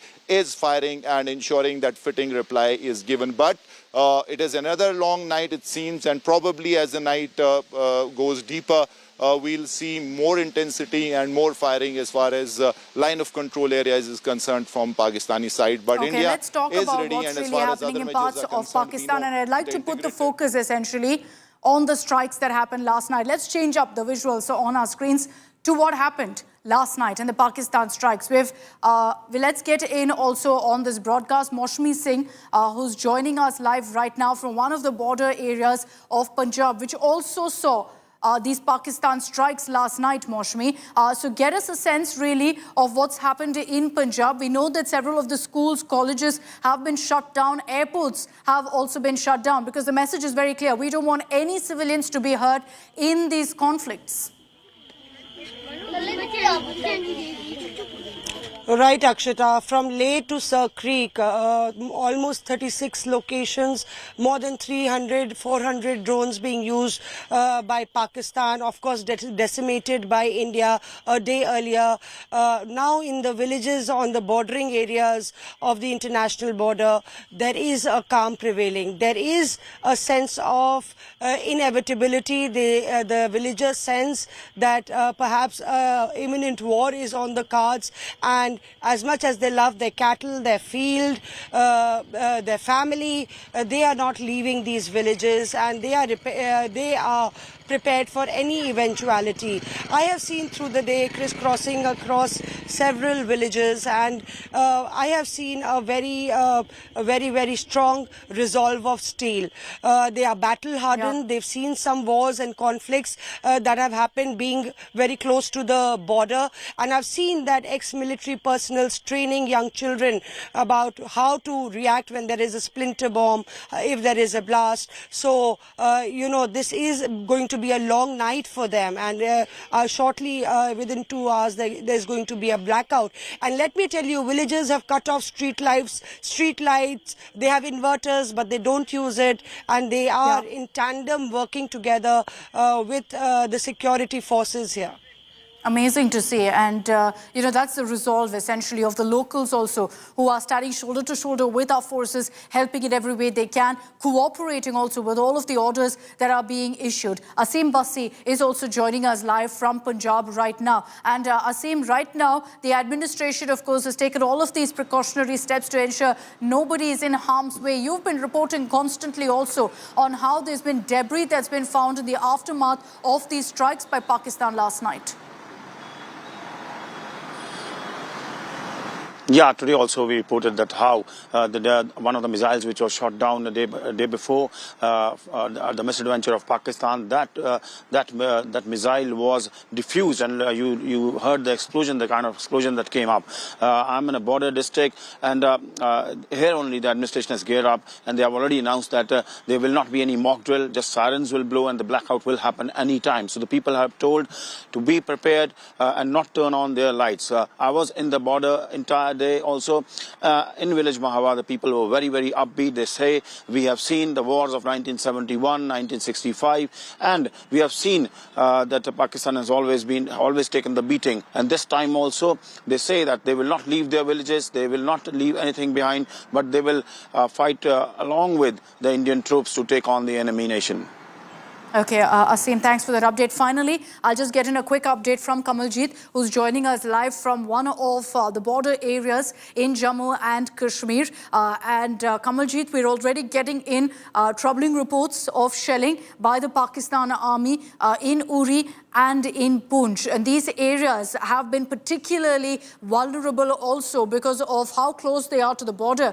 And the Pakistan Army isn't targeting, the forward posts. They are targeting directly these villages. Well, absolutely. The next 24 to 48 hours could be extremely crucial. The sort of intelligence which has been coming in, there is a sense that there could be an imminent strike, because remember, the spy drones were sent in earlier. There were swarm drones which were dealt with very, very effectively. But yes, Pakistan does hold a surprise card. There is a preparation, and that is why all those mock drills, closing down of airports in North India, to ensure that the systems are in place and they work in tandem with each other. The proximity of obviously those staying in line of control, those across our international border, those are areas which have in the past, as Asim was telling about 1971. So they have seen skirmishes happening. They have seen and borne the brunt of shelling earlier. But November 2003, as I mentioned earlier, was a benchmark, because that's the time there was a ceasefire agreement between India and Pakistan. But that now totally stands in tatters, because remember, there's a constant threat coming in from Pakistan. And one thing is definitely there. They're not just targeting the military installations. What they're going after is also the innocent civilians. And that is why what we saw is huge number of casualty. At least 14 people died in Poonch. There was injuries as well as deaths even in Uri. So these are the two sectors which have taken maximum brunt as far as Pakistan shelling is concerned, and there's no end to it, because remember, there is an uncertain situation and that may persist for the next few days. But what we've been told is the next 24 to 48 hours could be extremely sensitive and crucial, especially in these particular sectors, as well as some of the major metro cities that could also be under the radar as far as Pakistan is concerned. We hope not, Kamaljeet, and we will hope that we see a peaceful night go through. What we've been seeing is Pakistan resorting to shelling ceasefire violations along the LOC, coupled with these kind of missile and drone strikes to kind of target our forces from every possible corner. And yet we've been able to repel every one of these strikes. Thank you all very much. Stay safe out there. We'll keep coming across to Munish, Kamaljeet, Amit, Mir, Moshmi and Asim for all of those updates, as they're very bravely deployed across these border towns that are being targeted right now by the Pakistan forces.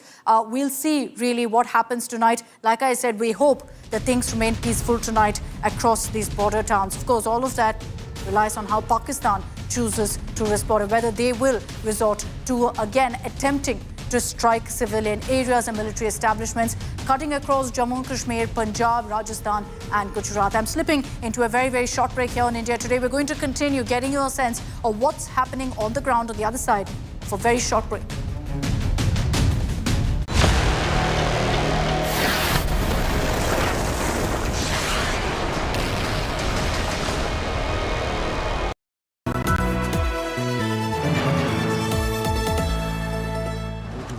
H60 Pro, the edge of excellence.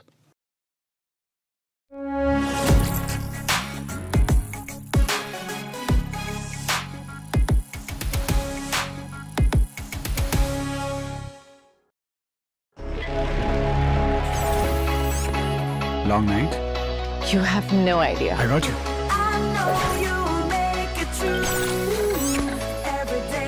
Motorola Edge 60 Pro.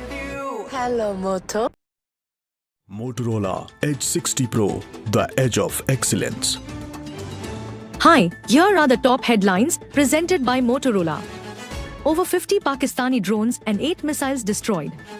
IPL suspended for a week amid tensions. Indigo cancels flights to border areas. An India Today world exclusive. 2010 India Today inside Muridke. A safe haven for terrorists. Pakistan uses terror as part of state policy. 2025 Muridke terror hubs wiped out. Big story coming in. Muridke has been targeted. Oh my God, the terror epicenter has been targeted. Information just coming in. Indian missiles have struck the Lashkar-e-Taiba headquarters. Muridke has been bombed. It's a big, big story. This is India's Operation Sindoor. The line of clarity with Gaurav Sawant.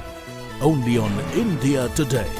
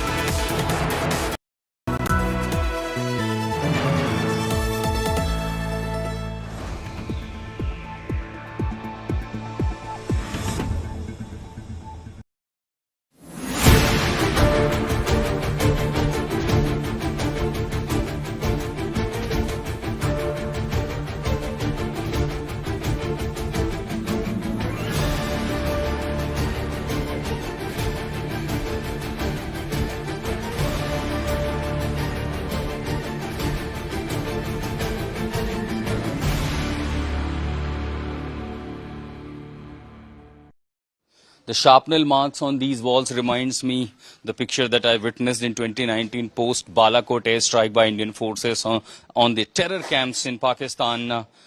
What I see here, that how Pakistan used long guns, the long barrels, to target the civilian areas, and these are the documented evidence. The footprints of their act is quite visible in Punch, and this is exactly what unfolded during 2019 when they targeted civilian areas. As in Punch, what is known for that Pakistan having advantage of the height, they often target civilian areas after 29, and this creates literally a panic and sense of fear amongst the people.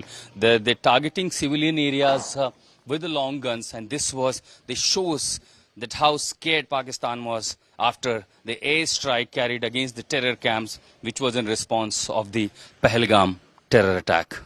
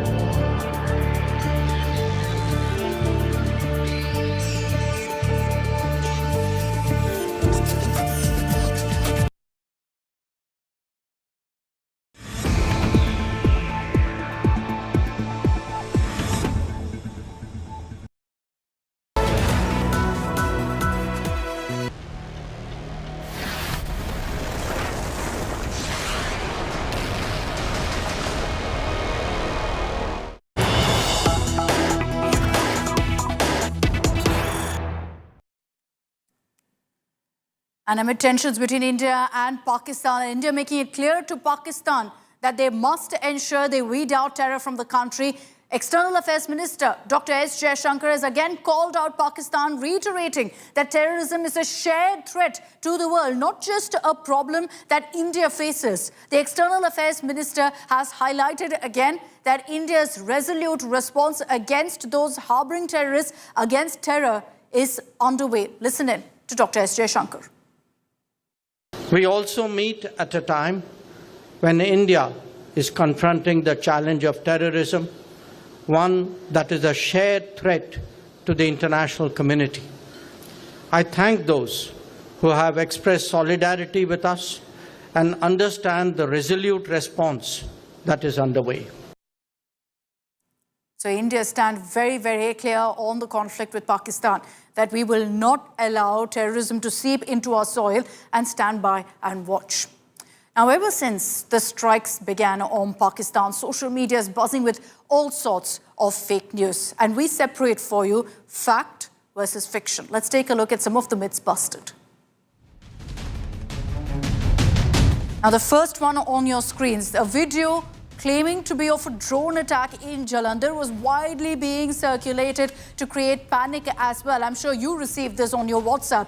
Upon investigation of this video, it's been exposed to be an unrelated video of a farm fire, not of a drone attack. The video, when we investigated, had the timeline of 7:39 p.m., while the drone attack began much later. The same was also backed by the DC of Jalandhar. We reached out to him to confirm what this footage was. He said it's not of a drone attack.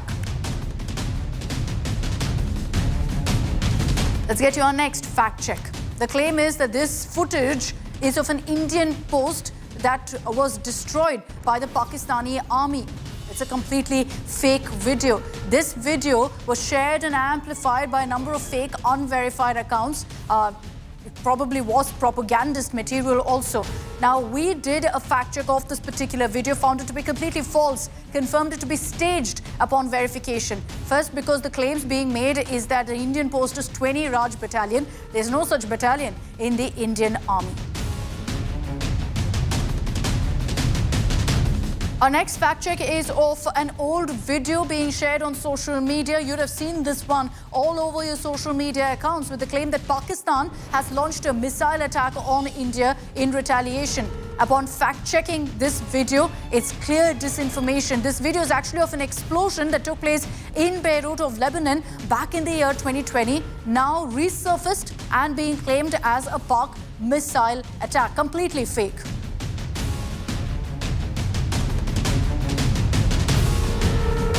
Fact check 4 on your screens claims that there was a Fidaiin attack on an army brigade in Rajouri of Jammu and Kashmir. Widely shared, widely circulated. This went viral on social media. We did a fact check, and this has been confirmed by the government too, that there's been no such media. We did a fact check, and this has been confirmed by the government too, that there's been no such Fidaiin or suicide attack.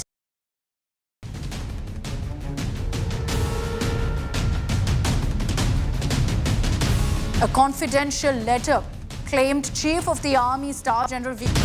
A confidential letter claimed Chief of the Army Staff General V.K. Narayan had sent a confidential letter regarding is that General V.K. Narayan is not the Chief of Army Staff currently. It is General Dwivedi. So there is the first loophole. This letter is completely fake, manufactured. Dwivedi. So there is the first loophole. This letter is completely fake, manufactured. Military used the Ambala Air Base to attack Amritsar, its own citizens. And clearly this is 100% false, extremely dangerous propaganda, part of a concerted 100% false, extremely dangerous propaganda, part of a concerted misinformation campaign. The government also. Fact check 7 for you on your screens. Posts allegedly shared claiming that entry has been banned into airports across India. Not true at all. This is a fake post, a fake claim, and the government, the Civil Aviation Ministry, has only closed down a few airports along North and West India. In the others, there's additional security measures. They are 100% functional. Our next fact check there's an image. You'd have seen this one. Videos and images of multiple explosions. And they claimed that this is at the Jammu Air Force Base. Now, in reality, this is an image from way back in August 2021 from the Kabul airport blast, which is now being passed off as explosions at the Jammu Air Force Base. And our next fact check is a video showing a heavy multiple launch rocket system and MLRS barrage being falsely shared as a real Pakistani attack on India. Now, this is actually a video game video. It's been online for the last 3 years, and no, it has no connection to the current India-Pakistan situation.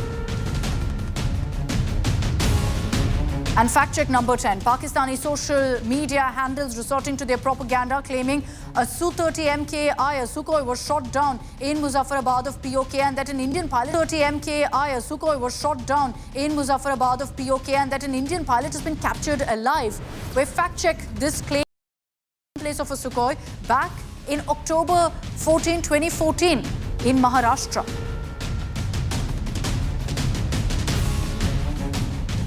Important to highlight that in the fog of war, there are all sorts of claims, counterclaims being made. Do not fall for propaganda. And here on India Today, you can count on us to give you accurate, verified information.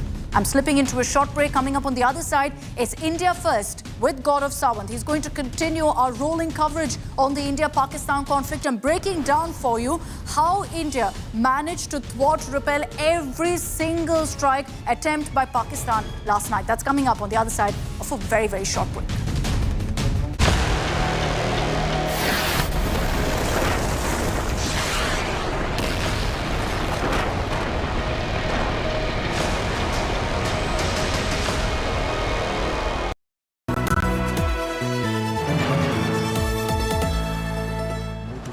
Edge 60 Pro, the edge of excellence.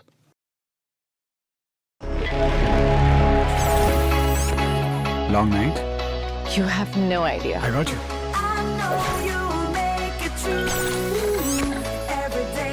Motorola Edge 60 Pro. Hello, Moto.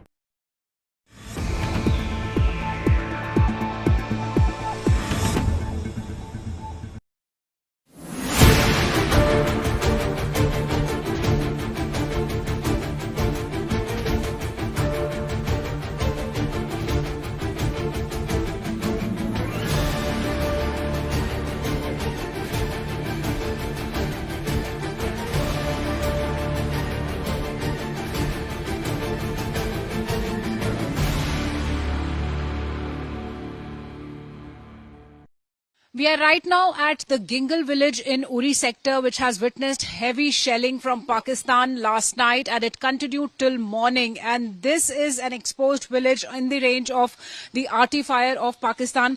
We can show you the damage that has been done by these shells on these roads here in this particular village. These are the holes that have been made here.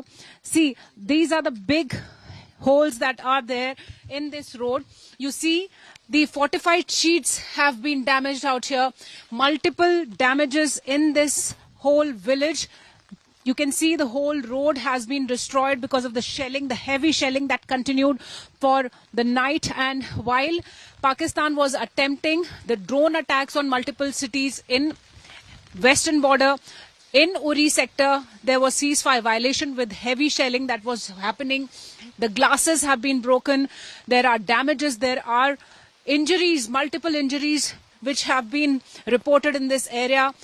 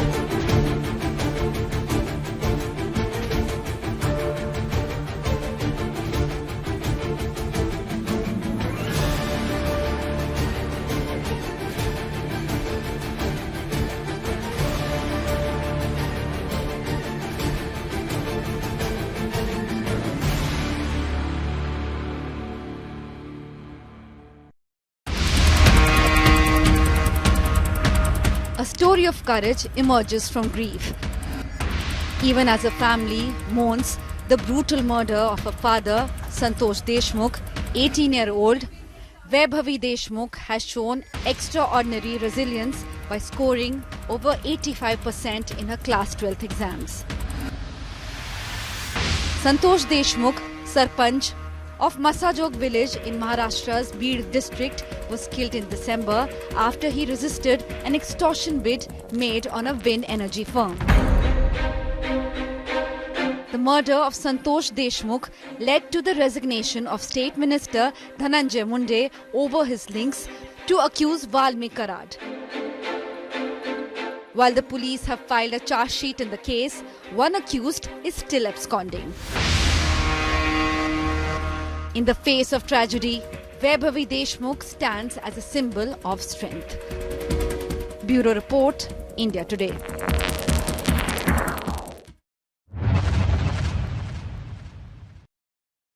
Co-powered by the bold look of Kohler.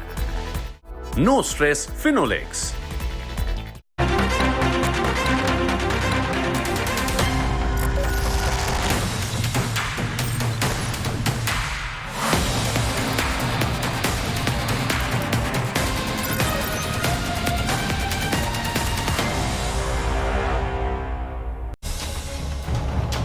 Prime Minister Narendra Modi is having a very crucial meeting, not just with Raksha Mantri Rajnath Singh, National Security Advisor Ajit Doval, Chief of Defence Staff General Anil Chauhan, but also the three services chiefs. And this is the first meeting that is being held at 7 Lok Kalyan Marg with this group after the targeting of Terror Central, after the targeting of Lashkar-e-Taiba headquarters at Buritke and Jaish-e-Mohammed's important base at Bahawalpur, along with Hizbul Mujahideen's base at Sialkot, along with multiple terror launch pads and bases in Pakistan-occupied Jammu and Kashmir. And this after Pakistan sent in 400 drones, rockets and missiles to target 36 different military and civilian locations across Jammu, Kashmir, Punjab, Rajasthan and Gujarat. Does this mean Aaj ki Raat, tonight, there will be consequences for a state sponsor of radical Islamist terror? And that is our top focus story on the broadcast.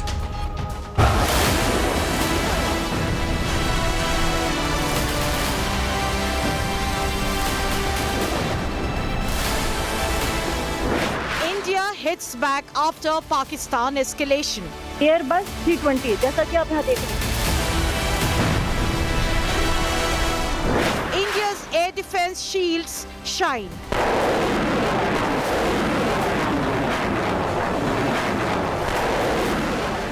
Made in India, Akash crushes Pakistan strikes. Sudarshan Chakra's S-400 defense. Pakistan's escalation bid fails. Big focus on India first. Pakistan's bid to target India failed, but there's one thing that Pakistan by now clearly knows. Pakistan has repeatedly failed. India hasn't failed. Not when those 9 missiles targeted with pinpoint accuracy at all the terror launch pads and hubs. And perhaps now when there will be consequences for Pakistan. Because even this morning, after Pakistan's bid failed, India sent in that Harop kamikaze drone to take out an air defense radar. Very systematically, Pakistan's war-fighting capabilities are being degraded day by day, perhaps hour by hour. But the images that you see on your television screen, they're very dangerous. That's a total blackout across multiple locations all along the international border and the line of control. This isn't just restricted now to either side of Pir Panjal, in Punch, in Rajouri, in Uri and in Kupwara, but come down, take a look at what's happening in Punjab, including in some of the depth areas. Then come down to what's happening in Rajasthan and in Gujarat. But I'm also showing you what happened through the night yesterday and what's likely, God forbid, that may happen once again today, because as a precautionary measure, there's a total blackout across the entire border belt. What's extremely significant, that various airports in the border belt have been ordered shut till the 15th of the month. I'll get you much more. I'm Gaurav Sawant. As always, let's get started with the headlines on India First. So I want to get you the latest. Last night's escalation by Pakistan was neutralized by Indian forces. Resolute action. Not a single Pakistani missile, drone or rocket found its target. They were destroyed mid-air, decimated. Pakistan's escalation bid was an epic failure.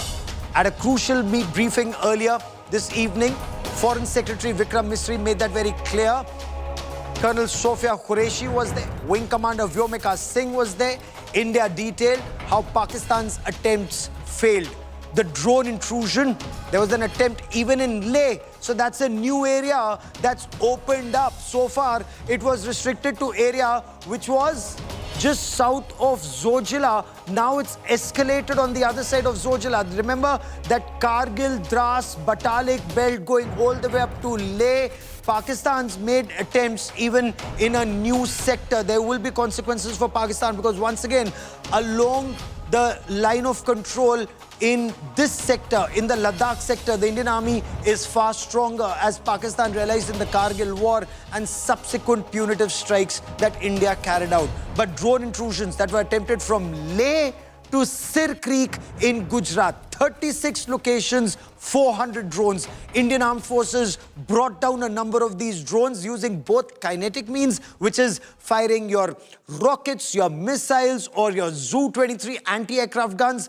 Killer precision these weapons have. I've seen them in action, not just in Kargil, but even subsequently for point defense. They're accurate. Some of them have been modified, and during the course of the broadcast, we'll tell you about some of these beautiful weapons of war and their deadly precision with which they destroy the enemy assets. I'll also tell you about the non-kinetic means, the jammers that have been used, and that is where India's technological advantage, made in India technology, holds India in great stead. In response to the Pakistani attack, armed drones were launched at 4 Pakistani air defense sites in broad daylight today. And what we were officially told by Government of India, in Pakistan's Punjab province, one of those defense radars, air defense radars of Pakistan, AD radar, that was destroyed. I'll tell you more about it during the broadcast, but first, let's listen in to what the government said.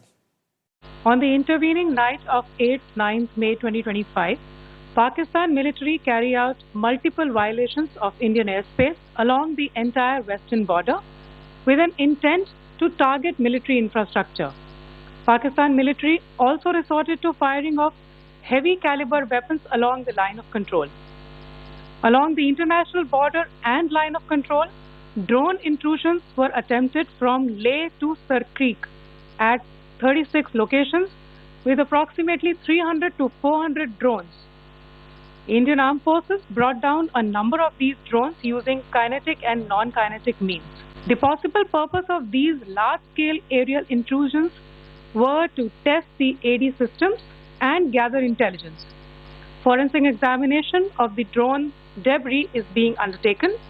Preliminary reports suggest them to be of Aziz Guard Songa drone of Turkey. So what was India's weapon of choice? In fact, there were multiple, and this is actually India's big strength that Pakistan lacks.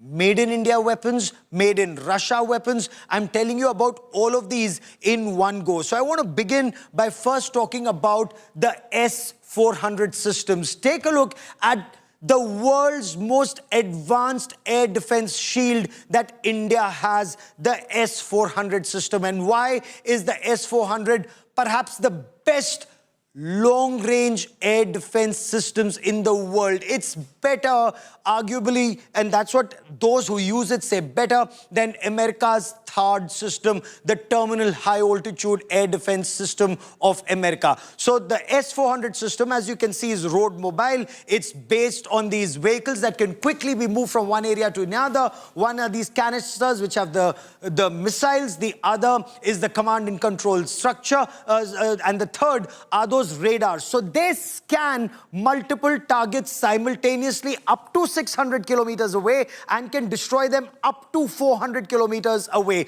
What are those targets that they can destroy? They can destroy an incoming aircraft. They can destroy an incoming cruise missile, a ballistic missile, an unmanned aerial vehicle. Multiple targets can be tracked 400 kilometers away. Targets can be destroyed. 160 targets can be shot and destroyed. 72 targets can be engaged simultaneously at various ranges. So this is an amazing system. No one in the world has better. India ordered 5 of these systems at a cost of 39,000 crore rupees. 3 have arrived. The other 2 hopefully should arrive soon. Let me now tell you about the Akash Indigenous Air Defense Missile Shield. Now it's a medium-range surface-to-air missile defense system. So we have the long-range LR-SAMs, we have the MR-SAMs, which is medium-range surface-to-air missile, and this has been developed by the Defense Research and Development Organization, DRDO, along with BEL, BDL. They've worked together on this. The ranges are between 45 kilometers to 70 kilometers. Again, they can engage multiple targets simultaneously, packed with explosives, and it has its own guidance system, which incidentally is made in India. Let me now tell you about the Zu-23 systems, the Shilka self-propelled system with 423mm autocannons. It has a radar. Again, this is made in India, and I want to tell you so much more about this system because it's been developed by India in a way that it can, and modified by India in such a way that it can take out threats up to 20 kilometers away, and the rapid speed of fire of ammunition, 4,000 rounds it can fire per minute, upgraded with proximity fuse ammunition, advanced fire control to take out even small drones, lethal for UAVs. It can take down a helicopter, an enemy helicopter that's coming in your way, and light armored units are using this. Let me also tell you about the L-70. That's a 40mm anti-aircraft gun. Again, modified domestically. It has radars and sensors, includes electro-optic and auto-tracking gear. Fires, can you imagine, 240 to 330 rounds per minute. Effective range, once again, up to 4 kilometers away. So some of these are much older weapons and systems, but they have been modified within the country. They can actually saturate the airspace with predictive firepower. So can any Pakistani drone or rocket or missile come into your country when you have this kind of system? And who better than my colleague Sandeep Unnithan to tell us more about this system by system right now on this special broadcast. Sandeep, tell us about this entire gamut, the entire gamut of India's air defense system. And Sandeep, it's all integrated. Absolutely, Gaurav. It has what we call an integrated air defense command and control network that's controlled by the Indian Air Force.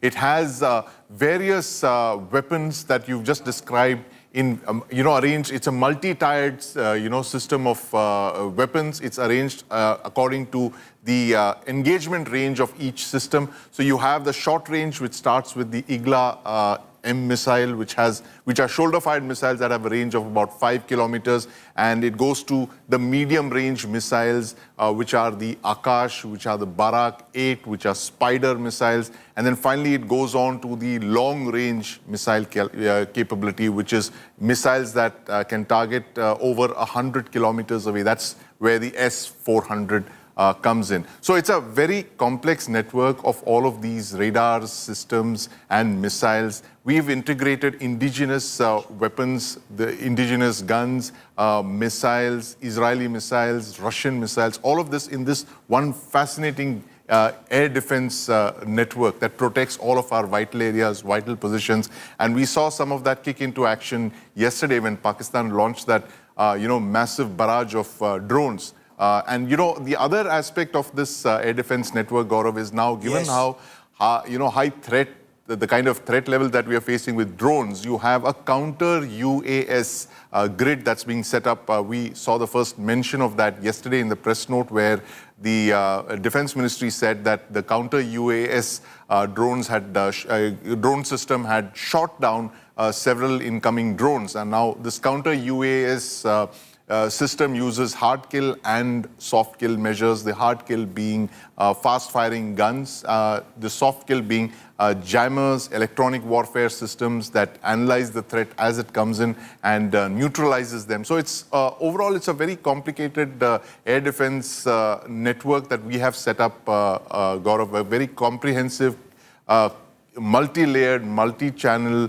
air defense network that we've set up over several decades. And this is only going to get better, Gaurav. And you know what's absolutely fascinating, Sandeep? It's not a single service operation. The Army can do it, the Air Force can do it, and they do it together in such a beautiful way. The Army for tactical operations and the Air Force for strategic operations, and yet so beautifully integrated. Like some of the stuff that's been that was taken down, the enemy drones that were coming in were taken down by the Zu-23s. These are, Second World War equipment, rapid fire, and they can just take down an incoming rocket or drone. It just shows the Army and the Air Force, they operate so well together. Absolutely, Gaurav. In fact, the one interesting observation here is that in the era of drones and drone warfare, the gun, the anti-aircraft gun has made a remarkable comeback. And, weapons that you were talking of, like the Zu-23, the twin-barreled Soviet-built anti-aircraft cannon,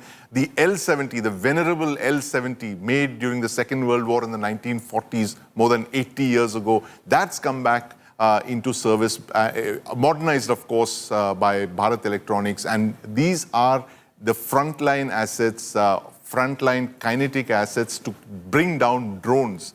Because these slow-moving drones, you don't want to engage them with your high-end, top-end missiles. You would want to use these fairly expendable, fairly inexpensive, fast-firing cannons, and which is what the military seems to have done. And the Army, Gaurav, as you were mentioning, the Army has its own air defense requirements. Some of it is integrated with the Indian Air Force. The Army operates the L-70 guns, of course, the Army Air Defense Corps. They have their own missiles, short and medium-range missiles, which are meant for either protecting vital areas, vital positions like, military installations, air bases and all that. And also, of course, for the strike formations, the Tungushkas. The Tungushkas, the Quadrats, these provide mobile air defense coverage for our strike corps and their associated formations. So it's a very interesting and a very complicated, integrated network of various air defense assets. And the interesting part, Gaurav, is that increasingly a lot of these assets are coming in from indigenous sources. You have the Akash and its variants. You have the Akash new generation, next generation. You have the VSHORAD that's coming to service now, and many other such systems. You have the QR SAM, the quick reaction SAM, the Barak 8, which is an Israeli system, but which is built with in a joint venture with India. That's also being indigenized. So what you're looking at is overall a huge investment in air defense networks, air defense coverage, radars, missiles, sensors, and of course, counter UAS, counter drone systems, Gaurav. Okay, stay with me, and it's so fascinating. I want to bring in Air Marshal Sanjeev Kapoor into this conversation. And Air Marshal Kapoor, this is absolutely spellbinding, the manner in which Pakistan sent in 400 rockets, missiles, drones. We're told some was just to test our air defense systems, and the manner in which all the way from Leh to Sir Creek on the map of India, I want to show you that vast expanse. So 3,500 kilometers approximately of the international border, 770 kilometers of the line of control, and then 110 kilometers of the actual ground position line. We are dominating all over, Air Marshal. Your appreciation of the manner in which the strike package came and how that strike of Pakistan failed? See, Gaurav, there are two things. One, I've been telling on your program, the Chinese weapons have never been utilized. So Chinese would be seeing the performance of their JF-17s, J-10, the missiles, air-to-air missiles, some pictures they showed this morning. The PL-15s, air-to-air missiles.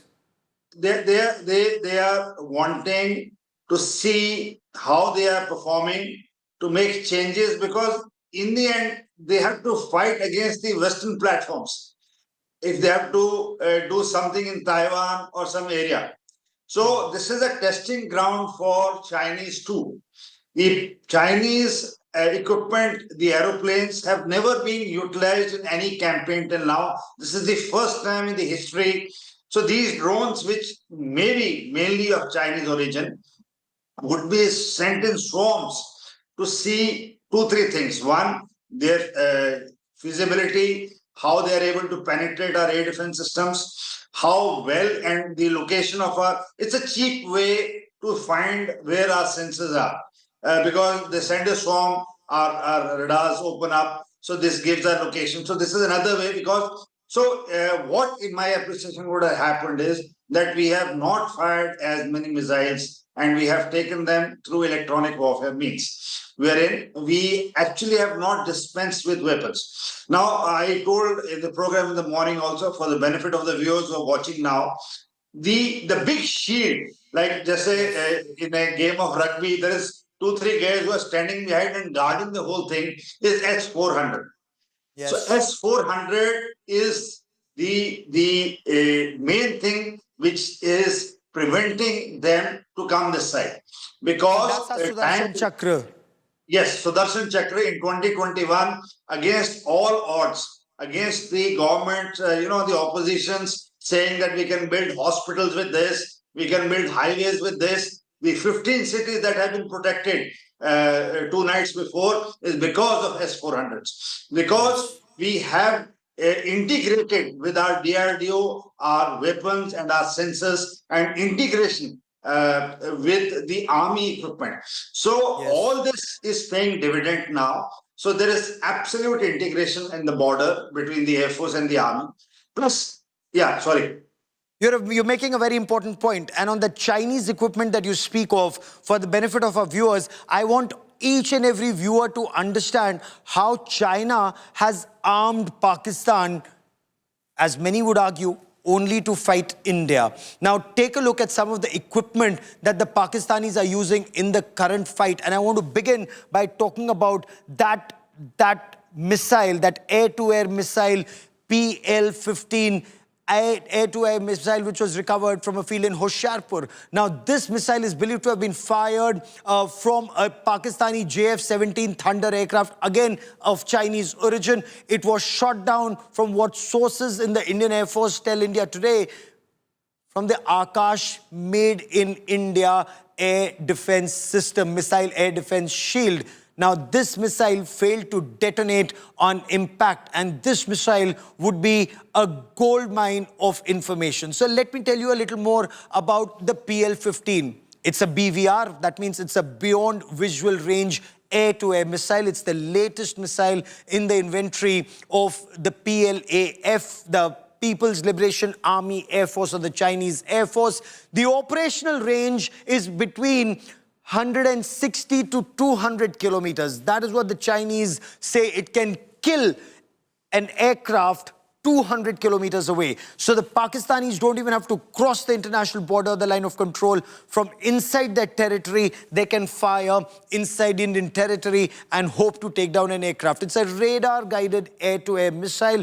It's resistant to jamming by the adversary. The speed, and this is where detecting and neutralizing it, according to the Chinese or according to data that's available, becomes extremely, extremely difficult, because it's extremely faster, 3 times, 4 times, some argue 5 times the speed of sound fired either from a JF-17 Thunder, again Chinese origin, J-10C multi-role Chinese fighter, again Chinese origin. So let's take this one by one. The recovery of this missile air-to-air missile and virtually intact, Sandeep.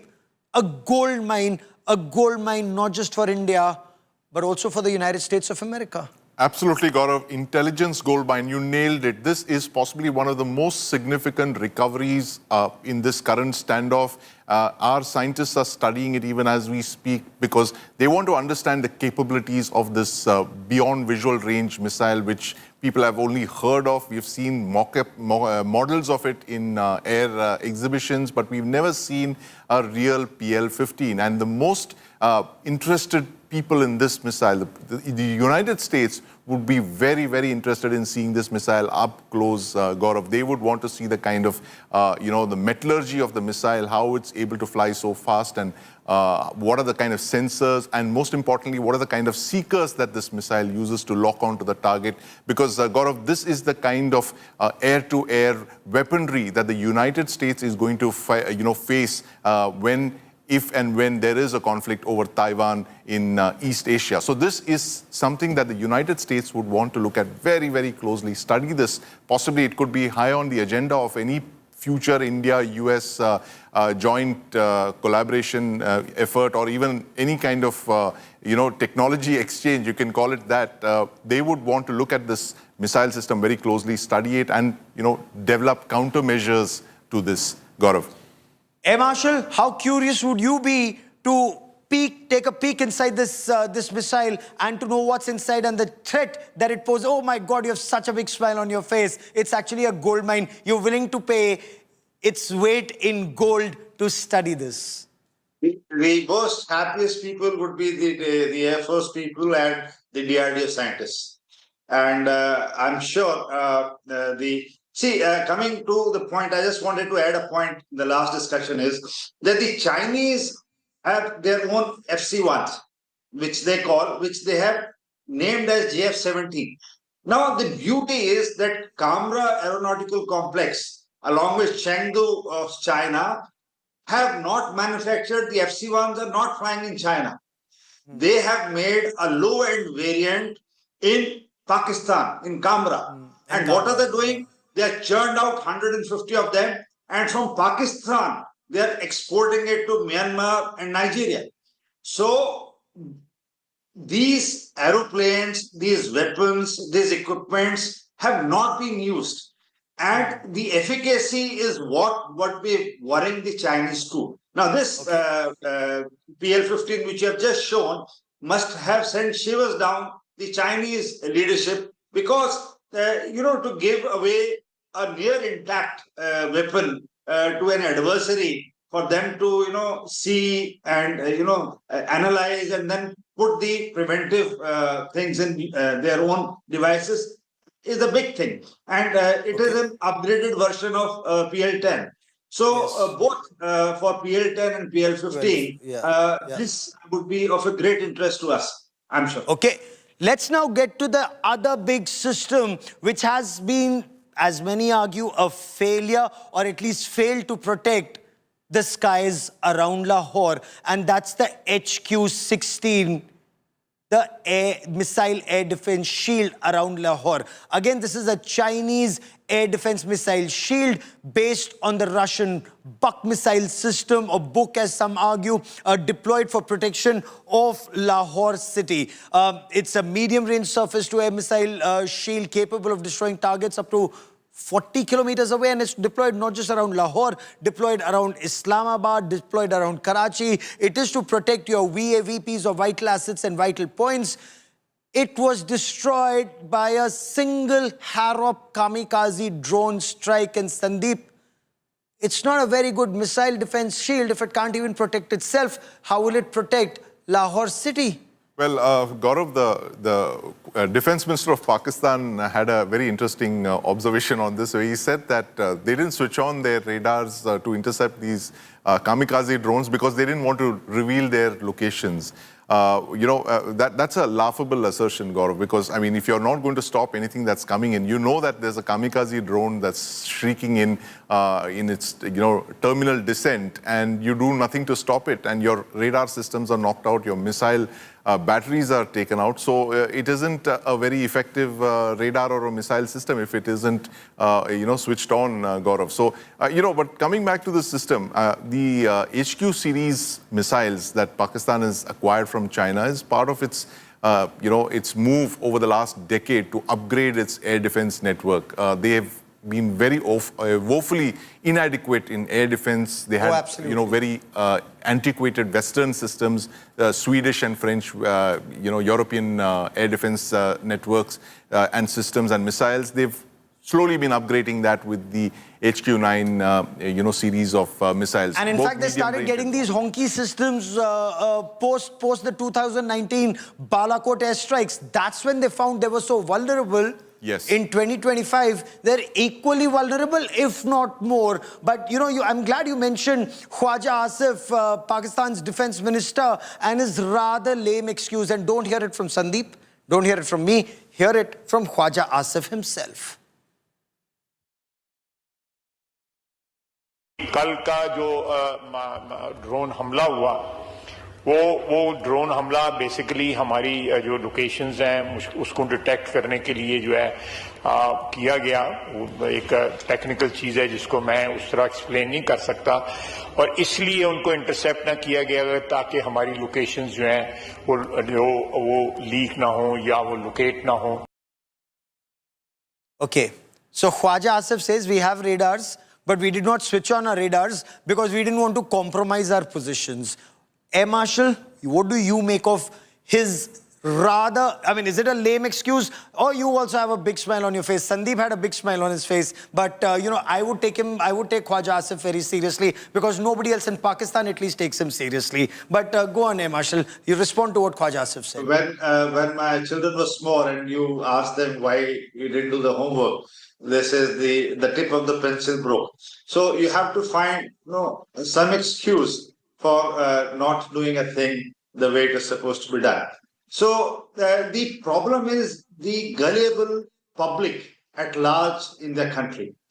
Okay, give me a moment, sir. Give me a moment, sir. These are images of Prime Minister Narendra Modi in conversation. That's the Chief of Naval Staff. The Prime Minister looks very stern. That's the Chief of Air Staff, Air Chief Marshal A.P. Singh, General Upendra Dwivedi, Chief of Army Staff, General Anil Chauhan, Chief of Air Staff. You also see the National Security Advisor, Ajit Doval, looking very stern. When the Prime Minister looks stern, when Ajit Doval, the National Security Advisor, looks very stern, well, there is reason for Pakistan to be very, very worried in these pictures. And I want to bring in Sandeep. Sandeep, analyze the body language. General Anil Chauhan has a gentle smile on his face. And when a soldier smiles, then there is reason to be concerned. Absolutely, Gaurav. Either he's completely relaxed about what's playing out right now, or they have an ace up their sleeves. But, I'm very interested in what Admiral Dinesh Tripathi is writing right now. He seems to be the only one in the room who's taking down notes. And Gaurav, this, this is for you. Is it the Navy's turn this time to, spring a surprise on Pakistan from the Northern Arabian Sea?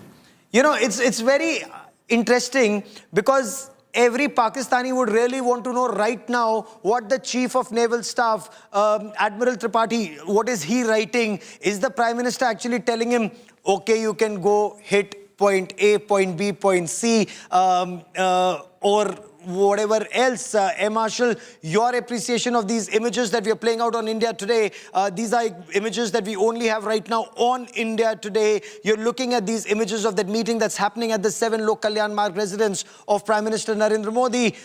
Would the Navy, is this higher direction of war? Is this what is higher direction of war, which is given straight from the Prime Minister to the services? See, on your program a couple of days ago, I had mentioned that the whole country was, shouting why 10 days have gone, why 12 days have gone, we have not done anything, we have not retaliated. And I always kept saying that it is the 20th move of the adversary that we are planning. We have just moved 2 or 3 rungs. So what all is needed at the background, and I'm sure they would be just refining what they have already thought. He would be taking stock as to where we have reached, what are the options available to us, and in case the adversary takes it to the next level, in what way do we respond? Take it to 3rd level, 4th level, 5th level, whatever the working would have been worked out at the back end. And I'm sure they would be discussing that. And of course, there is nothing better than doing a blockade and choking the adversary to a place where it matters. Because Pakistan does not have strategic depth. Pakistan does not have huge storage for fuel, oil, and other reserves, and it has a limitation in getting things. Because the Pakistanis right now, you're absolutely right, sir. Sandeep, the Pakistanis right now would be analyzing, they'd probably get in lip readers, they would want to know every bit of conversation that they can drag. Of course, all they see are smiling faces. The Prime Minister, of course, is sending out a message. His face, I mean, you can't, his expression is very firm. And he's actually taken the boldest decision yet in India's war on this radical Islamist terror, where a decision has been taken to strike at Muridke and at Bahawalpur and at Sialkot. Sandeep, it's the boldest decision yet. Absolutely, Gaurav. I mean, this is, you're looking at literally the brain's trust of India's national security apparatus in that room there in Lok Kalyan Marg. And that's the Prime Minister, the National Security Advisor, the Chief of Defence Staff, General Anil Chauhan, the Chiefs of the Navy, Army and the Air Force. This is literally, these are the men who have taken the boldest decision, I would say, Gaurav, in the last 25 years. They have decided that enough is enough and it is time to teach Pakistan a lesson for 25 years of harboring, training and launching terrorists against India. They have actually demonstrated over the last few days, Gaurav, that Pakistan's low-cost option of sending terrorists and murdering civilians in India will have consequences. There is no low-cost war that Pakistan can fight anymore. Any move that Pakistan does today is going to have very, very high costs for them, not just now, but well into the near future as well, Gaurav. As we just discussed over the last few days, all options are on the table, Gaurav, whether it's diplomatic, whether it's political, whether it's military. The Indus Water Treaty, that's something that has never been on the table for 65 years. That is now being seriously looked at, re-looked at. Absolutely. It's a range of options, Gaurav. And these are the men who have literally made that happen. 25 years of Pakistan's state-sponsored terror. And these are the men, these images are going to be seared in our mind for a long time. These are the men who made sure that India would never feel unsafe again when it comes to tackling Pakistan's state-sponsored terrorism, Gaurav. Because right now, if Pakistan is flapping like headless chicken, there is a reason for it. Indus Water Treaty was never held in abeyance. So Pakistan must clearly realize water and blood cannot flow together. Muridke and Bahawalpur have never been hit in the past. Proper Punjab, as Pakistani Punjabi Musalmans put it, the well-heeled ones who speak with that fake Oxbridge accent, even if they've gone anywhere close to the British High Commission or the American Embassy, they say proper Pakistan has never been hit. And this Kashmir cause, as many analysts argue, is only between Raiwind and Rawalpindi, but that is where India has struck terror. I want to bring in Aishwarya Paliwal. Aishwarya, this is that first meeting, and it's almost like either stock taking or assessment of our strategy, refining what needs to be done next. What more can you tell us, Aishwarya? Well, Gaurav, let me tell you one thing. What has happened over the past 24 hours, every detail of that is now being told to the Prime Minister. We have all seen the pictures of that very high-level meeting, which at the moment is underway From where I am, I'm standing right outside Prime Minister Narendra Modi's house, the 7 LKM Lok Kalyan Marg. Inside, the crucial meeting is taking place. The next course of action also, Gaurav, is something that will be decided in this very crucial meeting. We have seen the government coming out and clearly saying that it was Pakistan which made sure that they use, as a shield, the plane which was flying in, the civilian plane which was flying in, and on the back of that, they had the drone. So that's something that Pakistan was trying to do in this very crucial meeting. What has happened over the past 24 hours and what will happen in the next 24 hours, that is now being decided. How prepared India is, all those things are now being told to Prime Minister Narendra Modi. Gaurav. Oh, absolutely. Whatever you need to refine in terms of the strategy that's been adopted so far, was Pakistan attempting to probe where we have our radars, how we respond to Pakistan's intrusions, incursions, 400 different places, 36 different cities on target. If India were to do that, it's very clear there will be consequences for Pakistan. Now, at Russia's Victory Day event, initially we were told the Prime Minister will be going to Moscow, but then this situation happened. Then we were told Raksha Mantri Rajnath Singh may be going, but then this is very crucial and both the Prime Minister and the Raksha Mantri are here. External Affairs Minister Dr. S. Jaishankar spoke on India's response, and Dr. Jaishankar is known to call a spade a spade. Listen in. We also meet at a time when India is confronting the challenge of terrorism, one that is a shared threat to the international community. I thank those who have expressed solidarity with us and understand the resolute response that is underway. Russia's solidarity, India's resolute response. Sandeep, these are words, but they carry deep meaning.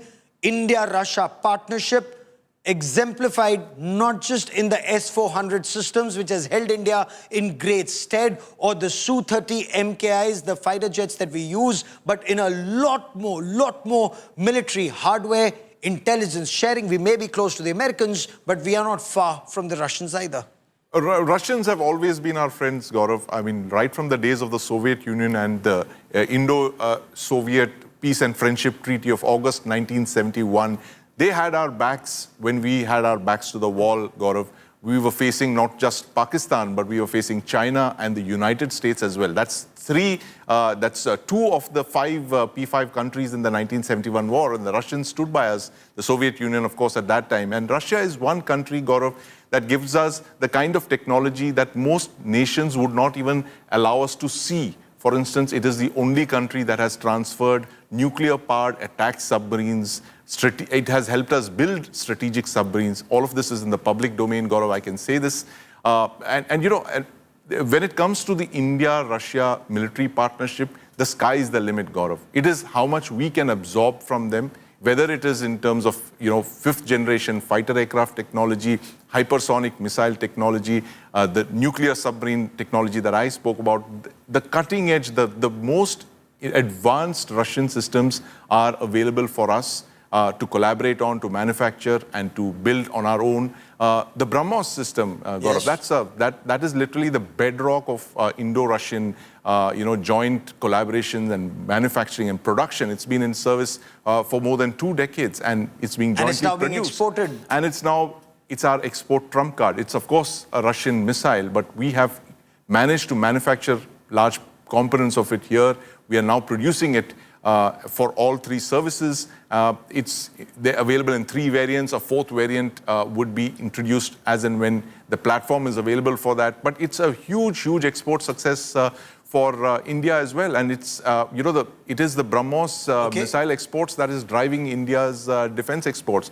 We're exporting it to Malaysia. I want to bring in Air Marshal Kapoor into this conversation on India-Russia partnership, India-America relationship, India-France relationship, because perhaps these 3 are the most defining partnerships where we can also talk about either high-end technology, learning together, making together. How do you see this partnership move forward? Very quickly, just a couple of sentences on each, Air Marshal.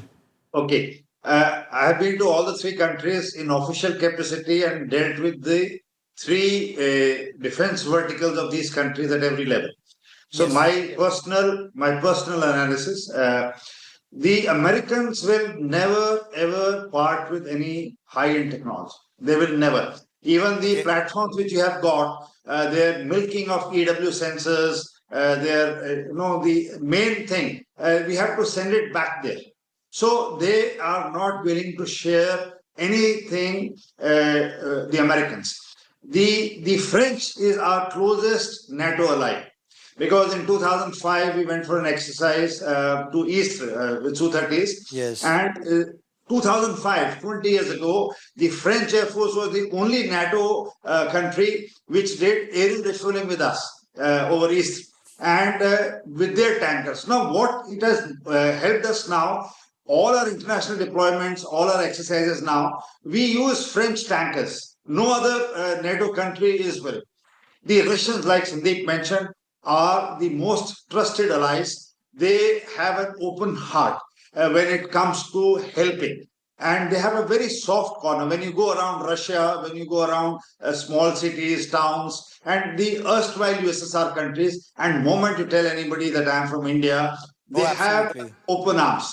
So the USSR days, the struggle days, it is etched. And I'm not sure about the young generation of Russians, but the older generation certainly has. And if India has to negotiate with all 3, the best bet would be to transfer technology for high-end with Russians. Next bet is French, and third is the Americans. With the fighter jet engines is a debate that we shall have another time, because right now we're talking about the capabilities of the adversary, perhaps something that our government right now would be looking at with great satisfaction. Okay, so there's more information that is coming in. Big story that is coming in. Fresh Pak drone attack in Samba. That's being reported even as we speak. Fresh Pakistan drone attack in the Samba sector in Jammu and Kashmir. So Pakistan has started again. And I want to quickly understand, when Pakistan did not succeed again, it's trying once again. Does this mean that Pakistan is trying to test our responses from the time that the drone comes in to the time that we hit it? Do they have their radars now scanning to see when our radars come up so that they can ping our radars and get to know where our radars are? I want to quickly cut across and bring in Mir Farid. Mir, there must have been intelligence, because in this entire border belt, lights were turned out by the administration, and right now is this information. What more do we know of a drone attack in Samba sector?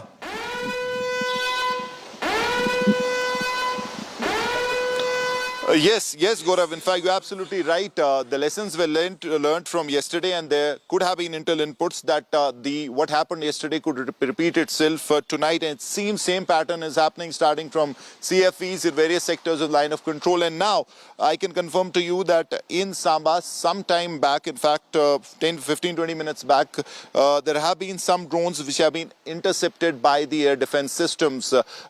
Complete darkness, sirens going off at various places, and same story as far as some places of Punjab are also concerned, where again sirens are going off, and drone spotting. So obviously, if drones have come from Samba, they can come from other areas as well. One thing that is new tonight, Gaurav, is that heavy RT fire on the international border in Samba, Arispura sectors. We're coming to know that there is heavy artillery fire that the Pakistan Army has used, and the sound is being heard in Jammu proper also, in main town also. So that tells you that it is quite heavy, and Indian Army, BSF is retaliating in equal measure. That part also I can tell you. So it is a pattern, and like yesterday, slowly as the night is coming. Another big story coming in. It's not restricted just to the Samba sector. Now information is coming in that a drone has been intercepted in Rajasthan, and this is in the Pokhran sector. That's very, very sensitive. In fact, just a short while back, I was speaking to an officer who was telling us that all along the Jaisalmer-Jodhpur belt, they were on a state of highest alert since yesterday, since the last several days, but there was anticipation that something would happen. So now a drone has been intercepted even in Pokhran. That arc of Pakistan's actions from Gurudwara. In fact, if we were to talk about the last 24 hours, from Leh, Ladakh to Gurudwara to Uri and Baramulla, the other side of Pir Panjal, Jammu, Samba, Katwa, and then come across to the Rajasthan sector. We are still waiting to hear what's happening in Punjab, but in Rajasthan, in Pokhran, a drone has been intercepted. Would these be kinetic or non-kinetic means? What's an easier way, Marshal, to bring down an adversary's drone? Use your jammers to bring it down so that there are no signals. But what about those that are not, that cannot be jammed and are programmed, pre-programmed? Gaurav, these are layered kind of a thing. So if A fails, then B fails, C fails, D. So at what level are we able to intercept? How we go along? Okay, and we're getting a response from Jammu and Kashmir Chief Minister Omar Abdullah. Omar Abdullah is currently in Jammu, and he's just said, from where I am, I can hear the sound of shelling. That just goes on to indicate that the shelling is intensifying. Mir, with me on this, and along the line of control, before that Ramzan ceasefire of 2002 had kicked in, it used to be a very hot line of control where 155mm howitzers were poofing off. They were going off and to deadly effect. Very expensive ammunition. But now we have higher caliber weapons that can even hit longer distances. What are the Pakistanis striking? How is India responding, Mir?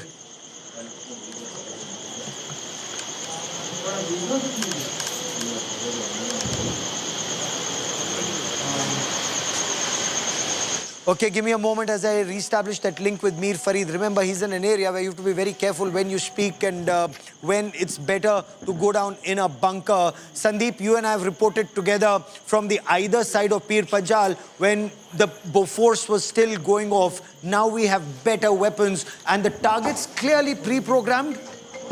Absolutely, Gaurav. This is unprecedented, Gaurav. While, we've been on the line of control, but we've never seen anything like this. It was, back in the day, it was artillery fire, it was small arms, it was mortars. But now there's an added element to it. It's drones. And we're looking at the dawn of a new form of warfare on the subcontinent, Gaurav. Long-range missiles, adversaries shooting at each other without even seeing, locking on at extended ranges, launching drones at each other. And we've launched our first kamikaze drones at Pakistani targets. We've, of course, struck them in broad daylight. So this is actually, we are talking about the escalation ladder, Gaurav. We have actually climbed up a few levels in that technology ladder as well. We're looking at the kind of weapon systems that have not been employed. These are all being employed for the first time. So it's a very, very worrying situation indeed, Gaurav. And Pakistan seems to be signaling that they have the intent to continue escalating the situation because it suits the Pakistan military, it looks like now. Now, of course, these are deferred images, but this sounds like MMG fire, Sandeep. And Marshal, if I could bring you in, it's a quick burst. It's almost as if they're looking at the drone. They fire one burst to see whether they've taken it down. Aim and fire again, it appears. Would these be either the Zu-23s firing or MMGs taking down some kind of a target? A part of the rapid fire. In that area. I fully agree with what Sandeep has just said, and I wanted to add a point here is, there is a large similarity now between what war is going on in the Middle East, Israel-Hamas. So there is a shift. The things are being used for the first time in this conflict, and we are just 3 days into this skirmish. So in 3 days, we have found that all things that have been put to use were never put to use earlier. So there is excessive use of loitering munitions, there is excessive use of drones, there is excessive use of satellite imagery, there is excessive use of INT and EW. So this is breaking news coming in. Drones are now being used, or the drones are now being spotted even in the skies around Firozpur. The arc seems to be increasing and widening. Amit Bharadwaj joins me with more on this. Amit, where you are, stay safe. But what can you tell us about the counter-drone offensive being undertaken, and are people safely home? We can see there's a total blackout all across.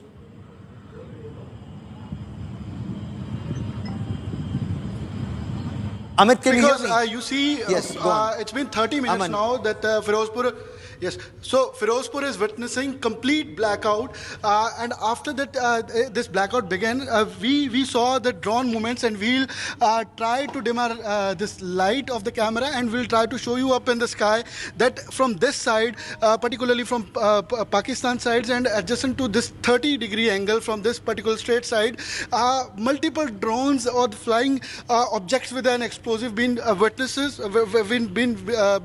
and also been seen by the local residents as well, and there are several sounds as well that's been heard, and continuously we are seeing that the drones that are going across, and that they've been diffused by the air defense, and also here in Firozpur the air raid siren was also sounded when this flying drones were seen in the sky. So if we just focus here on the sky, so after several minutes you'll see the red lights of the flying objects, and after which they are diffused. So here there's a complete blackout. You'll see because we are on a particular location. Yes. So from where you will see the whole city around, and how the traffic movement is also with the slow movement traffic is also there, and also the Firozpur area local residents are texting us that what's the scenario here, because this here was not the scene yesterday. Firozpur was calm a day before yesterday and yesterday as well, though the mock drills were also practiced here, but now the drone movements are being seen, and people are somehow tense with the situation. Is Pakistan probing? Are these probe missions, or are these assault missions, or is this now going to become a routine affair, and then the big strike comes unless India launches strikes earlier, if that is what the requirement is? I want to bring in Kamaljeet Kaur Sandhu, joining us from a very sensitive location again in Jammu and Kashmir. And Kamal, if it's safe for you to tell us, do tell us what's happening, the precautions that are being taken, and the offensive from the other side, if it's an offensive that's already started. Well, let me tell you that Pakistani drones have been sighted in multiple locations. We're talking about Jammu, Samba, Firozpur, and there are also loud noises coming in from Pathankot and Hoshiarpur. So this is a similar noise which we saw just about yesterday. We know that there was an intensity, about 300 to 400 drones being sent in 36 locations. And today also what we hear is loud noises really coming in. So what is evident is a similar practice of what happened just about yesterday. So we don't know whether these are armed drones or whether these are just the surveillance drones like the ones we saw just about yesterday. But remember, as far as the gravity is concerned, a blackout is being observed in several of the border villages at this point of time. There's high tension at the border villages, but precautionary measure. Remember, at this point of time, we'll just try and show you where we are currently at line of control. There is a complete blackout. Just about a marginal light, just about what we see is moonlight everywhere else. We are not directing towards the hills, but this is a scenario. Post 6 p.m., a complete shutdown of the town, and the only light really visible is that of the moonlight. And clearly, these are tense moments because remember, a blackout is being observed in several of the cities, including in Chandigarh at this point of time, where information has been passed out that there should be protocol put in place that as far as people can go back early. But these are very, very grievous. Remember, yesterday there was a lot of surprise factor because we had not seen the swarm drones coming in like this. But today again, on a second consecutive day, Pakistan sending in. This is an act of provocation, definitely for sure. But remember, the loud noise is also the retaliation coming in from the air defense system, which is neutralizing these particular drones.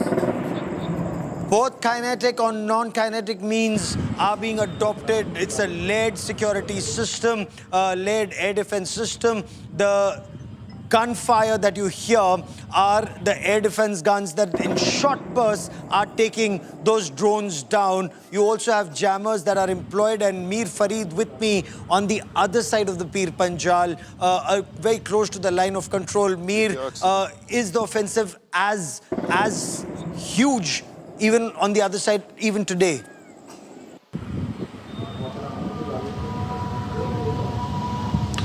Well, Gaurav, it seems it's building up to that because drones have been spotted in multiple sectors. Then you also have heavy artillery fire. Now, this is something new from yesterday because if you talk of the Samba sector, Araspora, this is international border, and Pakistan thus far had not touched the international border.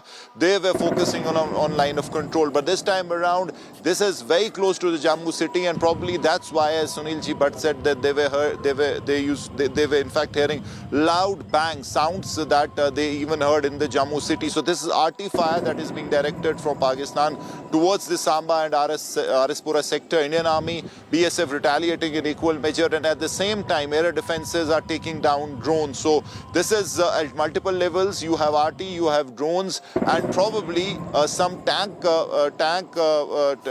fires as well, which have been fired using a tank. So that is something new. We'll get confirmation on that, but I've been told by my sources that two fires have been received. The tanks were used to fire those shells. So that is new. Two things that are new tonight are one, international border seeing artillery fire, and then tanks also being fire, used. So yes, that is something that is happening. It is again perhaps what your sources mean are self-propelled artillery. It may just be the K9 Vajra that is in action, that does appear to be intensifying. The situation does appear to be intensifying along the line of control and the international border. In Jammu, at least, the situation is pretty tense.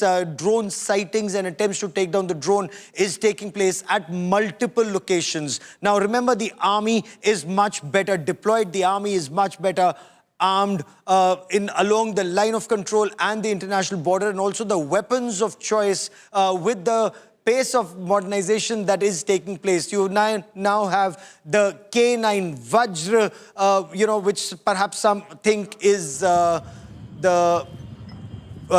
tank, but it's a artillery, 155 mm. It's not towed, it's tracked. Tracked artillery is equally important in battle, especially in some areas. Thanks very much, Gaurav Sawant, who's been tracking this story along with Sandeep Unithan, and our entire team of reporters are tracking every moment. Just about exactly at the very same time, yesterday we'd seen a drone attack from the Pakistani forces across several parts of Jammu as well as Rajasthan.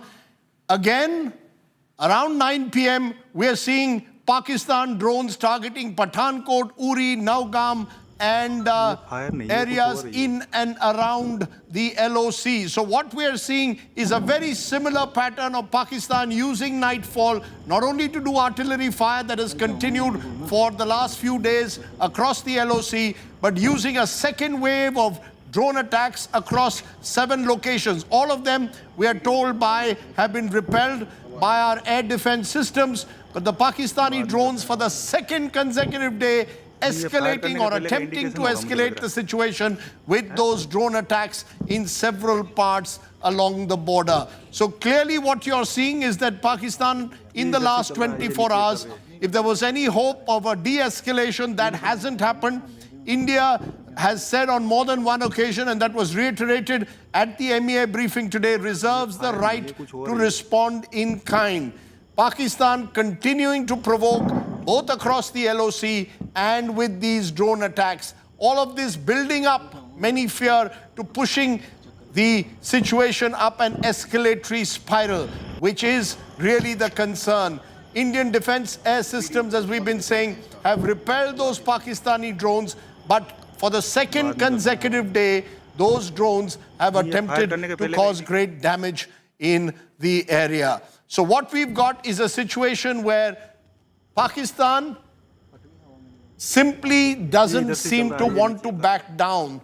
Despite international pressure, we were told this afternoon back-channel talks were being attempted.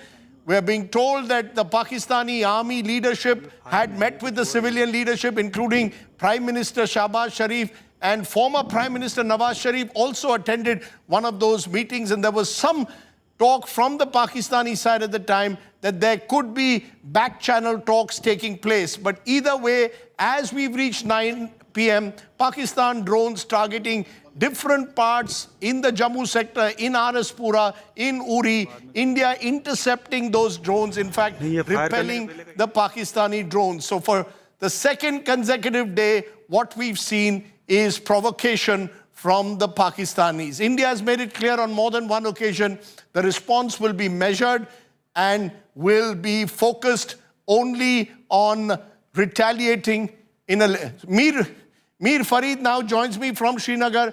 Mir Farid, tell us what is the latest you're picking up?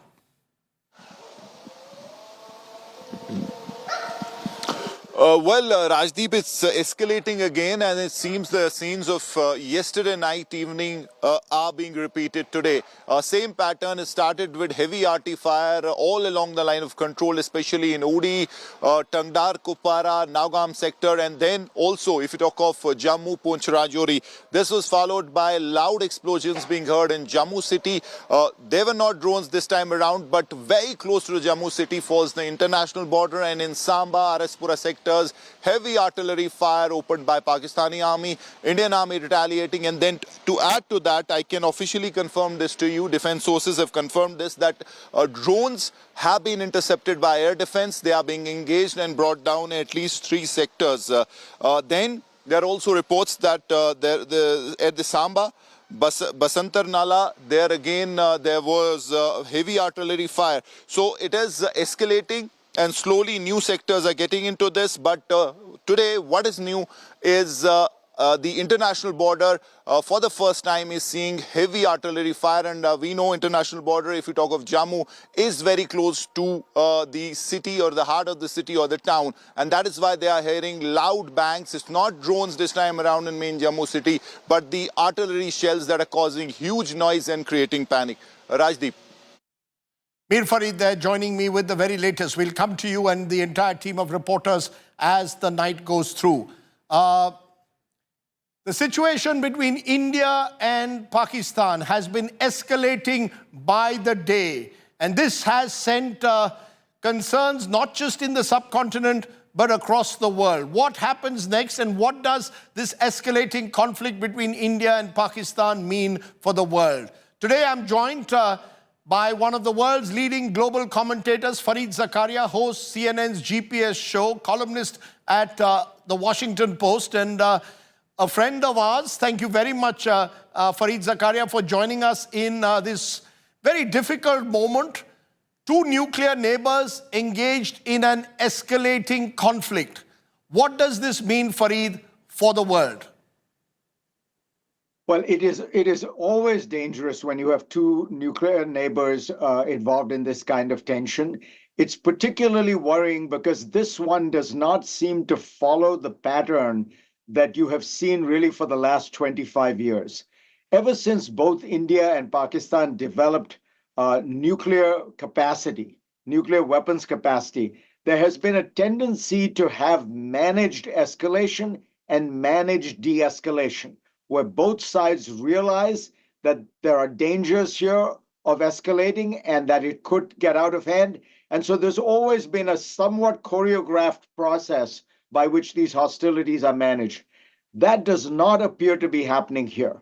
And what worries me greatly is that in this environment, you could easily imagine a miscalculation, a misperception, a stray drone, a stray missile hitting, targets it was not intended to, and there do not seem to be mechanisms to be able to bring this down and bring this, to land this plane in a way that causes minimal harm, both to India and Pakistan, but to the broader environment. I'll come to the ways in which this can be calmed down or de-escalated, but the fact is nuclear deterrence has held firm for more than 2 decades between India and Pakistan. But how long can that alone sustain it, Fareed, is the question, because you've got India now claiming that, look, this escalation was brought upon us by Pakistan and Pak-based terrorists who attacked innocent tourists in Pahalgam. That's where this started a couple of weeks ago. And the Indian position is very clear. We are going to retaliate this time, targeted attacks on terror infrastructure. Do you believe that's a position that India has the moral high ground to take this time? Look, I do. I think that let's step back though and ask ourselves, what is the likely cause? What is the likely broader issue here that has animated this? Clearly, these moves emanated out of, from Pakistani-sponsored militias, whether directly or not. I think what is going on is you have a crisis of legitimacy in Pakistan. Let us be clear, Pakistan's most popular politician is in jail. The people who are responsible for putting him there, the Pakistani military, are deeply unpopular. Perhaps for the first time in a long time in Pakistani history, the Pakistani military does not have the kind of easy legitimacy that they've had. So one wonders whether part of these hostilities have been part of an effort to rally the Pakistani nation behind the government and in particular the military.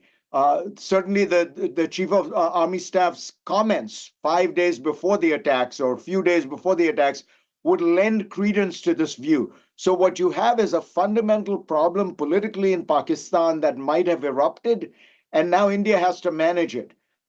The fact that India may have the moral high ground does not absolve it, however, of maintaining the strategic high ground of trying to calm the situation. At the end of the day, India has the moral high ground, but it has the most to lose from a massive escalation here.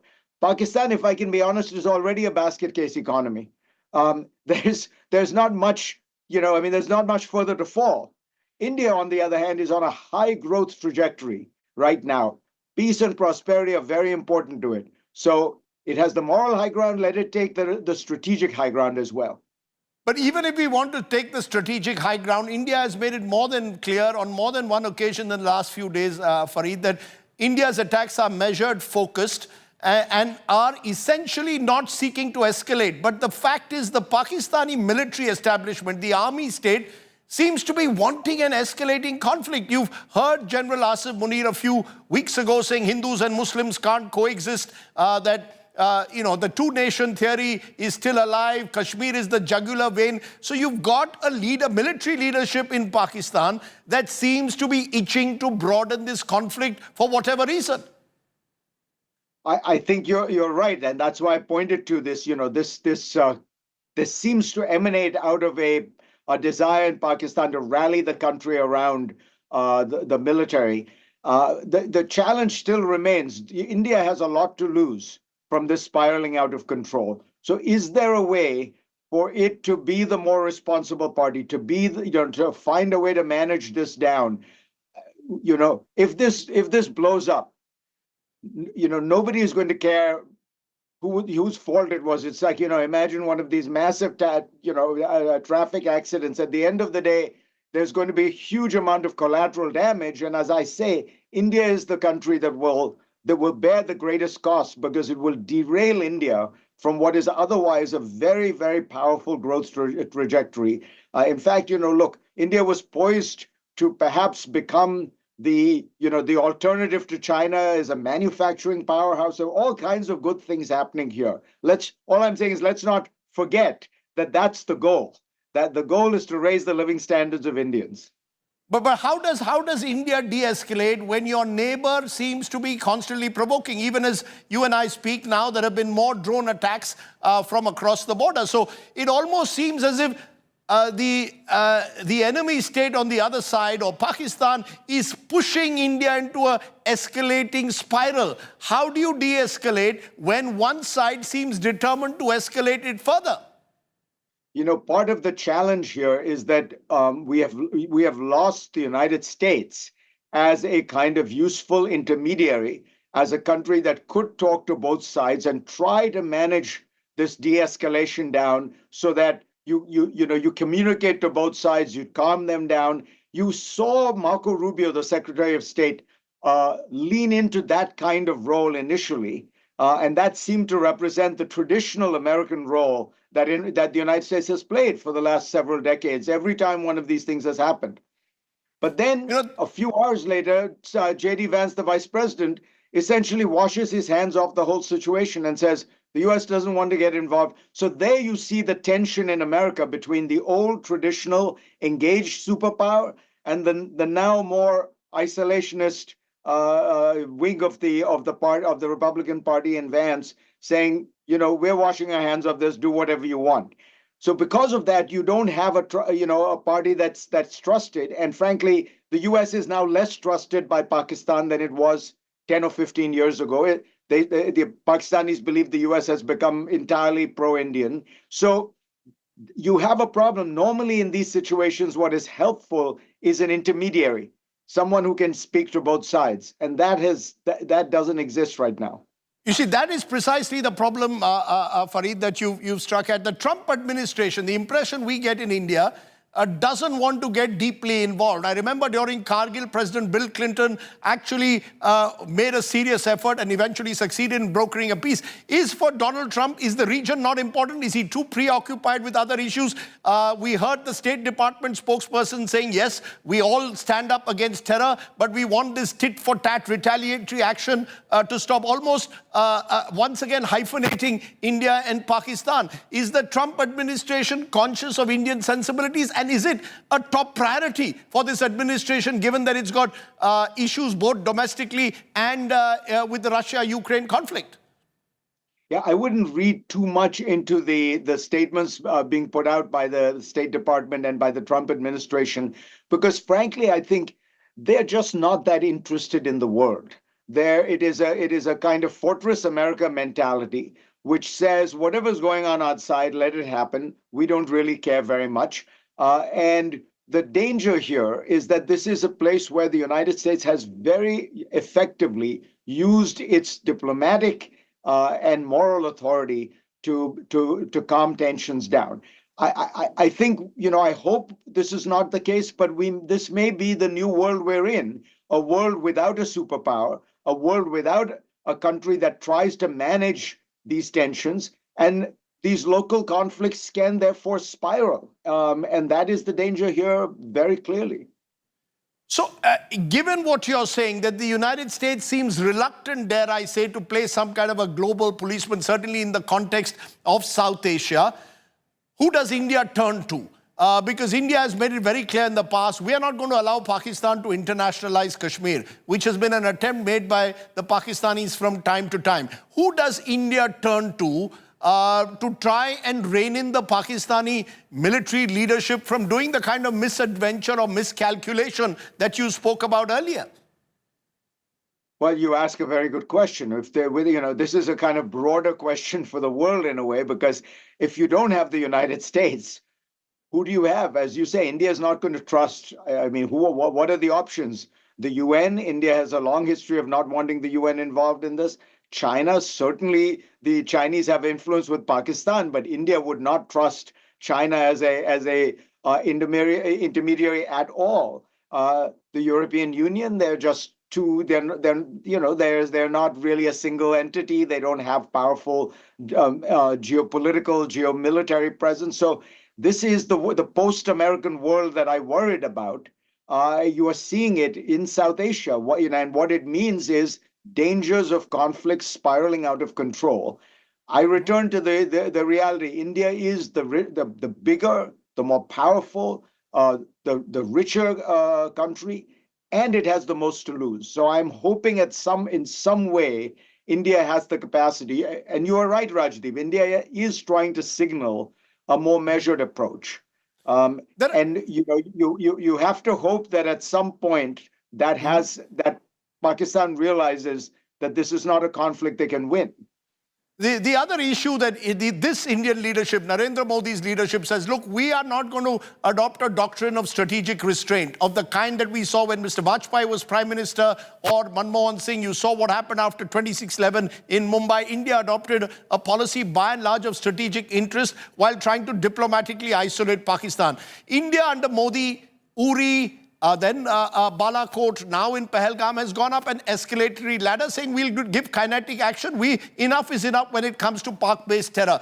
Is that a dangerous approach at one level to take, or the right approach to take? Because how do you then stop the terror emanating out of Pakistan? Look, this has been the problem for 50 years, as you know, Rajdeep. The Pakistani military has played this game of encouraging an ecosystem of militant groups and jihadis some of which it controls, some of which it may not control, but it's spawned a whole world of terror and militancy. Now, how do you put the genie back in the bottle? The worry I have is that if you find it, I understand the logic behind hitting hard and all that. The danger is these things can spiral out of control. It's very easy to start a war. It is very hard to stop it. Think about all, the US in Iraq, in Afghanistan. Think of the Israelis now in Gaza, where they have been saying, they perfectly understandably had the moral justification to hit back after the October 7th attack. But it's now been a year and a half. They keep, it's easy to start these things. It's very hard then to in some way wind them down. But do you believe that kinetic action is the way to take on cross-border terrorism? As I said, in the past, India has tried various, India has been willing to adopt a policy of strategic restraint in the hope that Pakistan will see sense. But this jihadi factory continues to strike every now and then. So, I mean, given an option, are you saying that strategic restraint is still preferable even in the times that we live in? There's as you've said, there's the Israeli approach that's taken, that we're going to give them back as good as we get. And the Indian approach now under Prime Minister Modi seems to be taking us up an escalatory ladder without a sense of certainty as to what lies ahead. I think it's the uncertainty which is troubling. Is that, once again, Fareed, the right way to go? See, what I worry about, Rajdeep, is yes, you can hit back, and I think in the short term, it is understandable. But then what is the longer term strategy, right? India has tried various approaches like this in the past. In the long run, the only strategy that seems to me to make sense is, yes, have deterrence, hit back hard, demonstrate that you can punch back as hard as you get punched, maybe even more. But then you need some diplomatic channels, some political process to reach some kind of strategic understanding with Pakistan. And what I would say is that's the area where I think India could do more. It is, again, because India is the bigger, the stronger, the richer party, ultimately you're only going to solve this with some kind of political dialogue and arrangement with Pakistan. It's not going to happen now. In the heat of this tension, in the heat of these Pakistani attacks, of course, there's going to be, the Indians are going to strike back, and it's understandable. But my point is, in the long run, is that the best way to solve this problem, or is there a path forward? And look, there's always been this fundamental problem. Pakistan needs this for the Pakistani military to play the central role in Pakistan's society. That is the fundamental problem. That I truly believe that what Imran Khan was doing was by threatening the supremacy of the Pakistani military, he could have taken the country down a road where you could imagine a very different situation. But the way Pakistan is governed, with the military at the heart of it, they need this conflict. So that is the challenge. Because it's often said, Fareed, that every country has an army. In Pakistan, the army has a country. And this has been a problem that Pakistan has had to wrestle with over the last 75 years, since 47, long periods where the army has completely dictated terms to the civilian leadership. Is that the fundamental skewed nature of Pakistan? Some call it a failed state, others call it a dysfunctional state. How would you see Pakistan today? I think it's actually been described best by a Pakistani, Hussein Haqqani, who talked about basically the reality of modern Pakistan in the last 40 years after Zia-ul-Haq is that the Pakistani military realized that in order to bolster its legitimacy, it needed to ally with very extreme parts of the Islamic fundamentalist movement, very militant parts. And that Faustian bargain is at the heart of the rot that has been created, because it has created a kind of Frankenstein's monster that it sometimes controls, sometimes cannot control. And they've never found a way to dial back from that. And so that's the heart of the problem. And I do have a lot of sympathy, therefore, with people who say that India just needs to keep deterrence up, just keep, push back. The exact amount you have to push back, we could argue about, because I don't want this to escalate. But I do think it is important to search for some kind of political, process that can at least, for example, in moments of crisis like this, where there would be a channel or a hotline or something like that. To me, what is so sad about the situation and so dangerous is not only are the two countries whipping themselves up into a nationalist fervor, there's very little communication, not just at the top between the leadership, not even at the military for miscommunication, but even the two media ecosystems of the two countries exist now in kind of two hermetically sealed, systems. They know almost nothing about what's going on. The whole, which makes it all the more dangerous. That's brilliantly put there, Farid. I want to come to another aspect to it, which is China. You've mentioned already in the show so far on 3 different occasions, India emerging as this strong economy, possibly as China plus one as an alternate to China for manufacturing and supply links. At a moment like this, China, which has often seen Pakistan as an ally, some would call it almost as a vassal state of China. Do you believe that the Chinese are playing also a dangerous game here, allowing this instability to perpetuate? Maybe, dare one say, and there's been speculation, goading Pakistan into this escalating conflict with India? Yes, look, and I don't think it's strategically wise for the Chinese. Frankly, if the Chinese were to be more strategically enlightened about this, they would try to play the role of an honest broker. They would rein in the Pakistanis. They would use the enormous influence they have with Pakistan, and that would earn them some credibility with India. If the Chinese really want to think about playing a clever game here, the way to deal with the challenge from America would be to improve ties with India. To improve the relationship between India and China. In fact, they have fallen into an old pattern as far as I can see. Pakistan is essentially, I don't know, I'd call it a vassal state, but it's deeply dependent on China.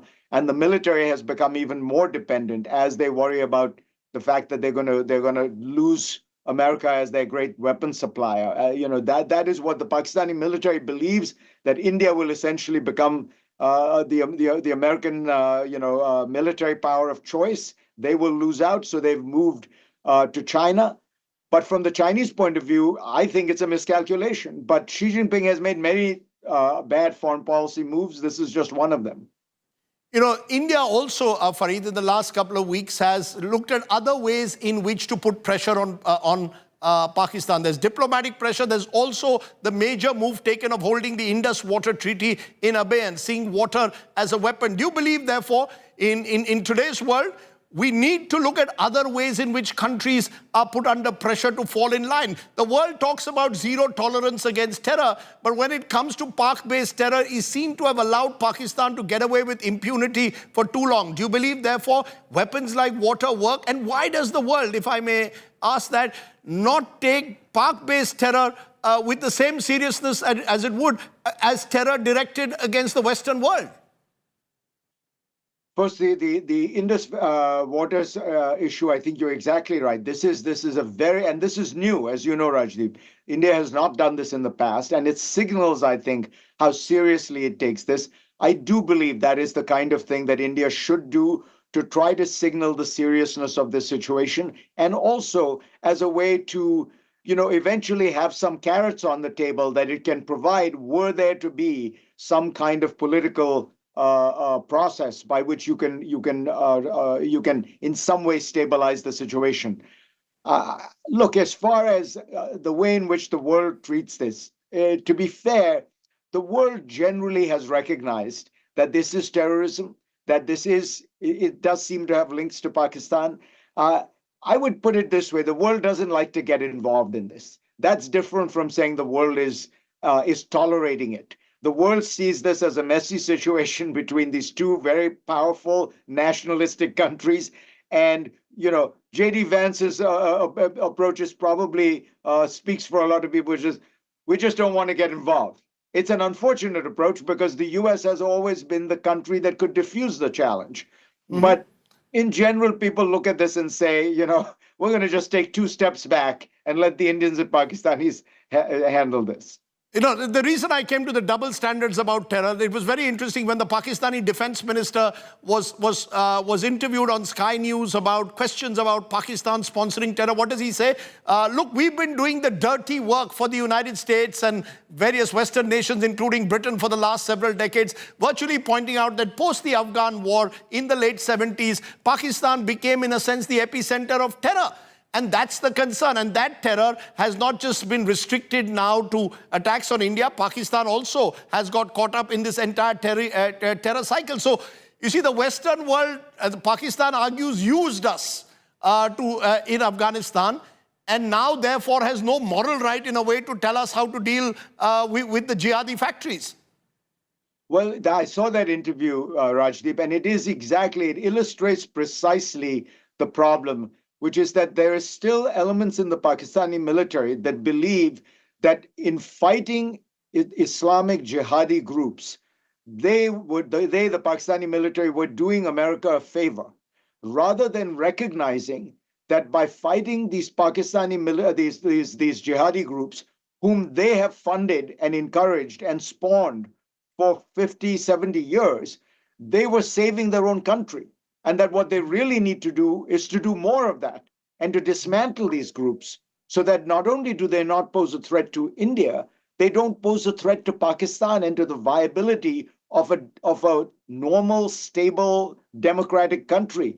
I mean, the idea that the Pakistani military thinks that, you know, the only reason they should be getting rid of crazy, nihilistic, religiously, millenarian terrorists is as a favor to the West is mind-boggling. So what you would like a society in which which these people are teeming all over the place? And by the way, he may have forgotten they've caused the deaths of tens of thousands of Pakistanis along the way, and they don't regard the Pakistani military as some great avatar, of virtue. The whole thing, to me, reflected the problem in Pakistan, which is they don't get the idea that having this jihadi, fifth column or whatever you want to call it, is actually bad for Pakistan. It's not. They should save their own country.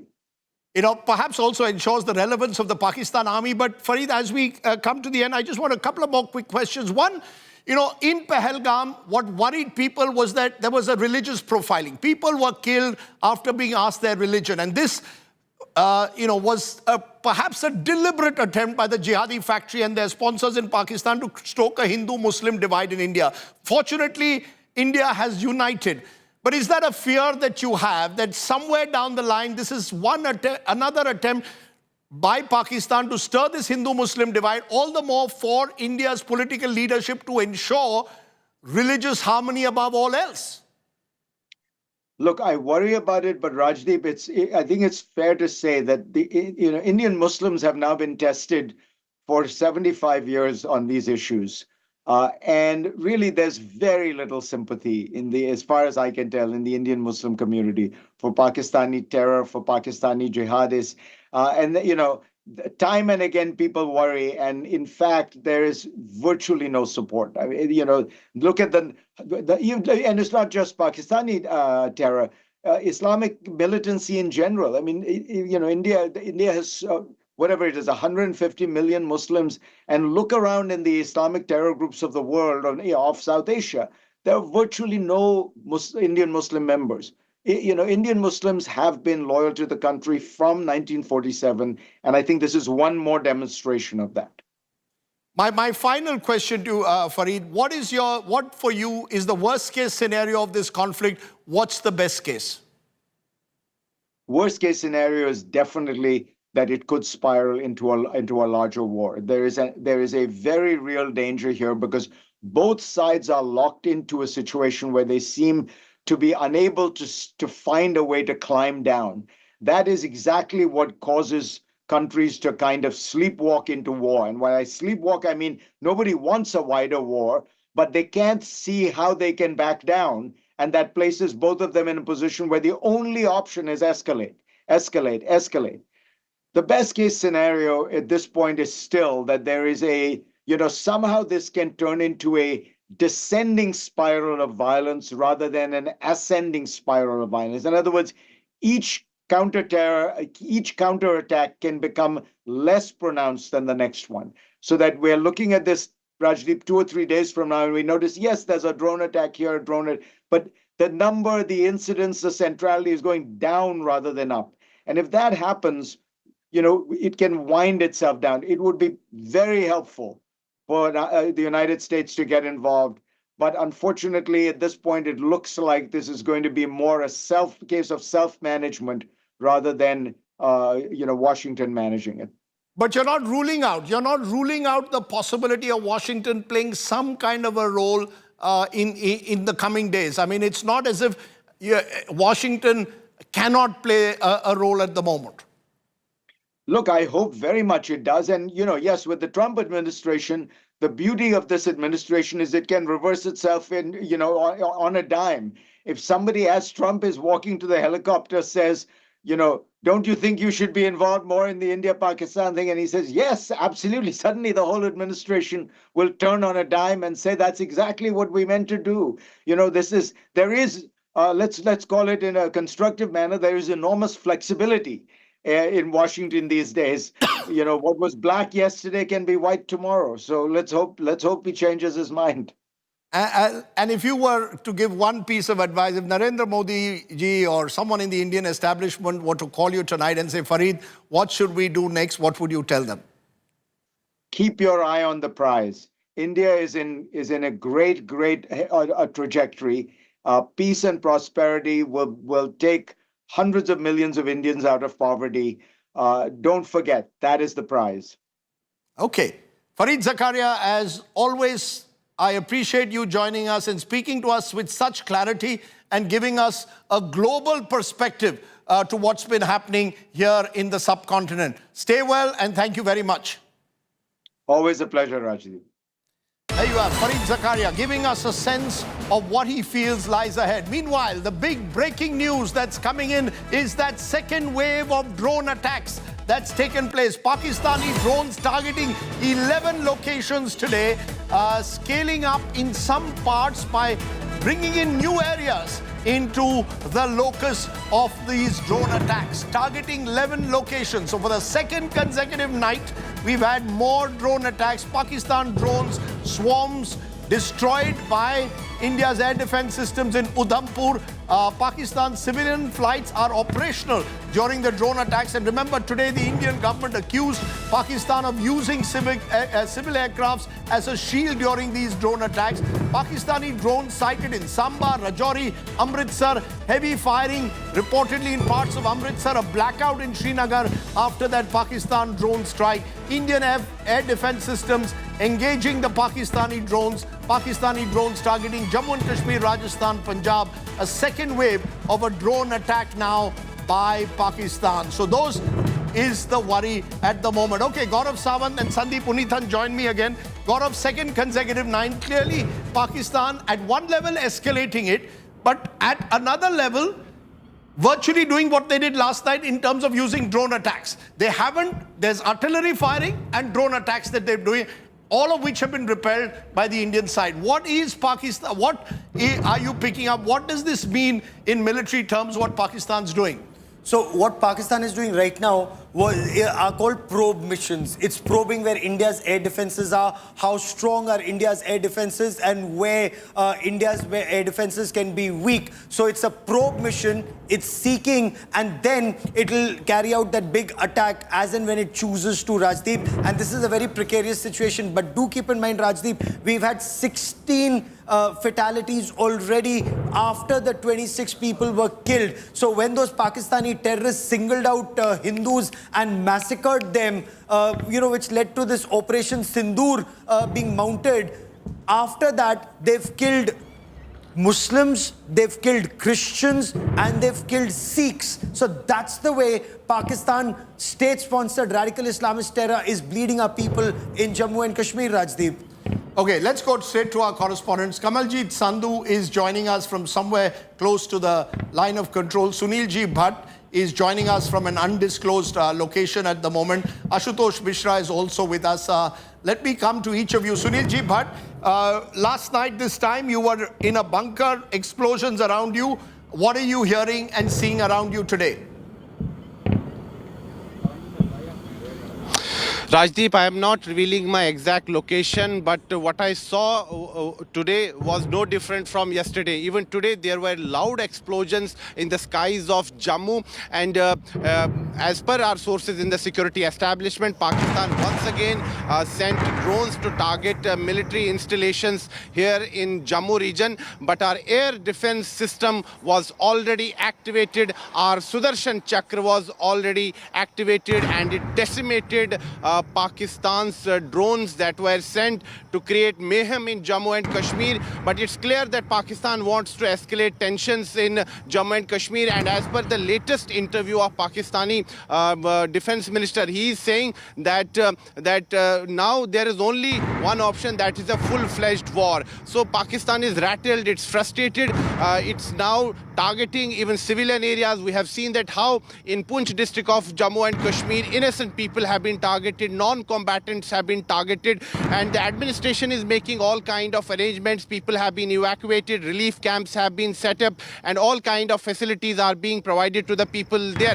Jammu and Kashmir Chief Minister Umar Abdullah, was in Srinagar. He came to Jammu today by road, and he visited the relief camps. He took stock of the situation. He also visited Government Medical College Jammu, where he also inquired about the health of the people who were injured in Pakistani shelling. But there is panic in Jammu city. That is why administration is time and again issuing advisories and asking people not to panic. They should remain alert. There is nothing to worry. The only thing they should do is that they should confine themselves to their homes. Security forces are doing their job. They are on high alert. But this evening there were siren sound after siren sound, and then there were loud explosions. I myself saw these explosions and the drone activity that was happening, and our alert troops on ground have foiled the nefarious designs of the enemy. The situation remains very sensitive in Jammu. It's a blackout is still there, but the administration is appealing to people that they should not panic. They should confine themselves to their homes. There is nothing to worry. You're saying there's nothing to worry at the moment. Let me bring Kamaljeet Sandhu in at the moment. Kamaljeet, you've also had a tough 2 days. What do you pick? Is this an escalation over yesterday or very similar? Well, it's quite similar to what happened yesterday. These are surveillance drones. These are swarm drones. This is something of a mischief done by Pakistan, because remember, this is what they're trying to test patience of India at this point of time. Remember, multi-city drone attack which is taking place. But remember, these are not with payloads. So in particular, these are there as part of spies. And this is what an anticipated move by them is. As per intelligence, this could be a deception, because they eventually can kind of target other cities as well. The other is that if they're targeting 36 locations as they did yesterday with 300 to 400 these kind of drones being sent across, it also means that they could eventually launch an official target just about in few of the locations. So this is what is being thought out by intelligence agencies, but clearly all troops are alert, especially at line of control. Remember, there is a dual problem here, because one, there's a heavy artillery shelling, especially across line of control, maybe in Uri and Poonch sectors, the other sectors being also impacted. The other bit is obviously the latest is the conventional warfare, where drones have made an entry, and the sort of mischief being done by Pakistan at this point of time. But remember, this is only a short span of time where forces can really react to it, and that is why all the air defense system has already been activated. But the next few hours or days could be extremely crucial. We were already anticipating 24 to 48 hours. But remember, Pakistan has already said that this is not it. That they said once we will respond, India would know, the world would know. So something is definitely in the offing. We don't know what it is. But meanwhile, it is Indian forces preparedness which is in place. And that is why they're very quickly countering these particular drones which are coming into the Indian airspace. Okay, we also have Ashutosh Mishra joining us. Ashutosh, you're also at an undisclosed location, presumably blackouts there as well. What are you hearing around you?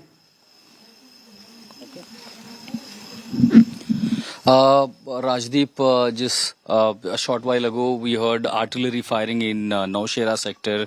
So Naushera sector being a very large this sector. In fact, drones were also spotted passing towards another sector from this area. In fact, intermittent, we can hear the medium arms being fired and also shelling, artillery shelling, which is a very loud noise that can be heard, and that's exactly why we are taking shelter in the safe areas. So clearly, it's a time when the people are literally panicked and scared. There is a sense of fear, and even in those areas like Arispura and other where they haven't heard at least more than a decade these kind of firing or these kind of aggression by Pakistan, and this is continuously happening 2 days from Jammu to entire western sector that Pakistan, the way it is engaging, and subsequently, of course, there is a response by proportionate response by the Indian Armed Forces as well. The Air Force striking down the source of but clearly what we say that whatever able to send so far Pakistan, it is not ready to back off, and even on today that we see for at least 30 minutes the way they are showing the aggression,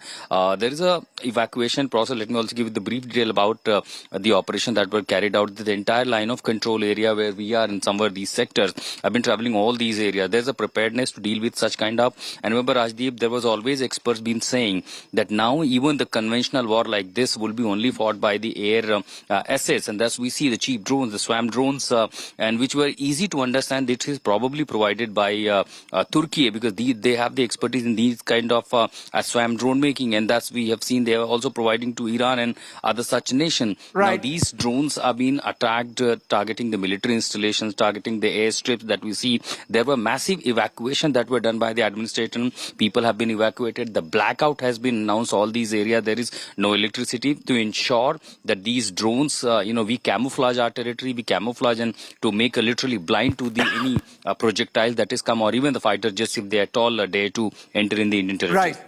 Okay. I appreciate all of you joining us. Stay safe. I want to ask both Sandeep and Gaurav the big question.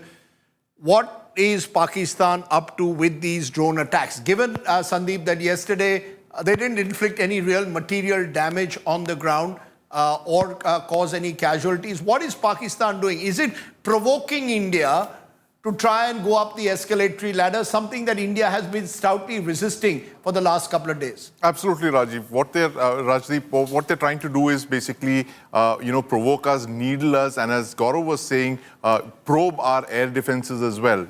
Probe our defenses, map where the radars are, where the missile systems are, how quickly the air defense systems, the artillery are able to, respond. All of this is being watched very closely. But the other dangerous thing, Rajdeep, I see is that they're trying to lull us into some kind of predictable behavior where they do this night after night, and before you know it, there could be a surprise attack, something that out of the normal. This is what militaries do usually. They lull the adversary into a kind of set pattern of predictable behavior, and then before you know it, the strike comes through. And that is what possibly the Pakistan military is doing. So I completely understand why the Indian side is treating all of these attacks, these drone incursions, even though they're not armed, they're treating them with the seriousness that they deserve. Because it's a very, very carefully thought out strategy. It's a low cost strategy on Pakistan's part right now. Most of these drones are very cheap. They cost a couple of $100. But the kind of effort that we are doing in acquiring these targets, shooting off ammunition and all that, they're trying to make this into a low cost, long attrition game. Basically what they're doing, Rajiv, is back in the day, many years back, it used to be a small arms fire along the line of control and sometimes in the international border as well. Pakistan has gradually moved up from small arms into these kind of drone incursions, to cause panic, to terrorize the civilian population. And, when you see air defense guns going off, sirens, blaring, blackouts being declared, that has an effect on the population. And that seems to be Pakistan's immediate game for the present, Rajdeep. Gaurav, it's interesting. Most of these drones are Turkish-made. Give us a sense of what kind of equipment does the Pakistani military arsenal possess? Are these drones now an integral part of what their arsenal is? Drones are an absolute disruptive technology. They're a game changer. Pakistan has invested heavily in drones. And Rajdeep, this is actually the Hamas playbook that Pakistan has also adopted. And clearly, they're learning from the terrorists. And that's exactly how Hamas targets Israel, fires a lot of rockets, uses drones in a way. The entire Iron Dome system gets activated in Israel. But, India is actually a step ahead, reading this technology and responding. If you notice, Rajdeep, all the way from Leh to Sir Creek, which is from Ladakh to Gujarat, India has both kinetic and non-kinetic means that are being adopted. So some of these are being taken down through jammers. India is also assessing Pakistan. And India is systematically degrading Pakistan's warfighting abilities while being reactive. How? First, their air defense system around Lahore was taken down, something that was admitted. And today, again, on record, India said that 4 kamikaze drones were mounted and 1 air defense system was taken down in Pakistan's Punjab province. Now, these are very expensive air defense systems that Pakistan has. They cost anything between 1,600 to 1,800 crore rupees. And where is the replacement? So that is where Pakistan also becomes equally vulnerable should there be a counter-assault from the Indian side. So both sides are literally testing each other's capabilities. Hold your thoughts, gentlemen. After India, just to tell you what's been happening on the ground through the day. Because after India launched a precision counter-strike in response to Pakistan's unprovoked attack on military installations on the 9th of May 8th, Islamabad hit back and has been hitting back not at the armed forces, but at innocent civilians. Heavy shelling raining down on villages near the LOC, especially in Poonch, leaving behind a trail of destructions. Homes shattered, lives lost, and wounds that run far deeper than just the physical. Tears, trauma, and irreversible loss. That's what Pakistan's provocation has cost the people of the border areas. Take a look at today's special report from the ground.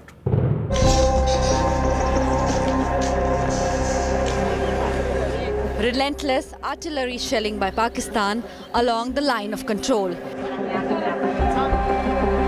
In the line of fire, innocent civilians. Newly married, Rishi and Shruti recount how Thursday night turned out to be a night of horror for them. A shell landed close to their house in Rajouri district, causing much damage. रात का मंजर क्या था? आप लोगों ने drone देखा, आपने शेल गिरते देखा, आप लोग क्या हुआ? क्योंकि जान बचाना भी जरूरी है। जी मैम, जान तो हमने बचाई है। रात को 1:30-2 बजे लगभग यहाँ पे फायरिंग जो है शुरू हो गई थी, तो हमने बड़ी मुश्किल से जहाँ पे जान बचाई, छुप के अपने आप को मतलब कमरे में वहाँ पे जान बचाना पड़ा हमें। तो बिल्कुल जस्ट घर के सामने जो है ये विस्फोट हुआ है, तो बहुत मुश्किल था हमारे लिए। तो ये फर्स्ट टाइम था, इससे पहले कभी नहीं हुआ। यहाँ पे सारी हिंदू कम्युनिटीज है, ऐसा कभी नहीं हुआ, this first time. Several houses in the region were hit. रात को कोई पता चला था कोई 20 के करीब इधर बम गिरे हैं। कुछ मकानों के ऊपर तो नहीं गिरे, आगे पीछे गिरे हैं, उसकी वजह से मकान भी उसकी चपेट में आ गया है। तो आप जो रिव्यू करते हैं, कोई कॉम्पनसेशन वगैरह? हाँ जी, कॉम्पनसेशन के लिए आए हैं, इधर लिस्टें बना रहे हैं उनकी, कितना नुकसान हुआ वो उसको वेरीफाई करने के बाद हम ऊपर सबमिट कराएंगे उसकी report. Many took shelter in a nearby bunker. हमारा जो घर था वो भी ऐसे हो गया है, टीनू वगैरह था वो भी उड़ गई है। बहुत बुरी रात से हम रह रहे हैं इधर, हमारा कुछ किया जाए, हम यही बात बोलते हैं बस। हम कहाँ रहे कहाँ नहीं रहे, छोटे छोटे बच्चे भी हैं। Poonch is the worst hit. Multiple shelling, only this house got affected, which received at least 2 shellings, and all these areas were under the fire of the Pakistani shellings when the army started, indiscriminate firing by using unconventional mortars, which are usually used in a convention war. And 2 kids were passing exactly on the day early morning, which also came under the fire and the impact, and 2 children died. वो इस गली से जैसे बाहर आए, इस गली में आगे वाली गली में, इधर से पता नहीं फिर कहीं से दूर से उड़कर आया कुछ या कुछ है। वो दोनों बच्चे जो हैं, एक बेटी थी एक बेटा 12-13 साल के, वो दोनों उधर ढेर हो गए। और उनकी जो मदर थी वो थोड़ी आगे थी, और उनके जो फादर साहब थे तो वो पीछे थे। उनका भी ये बाजू कट गया। अब मुझे लगता है वो अमृतसर में या शायद जम्मू से रेफर कर दिए आगे, तो उनको इधर पेट में भी लगी है। उनकी भी कंडीशन जो है काफी बहुत खराब कंडीशन है। Villagers are counting losses after 2 days of mayhem. Many victims of shelling were shifted from Salamabad village in Uri to Baramulla for treatment. Zeenat, injured in the attack, breaks down when asked about her house. Ration जल गया, कुछ लगाने के लिए कुछ नहीं रहा, कपड़ा नहीं, कुछ नहीं, घर कुछ नहीं निकाल पाए, घर मेरे आंखों के सामने जल रहा था, मुझे तो ब्रेड जल रहा था, मैं क्या करती उस टाइम, सब कुछ खत्म हो गया हमारे घर में, कुछ नहीं रहा, कुछ नहीं, सिर्फ मुश्किल से जान बची बस, और कुछ नहीं. With Pakistan suffering major setbacks in the last 2 days of conflict, incidentally sparked off by the terror attack on tourists in Pahalgam on April 22nd, villages along the line of control are likely to face more heat in the coming days. With Ashutosh Mishra, Kamaljeet Sandhu and Amit Bhardwaj, Bureau Report, India Today. Okay, the other big news at the moment is that India's Foreign Minister, External Affairs Minister S. Jaishankar has reached the Prime Minister's residence, conversation there with the NSA. There have been reports since this afternoon of some attempt made at back-channel talks. We heard that yesterday as well.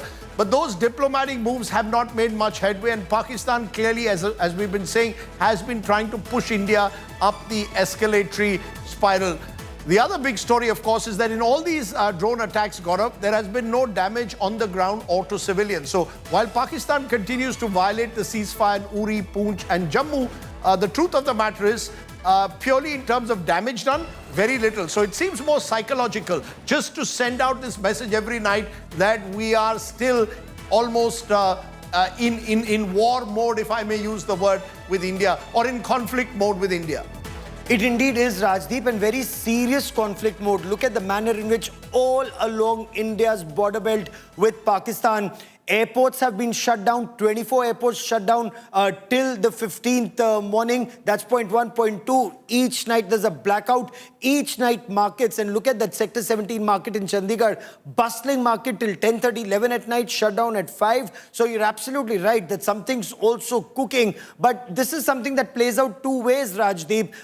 While a lot of information from Pakistan is sketchy, but the fact that there have been strikes in Pakistan, including at the air defense system, and the fact that the defense minister comes up with a lame excuse that they didn't switch on their radars because they didn't want to give away their position, does seem to indicate that Pakistan remains in a state of disarray. But since it is a radical Islamist terror state, it knows how to, wade through that disarray. We are a prosperous democracy, so that's where the conflict comes. They don't have much to lose. We have a lot to lose, but then we also have a lot to gain, Rajdeep. Fareed Zakaria made the point to me, and I think that, needs reiteration. India is actually in a sweet spot at the moment. Yes. India is in a position at the moment to take the economy forward. We do not want war or the prospect of war or an escalating conflict to derail us from our primary goal, which is the economy. So that is the challenge in a way that India has at the moment. But I'm joined by my colleague Akshita Nandgopal at the moment from the newsroom. Akshita, what do you have for us? Rajdeep, we, had a mention of by the Foreign Secretary, Mr. Vikram Misri, in his briefing this evening, where he mentioned how last night, during the failed attempts by Pakistan to target our civilian settlements and military establishments with drones and missiles, you also had civilian aircraft moving in Pakistan airspace at the same time. So we decided to track down and see if that's the case today as well. And look what we have here. Now, I'll highlight a couple of things for you in this particular map, where we're tracking live flight movement along north and west of India, completely empty because we've shut down our airports, not risking civilian aircraft traveling in this particular area now. Contrast that to Pakistan right now, Rajdeep, Gaurav. You do see movement of civilian aircraft. What I particularly want to highlight here is this particular aircraft, very, very close to the border, headed to Lahore, in fact. This is a flight which is right now headed to Lahore. It's a Boeing 777. So again, very, very close to where these drone and missile strikes are happening. What India highlighted is exactly this, that last night too, just as Pakistan was firing these drones, missiles at us, you had a flight, a civilian civilian aircraft moving towards Lahore. And therefore, the IAF, the Indian Air Force, exercised maximum restraint to ensure that there would be no chance of a civilian aircraft being hit by any counter that we also put forth. So same tactic essentially that Pakistan is using again, where they keep their airspace open, allow civilian aircraft to move through, putting their own civilians also at risk as a result. Right, there you've got Akshita giving us those details. That is very worrying. What was told in that briefing that Pakistan was using civilian aircraft as shields for these drone attacks. Explain that, Sandeep, for us. What does that mean? Well, Rajdeep, as Gaurav just said, that when there are tensions, nations, especially when you have a dense AD environment, you have threats, drones, missiles, fighter jets being flown around, nations usually shut down their airspace, as India has done. We've shut down 24 airports. There's an entire swath of Indian territory where you won't see aircraft flying right from Jammu and Kashmir all the way down to Gujarat. That's nearly 3,000 kilometers of the border with Pakistan. But Pakistan, after closing its airspace on the first day, has chosen to open its airspace to commercial aircraft, thereby providing their actions like these drone strikes, these drone probing missions, covering them, shielding them from possible retaliation by India. And this is a very dangerous situation, Rajdeep. It complicates our response to Pakistan's drone incursions on possibly their military retaliation as well, because what would happen, we all know what happened in Ukraine about 10 years back when there was an air defense missile that brought down MH15, a Malaysian airliner. And that's why, passengers, aircraft usually steer clear of conflict zones like this one. But in this case, Pakistan has chosen, it seems, to endanger civilian aircraft by allowing them to fly with impunity, as Akshita has just shown on that flight radar display. We're just getting breaking news. The Indian Air Force has shot down a Pakistani drone in Avantipura in South Kashmir. Remember, there's an Air Force base there. And remember, it's South Kashmir where it all started. In a way, with what happened in Pahalgam a couple of weeks ago, Pakistan's escalatory spiral began from that terror attack of the TRF, offshoot of the Lashkar-e-Toiba. It began from there. And now you're seeing today Pakistan, its drones targeting or tried to hit the Avantipura Air Force base in South Kashmir, and that has been responded to by the Indian Air Force. So clearly, Gaurav, compared to yesterday, where remember the Pakistanis tried to go to Jaisalmer, Jammu city, there have been many more new places along the in the border areas that these Pakistani drones have been used. Oh, absolutely. And this one has been able to come deep inside. Avantipur is South Kashmir. So all the way from the line of control, crossing through central Kashmir, reaching South Kashmir, and taken down just close to the Avantipur airbase, which is a very sensitive airbase as far as the Indian Air Force is concerned. It just goes on to indicate, as the government pointed out, they're using the Turkish drones, state-of-the-art drones, and Turkey has done extremely well in their drone technology. Turkey has an absolutely outstanding aviation industry. They've provided a lot of drones to Pakistan. Their flights have been landing routinely in Pakistan, and this should be a cause for concern for policymakers. If the drones can come in so deep, this is an indication that the Chinar Corps headquarters is not very far, or the Victor Force headquarters. So all of this does make a very, very dangerous situation, as they did, Rajdeep, even in Leh, in Ladakh. I just want to make one caveat though. Gaurav and I were on air last night till midnight. And I just want to say, and perhaps do a bit of a mea culpa, and maybe we were in the studio, so please appreciate that it was an evolving situation. We spoke about F-16s being shot down, JF-17s Thunders being shot down. There were those kind of reports which, as has turned out, are not true, and are at least not proven at the moment. Not proven at the moment. We don't have confirmation on that. And purely as someone who's done this for years, I am apologetic. I want you to know that. It wasn't deliberate by any stretch of imagination. The last thing you want is to provoke a conflict. All we want to do is report it as we are seeing it. And that's what we'll try and do. We will try and put in even more filters to make sure that the news you get is authentic. There was talk of a Rajouri terror attack. That's not that was not confirmed, turned out to be untrue in that case. I think we need to be more cautious. So I think from Gaurav and my perspective, I think we are very clear. We want to try and give you the news. We may have differing views on issues. I agree with you. But on the news itself, we want to be very careful, cautious, but we will try and make sure that we get the right news. And remember, it's our reporters who are on the ground, who are giving you really the real factual information. None of them are even prone to hyperbole, and all of them are in very, very difficult situations. Please appreciate the terrain in which our reporters are working at the moment. Also, I might add here, we haven't done what many of the Twitter social media factory did. They said there was a coup in Pakistan. Someone said a Pakistani pilot had been captured, that the Indian army had got into Islamabad. So we could claim that, look, we've tried, we've got a few things wrong, and I'm openly willing to concede that I will be more careful next time. But let's go to Kamaljeet Sandhu, who's joining us at the moment. Kamaljeet, you've been bravely there right through for the last couple of days. I met you in Srinagar as well. What are you seeing around you? We've just heard in Srinagar, Gaurav was making the point about the significance of these drone attacks targeting that Air Force base in Avantipura, which has been repelled.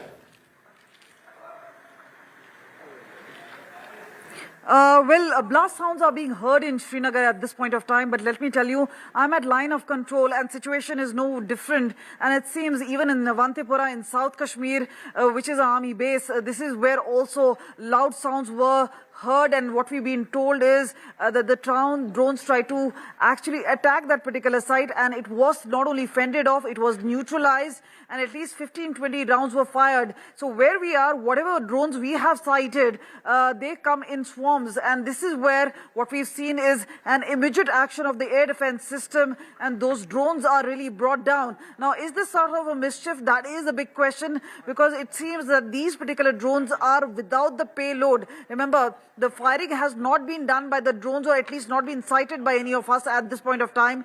But clearly there seems to be an escalation, because remember, this is what has happened just about yesterday. Today, again, multiple states, multiple cities where drones are being sighted. So this is a sort of a provocation coming in from Pakistan. They definitely have something in mind. And remember, the sort of statements coming in either from DG ISPR or from the defense minister, this is very clear that they want something more to come, especially from this particular situation. So there has been an escalation from Pakistan side, because clearly they're not stopping at just about one particular evening. This is the second one where drones have been sent in. This is to create chaos and confusion. But meanwhile, what is happened is not just a coordinated blackout happening in different cities. There's a big security grid response happening to these particular drone attacks at this point of time.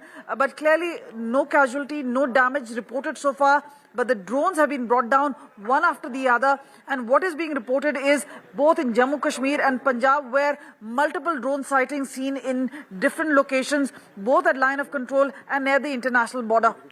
You know, Rajdeep, what's also very significant at this point of time was an infiltration attempt this morning, which was caught on camera. And according to the Border Security Force, these were a group of 7 Jaish-e-Mohammed terrorists who were trying to infiltrate. They were spotted on camera through the handheld thermal imagers and neutralized. So there is threat not just of Pakistani drones, but Pakistani terrorists too. And that's been a familiar practice that the Pakistanis have adopted, isn't it? That they've used cross-border shelling in the past to push in infiltration. Yes. And they've done it usually soon after the snows melt every year over the years in Jammu and Kashmir. They attempted it this morning, as Gaurav says, and that was foiled. So clearly Pakistan attempting to provoke India into escalating this conflict. The question is, how long can India then adopt this policy of restraint? It's been very restrained in terms of singling out terror infrastructure at the outset and giving measured retaliation subsequently. Of course,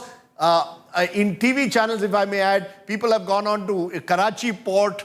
We were, it is embarrassing at one level when you see some of the stuff done on TV channels, but the government of India has been far more restrained in making sure that their attacks have been proportionate, measured and focused. I think, and for effect. For example, taking down Pakistan's air defense system in Lahore. And at a cantonment this morning, which was confirmed officially by the government. And we are only giving out information that the government has officially confirmed that another air defense radar was taken down. And Rajdeep, this Pakistan cannot replace very quickly. So the effort is to not just degrade their warfighting capability. Should there be an escalation, then you punched a hole in Pakistan's defenses.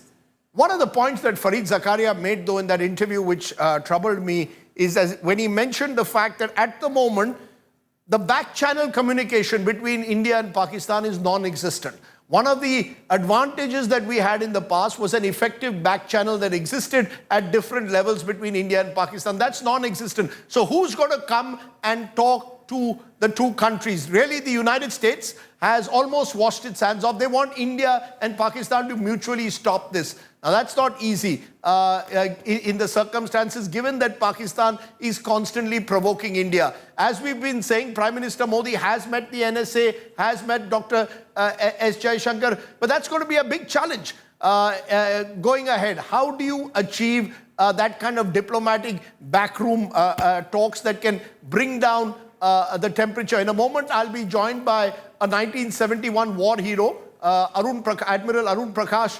Will join us, one of India's most distinguished Navy admirals. But that is a fighter pilot who won a Veer Chakra in combat in that India-Pakistan war. He bombed Sargodha. He's like true war hero. That's right. We'll be talking to him about how can we de-escalate. How does one deal with the situation at the moment? Does one go up the kinetic action ladder? But that is a problem, isn't it, at the moment, Sandeep? Because you've got a situation. India opposes the IMF loan to Pakistan. The breaking news that we are getting, remember, India abstains from voting at that IMF meeting. India has opposed an IMF loan to Pakistan. Remember, Pakistan has had over a dozen IMF loans as a bailout in recent times. India has questioned IMF aid over Pakistan's poor reform record, warns of misuse of funds for cross-border terrorism. India has highlighted Pakistan military's control over the economy, says repeated bailouts are risking the IMF's credibility. India has urged moral checks in global lending decisions. Now, that's an interesting way to look at it, because one of the ways that India has attempted to put pressure on Pakistan is use water as a weapon, keep the Indus Water Treaty in abeyance, and now trying to get the IMF also to put some check on Pakistan. Unlikely that Pakistan won't get that bailout since it had been cleared at different levels, but at least India has made a strong point that you cannot allow those funds then to be used to fund terror. You know, two things here. IMF is not a charity. IMF cannot give money if that money, instead of going for the benefit of people of Pakistan, is fueling Pakistan's military jihad complex and is funding radical Islamist organizations like the Jaish-e-Mohammed, who incidentally, Rajdeep, you know better, was involved in the killing of Daniel Pearl, a wonderful journalist working for the Wall Street Journal, who was beheaded by Omar Saeed Sheikh and Jaish-e-Mohammed terrorists. So Rajdeep, does that country deserve an IMF bailout? Clearly not. And that's Pakistan that says water is being used as a weapon. India is simply saying that we need that water for our people of Jammu and Kashmir, and it needs to be renegotiated so that it benefits us more. So, you know, it's not a weapon. It's something that needs to benefit our people more, Rajdeep. Sunilji Bhatt and Aman Bhardwaj are with us. Aman, can you tell us what you're seeing around you at the moment? You're again in one of the blacked out areas along the border. Yes, Rajdeep. Right now, there's from last 2 hours, there's a drone movement here in the sky, and there's a complete blackout in the city. So there are reports from the villages as well. There's a report from the village Khai Femeke in Firozpur, where 3 persons been injured after the object from the sky fell on the home, and after it caught fire, and a cylinder of the home or the other objects on the vehicle caught fire. That's what the police and the family family of the one of the village Femike in Firozpur, family and police both have confirmed. So there is a massive drone movement here in the sky, and after several intervals there is a sound of a siren and blasts in the sky as well. So people here are worried for the time being, and what next they are asking by the text, by the calls, and also police by regular intervals of time they are making rounds on the streets, on the roads of this Firozpur, because it's a border district, and among 6 other districts it's a crucial border area, because in 1971 as well this particular border Firozpur has witnessed 20 villages at the border line has witnessed the major escalations on the borderline. So it makes it very crucial and very sensitive also if there's such movements of the drones in the sky and there's a blackout in the city, and there are incidents of fire and attacks in the villages that got fire, and some of the accidents that got fire by this drone activity as well, Rajdeep. Okay. Also joining us, Sunil Ji Bhatt. Sunil, you've really gone through a difficult 24-48 hours. Has that drone firing that was around you a little while ago stopped?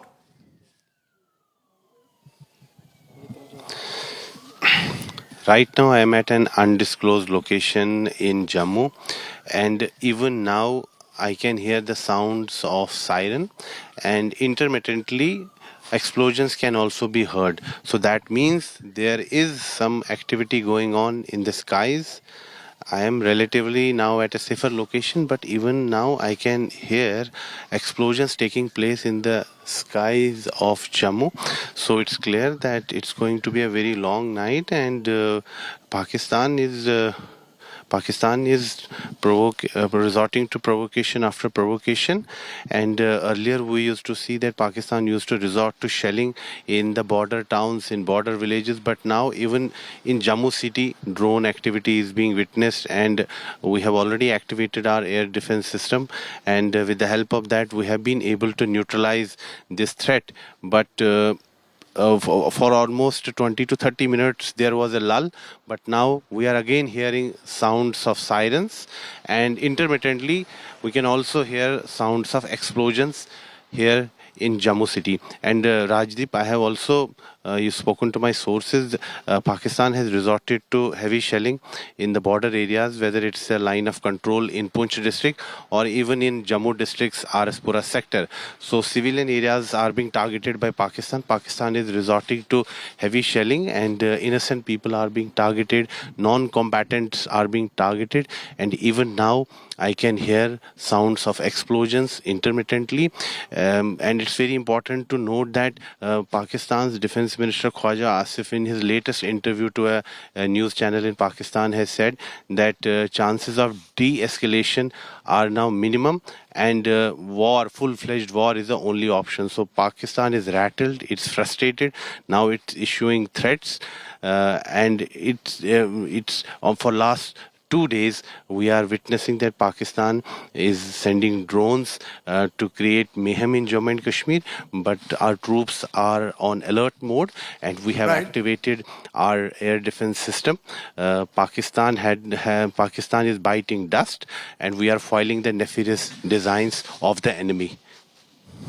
Okay, we're getting our reporters to give us situations on the ground from different parts. Just to tell you that those images we are getting are deferred images. We've been very cautious not to use live images. That's from Khai Feme village, district Firozpur. On the border, an object fell on a house. The diffuse elements from the drone fell on their home, after which their home has caught fire. We keep saying this, innocents get caught. It's civilians who've suffered the most. There was the Ministry of External Affairs pointed out to a Christian-run, missionary-run school where people were the school was targeted by Pakistani artillery firing along the border, and people have lost their lives. There's a Gurudwara, Gurudwara, where people have lost their lives. 2 children have lost their life in that missionary school. So you've got a situation where civilians, innocent civilians, are losing their lives. Let's go to Gurdaspur at the moment along the Punjab border with Pakistan, where I'm joined by Mosque Singh. I just want to tell you, Mosque drove all night to be in Gurdaspur. She's quite remarkable in her energy. And I think, Mosque, tell us what you've been seeing around you this night today.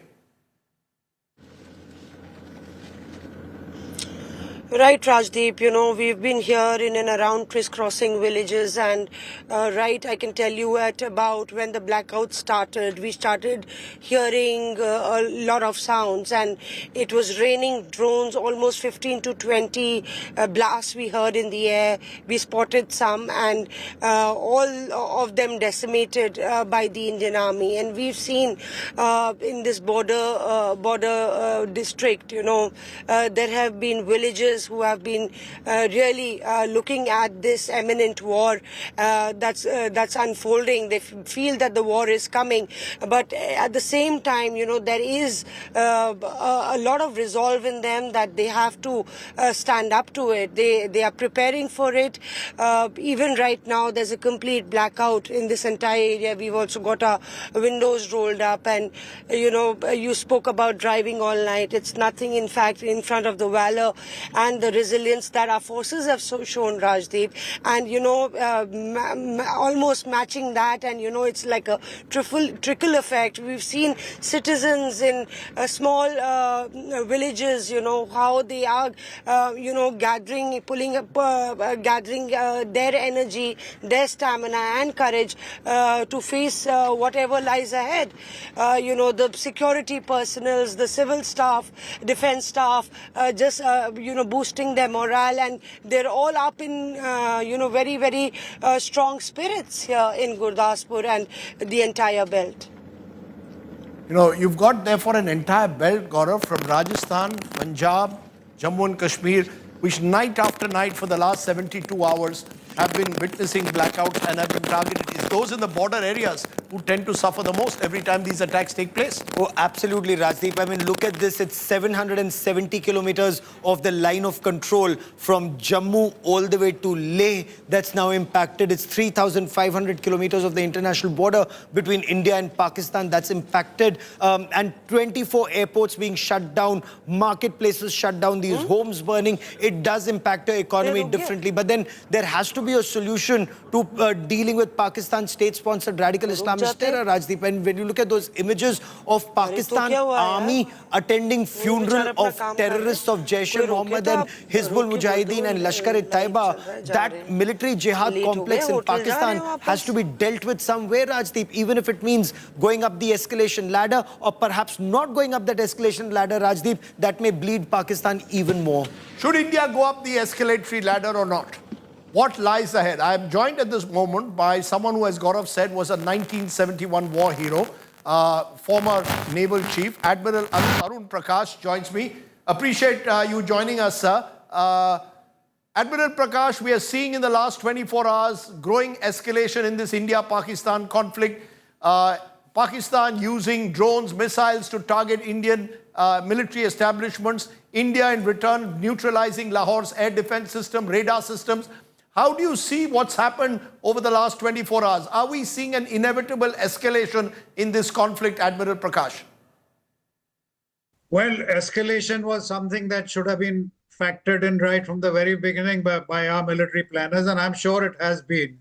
So India has delivered a message, a long overdue message, that this nonsense of so-called cross-border terrorism has gone on long enough, and it's time for the Pakistani deep state, that is the ISI and Pak army, to step back and stop it. So the message has been delivered in the form of attacks, kinetic attacks on 9 different locations, supposed to be hideouts or training establishments of these terrorist organizations. So that message has been sent across. Now it is up to Pakistan to acknowledge it and say, all right, we've got your message and we'll do something about it. On the other hand, Pakistan could well say that, all right, you attacked our homeland and we are going to respond. I mean, that's a step that must have been taken into account by our military planners when they launched these 9 strikes into POK and Pakistan. But does this escalation now worry you, given what's at stake? You've said in a recent article that the initial wave of these kinetic attacks may need to be followed up with more attacks. and the public should be prepared for attrition, loss of life, and the distinct possibility of escalation. Are you worried that this could now spiral out of control? Well, it is entirely up to Pakistan, because India had suffered for long enough, for far too long, from these so-called cross-border terror attacks, which were actually acts of war on the part of Pakistan. They were raising, training, and launching these terrorists from their territory into our territory, which is actually an act of war. So we've tolerated it for many decades. But after Uri in 2016, we sent a message. Then another message was sent in 2019, the airstrike on Balakot, in the hope that the Pak military and the Pak ISI would realize that they had overstepped the limit. But apparently that message didn't go across. And for the last 5 or 6 years, they've continued with these activities. So this was yet another message, a much, much stronger message. And this time, it was not just meant to be punishment, but a message of deterrence, that you've gone so far, but no further. Now, it is, as I said, it is entirely up to Pakistan to accept the message or to raise the level and come back at us. This is hostility, this is war. And once you start kinetic action, you have to be prepared for escalation. And escalation is also, it depends how many steps on the escalatory ladder you want to go. I mean, we've attacked them, they may respond. And then do you want to respond again? But I think India has very sensibly sent across a message that this is non-escalatory. We've not attacked any military targets. We've not attacked civil targets. We've only focused on the terror organization, and that's the message we want to send. So I think it's now time for the Paki, for the Pak deep state to sit down in a huddle and decide that, look, enough is enough, and let's put a stop to it. Tough words from you, Admiral. Once you go on the path of kinetic action, you're effectively saying you're at war with each other. But the big question is, how do you step off the escalatory ladder? Is that going to become more and more difficult to step off this ladder as Pakistan provokes, Admiral Prakash? Yes, it is. And I think we should be prepared for that. I mean, air defense, if you are using aircraft to launch attacks, then their air defenses are our adversary. So taking out their air defense is a precaution that we had to take. But escalation is inevitable, Rajdeep. I mean, the two sides, the politicians, the statesmen, I don't know if there are any statesmen on the Pakistani side, have to decide that how far are you going to go? When are you going to call the international community and say, all right, this has gone far enough, it's got to stop? Because at the end of the tunnel, you have to remember that both countries are nuclear armed. And if this escalation goes out of control, then the ultimate end could be a nuclear detonation. And Pakistan has been known to be making irresponsible statements. I think very recently their defense minister made some wild statements. So, I mean, that is unthinkable. A nuclear exchange is unthinkable. So it has to stop well short of that. And possibly some intervention, some talks, negotiations at some stage have to be undertaken. You know, you mentioned the nuclear issue is unthinkable, but the concern will be it's one thing to establish conventional or re-establish conventional deterrence, Admiral, vis-a-vis Pakistan. The other worry is, how do you ensure that an irresponsible Pakistani army state leadership is deterred from using this last option of nuclear weapons? You know, there is that overwhelming concern of some kind of miscalculation. How do you stop this situation from escalating beyond a point and at the same time sending a tough message to Pakistan? Well, for 26 years, our nuclear deterrent has been adequate to, and our nuclear policy has been adequate to deter Pakistan from any thought of using nuclear weapons. So deterrence has held fast for 26 years. And I'm quite sure that it will continue to do so, because for all the irrational, wild statements that they seem to make, I mean, self-preservation is a very powerful force. So if Pakistan starts anything, even at the tactical level, the response they will get, India has stated quite clearly in its doctrine that any use of nuclear weapons, whether tactical, strategic, whatever, will invite an overwhelming and a devastating response. So that is on the table, that any thought of using a nuclear weapon, no matter how small or big, where Pakistan will lose a city or a large chunk of its population. So their pretense of being irrational, I think, is a big act. no country wants to be, sort of and lose a huge chunk of its population. So I am fairly confident that we will not reach that stage. Now, how to get off ramps from this building up of tension on both sides, where to get off gracefully is something that the statesmen, maybe, negotiations, third-party negotiations, something like that has to be done. We've sent a clear message, a kinetic message, that we don't want any more cross-border terrorism. The guilty party is Pakistan. It is up to them either to accept this message and say, all right, we'll think about it, or to escalate it and then decide how far they want to escalate, because if they escalate, they will get harder and harder knocks from the Indian side. That is inevitable. One final question, Admiral Prakash. We've seen in the last couple of days, Pakistan use artillery fire to target innocent civilians. India has responded in kind, not just the armed forces. We've seen our air power striking Pakistani terror bases, Muridke, Bawalpur, other places. What about naval power? You're seen as one of India's most distinguished naval admirals. Is naval power also an option if Pakistan chooses to escalate beyond a point? Well, yes, if it comes to that, I mean, if it's a graduated escalation, then the naval power can certainly, because naval power takes a little time to have effect, because it will affect the economy. Now, let's remember when we think of Pakistan doing reckless things, that they're a much smaller country, smaller population, economy which is in deep, deep trouble. They're taking loans only to pay off other loans. They have ethnic problems, huge internal domestic problems. So they are not in a state to be overly aggressive. And if this whole thing, this hostilities stretch out for a longer time, then pressure can be brought to bear on them from seawards also. Their economic, their energy, their trade, food, etc. Much of it comes from abroad by sea. So the Indian Navy can swing into action. Even before that, the Indian Navy can also take kinetic action, special forces, they've got long-range missiles, etc. So it all depends on what our government and our military planners have got in store for them. There must be a planned, escalatory, calibrated step 1, step 2, step 3. So the Navy will have a role to play if it comes to that, but in a longer term. Okay, Admiral Prakash, for speaking so plainly and clearly to us, a 1971 war hero. Appreciate you joining us. Very clear, Admiral Prakash, speaking with sort of clarity.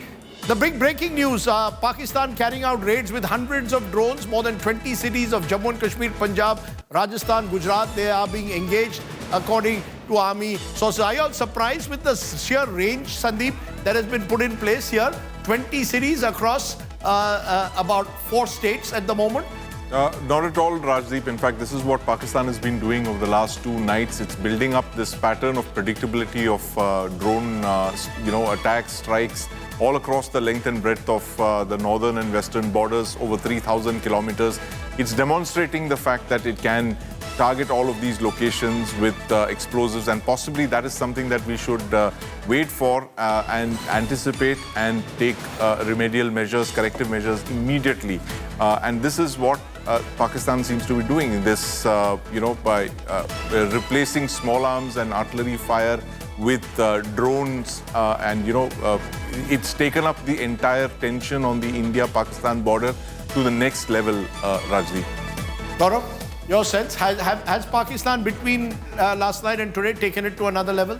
So last night it was 36 different cities, 400 attempts by Pakistan, drones, rockets and missiles. Today, the night is still young, Rajdeep. This will go on till late at night, perhaps early in the morning. But early in the morning is when our systems will be absolutely alert, because they could either try rockets, missiles, or maybe a fighter jet raid. God forbid, because there will be consequences should Pakistan seek to escalate. But this is not yet escalation, Rajdeep. When you look at the escalation ladder, either kinetic or non-kinetic, this is still preparation for that escalation. You're just trying to assess each other. You're just trying to assess who's stronger, where, what will my next move be. So in the chessboard, both the armies are now putting their pieces together, and then the move will happen, and that will be very sudden, and then the escalation may just be very sudden. But before that, if you also notice, Rajdeep, Systematically, certain assets of Pakistan, one, are being taken down. Two, as Admiral Prakash was telling you in that interview that he just did with him, that there are other ways to bring pressure on Pakistan, and the economic pressure is the biggest. 25th bailout from IMF, 25th bailout. What if that is stalled? The moment that is stalled, Pakistan's war-fighting ability comes down several notches. Won't be easy to stall it, but India has made a point at that IMF meeting there today. The fear that the funds that are given to Pakistan are then used to fund terror is a very strong point India has made at that meeting. Aman Bhardwaj is still with us, as are Ashutosh Mishra, Mosque Singh, our reporters have fanned out. Aman, what are you hearing around you? Has the noise died down? These drone explosions that have been taking place for the last couple of hours?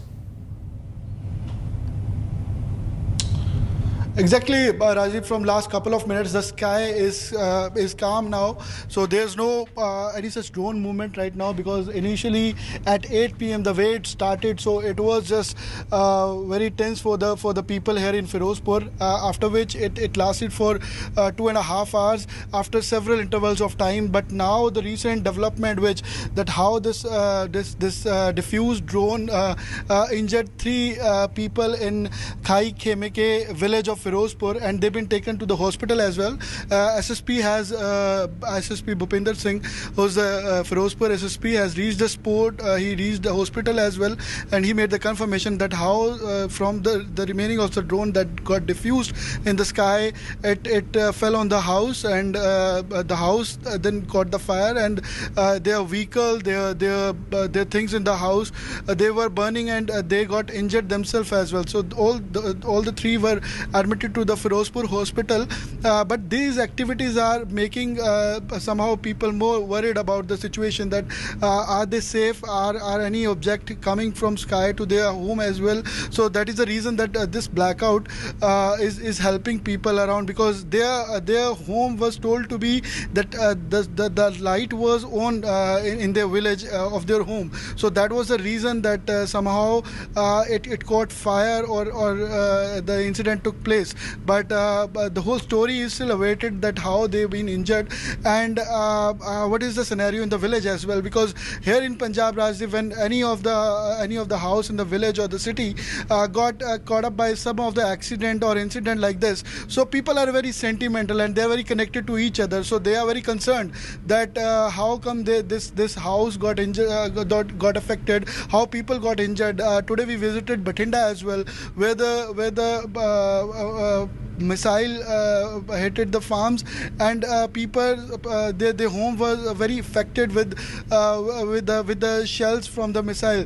So these sort of things, and people from their villages coming to their home, they were inquiring the present scenario, their health, their condition, because most of the people here in rural Punjab or Firozpur or border area are villagers, are farmers, and they tend to witness these sort of things. They have also witnessed 1971's war. They tend to witness this the flood situation here. So they are very connected to each other, and this sort of scenario make emotional dent on their psyche, that are they safe on the border area or not. But the drone activity you see here in the sky, you'll see complete blackout. The sky is calmed down.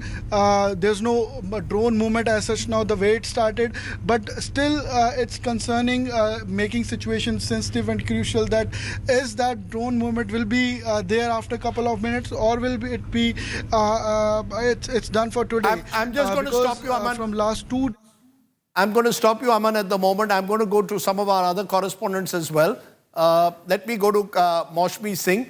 Mosque, as Aman is saying, there is fear naturally among the villagers there because of these drone attacks. Tell us when you've been talking to them, is that a dominant emotion, fear?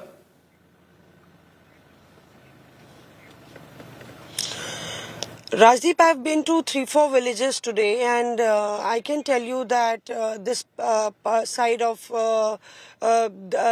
Punjab, the villagers are really prepared. They've seen during the Kargil war how tension prevailed, and most of them talk about 1971, the elderly, and say that we are training our young ones not to be scared. And more so, they are rooted to their village. They know that they have no other home but this one, and that's why I see a preparedness, a mental preparedness when we talk about war or a long haul as far as this prevailing tension is concerned. I've seen ex-military personnel training the kids if there are splinter bombs or if there is a blast, what to do in an emergency. We spoke to homemakers today, and they've been stacking food, they've been stacking medicines and a lot of ration to ensure that they can survive for 2 months. But the underlying factor is that they do appeal that there should be some talk and some sense prevailing as far as Pakistan is concerned. They know that Pakistan is a repeat offender, but they hope for peace, that there should be talk across the table. But if Pakistan doesn't learn from its mistakes and learn the lesson, then they know that India will retaliate, and they are battle hardened. They are ready for that. If things come to a knot, we are with the army, and we will help them out shoulder to shoulder. Okay, Gaurav, before we go to Kamalji, do you want to explain the air defense systems that India is using to neutralize Pakistan drones? Gaurav's going to explain that for you. Take a look. So what was India's weapon of choice? In fact, there were multiple, and this is actually India's big strength that Pakistan lacks. Made in India weapons, made in Russia weapons. I'm telling you about all of these in one go. So I want to begin by first talking about the S-400 systems. Take a look at the world's most advanced air defense shield that India has, the S-400 system. And why is the S-400 perhaps the best long-range air defense systems in the world? It's better, arguably, and that's what those who use it say, better than America's THAAD system, the Terminal High Altitude Air Defense System of America. So the S-400 system, as you can see, is road mobile. It's based on these vehicles that can quickly be moved from one area to another. One are these canisters which have the missiles. The other is the command and control structure. And the third are those radars. So they scan multiple targets simultaneously up to 600 kilometers away and can destroy them up to 400 kilometers away. What are those targets that they can destroy? They can destroy an incoming aircraft. They can destroy an incoming cruise missile, a ballistic missile, an unmanned aerial vehicle. Multiple targets can be tracked 400 kilometers away. Targets can be destroyed. 160 targets can be shot and destroyed. 72 targets can be engaged simultaneously at various ranges. So this is an amazing system. No one in the world has better. India ordered 5 of these systems at a cost of 39,000 crore rupees. 3 have arrived. The other 2 hopefully should arrive soon. Let me now tell you about the Akash indigenous air defense missile shield. Now it's a medium-range surface-to-air missile defense system. So we have the long-range LR-SAMs, we have the MR-SAMs, which is medium-range surface-to-air missile, and this has been developed by the Defense Research and Development Organization, DRDO, along with BDL, they've worked together on this. The ranges are between 45 kilometers to 70 kilometers. Again, they can engage multiple targets simultaneously, packed with explosives, and it has its own guidance system, which incidentally is made in India.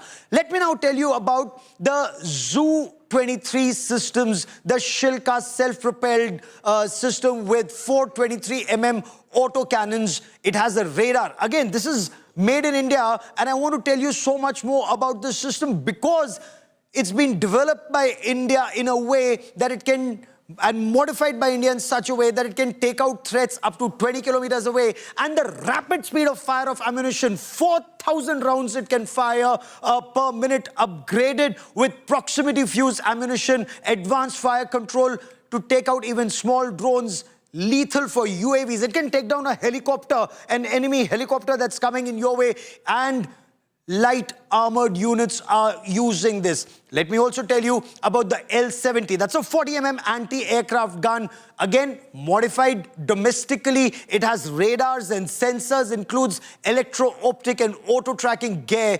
Fires, can you imagine? 240 to 330 rounds per minute. Effective range, once again, up to 4 kilometers away. So some of these are much older weapons and systems, but they have been modified within the country. They can actually saturate the airspace with predictive firepower. At a crucial briefing earlier this evening by Foreign Secretary Vikram Misri, Colonel Sophia Qureshi and Wing Commander Vyomika Singh, India detailed how it had thwarted Pakistan's attack last night. Listen in. On the intervening night of 8th-9th May 2025, Pakistan military carried out multiple violations of Indian airspace along the entire western border with an intent to target military infrastructure. Pakistan military also resorted to firing of heavy caliber weapons along the line of control. Along the international border and line of control, drone intrusions were attempted from Leh to Sar Creek at 36 locations with approximately 300 to 400 drones. Indian Armed Forces brought down a number of these drones using kinetic and non-kinetic means. The possible purpose of these large-scale aerial intrusions were to test the AD systems and gather intelligence. Forensic examination of the drone debris is being undertaken. Preliminary reports suggest them to be of Aziz Guard Songa drone of Turkey. And joining us now on this India Today special broadcast is Dr. Tara Kartha, former director of the National Security Council and an expert on matters Pakistan. Ma'am, welcome. With Sandeep Punithan stays with us on this broadcast. Ma'am, what do you make of Pakistan's drone probes once again today? They've targeted several cities, virtually probe missions quite like yesterday. What is Pakistan attempting to do in your appreciation? I think this might sound a little odd, but I think they are reserving their fire. There's a lot more they could have done in this interim period, which they haven't done. I mean, to us sitting here, because we are unused to this, right? We are unused to anything at all, like anywhere close to this happening. But if they are, then they are in it for the long haul, or it's a continuous nuisance value which they will inflict on you over the long period of time. These are the two options they have.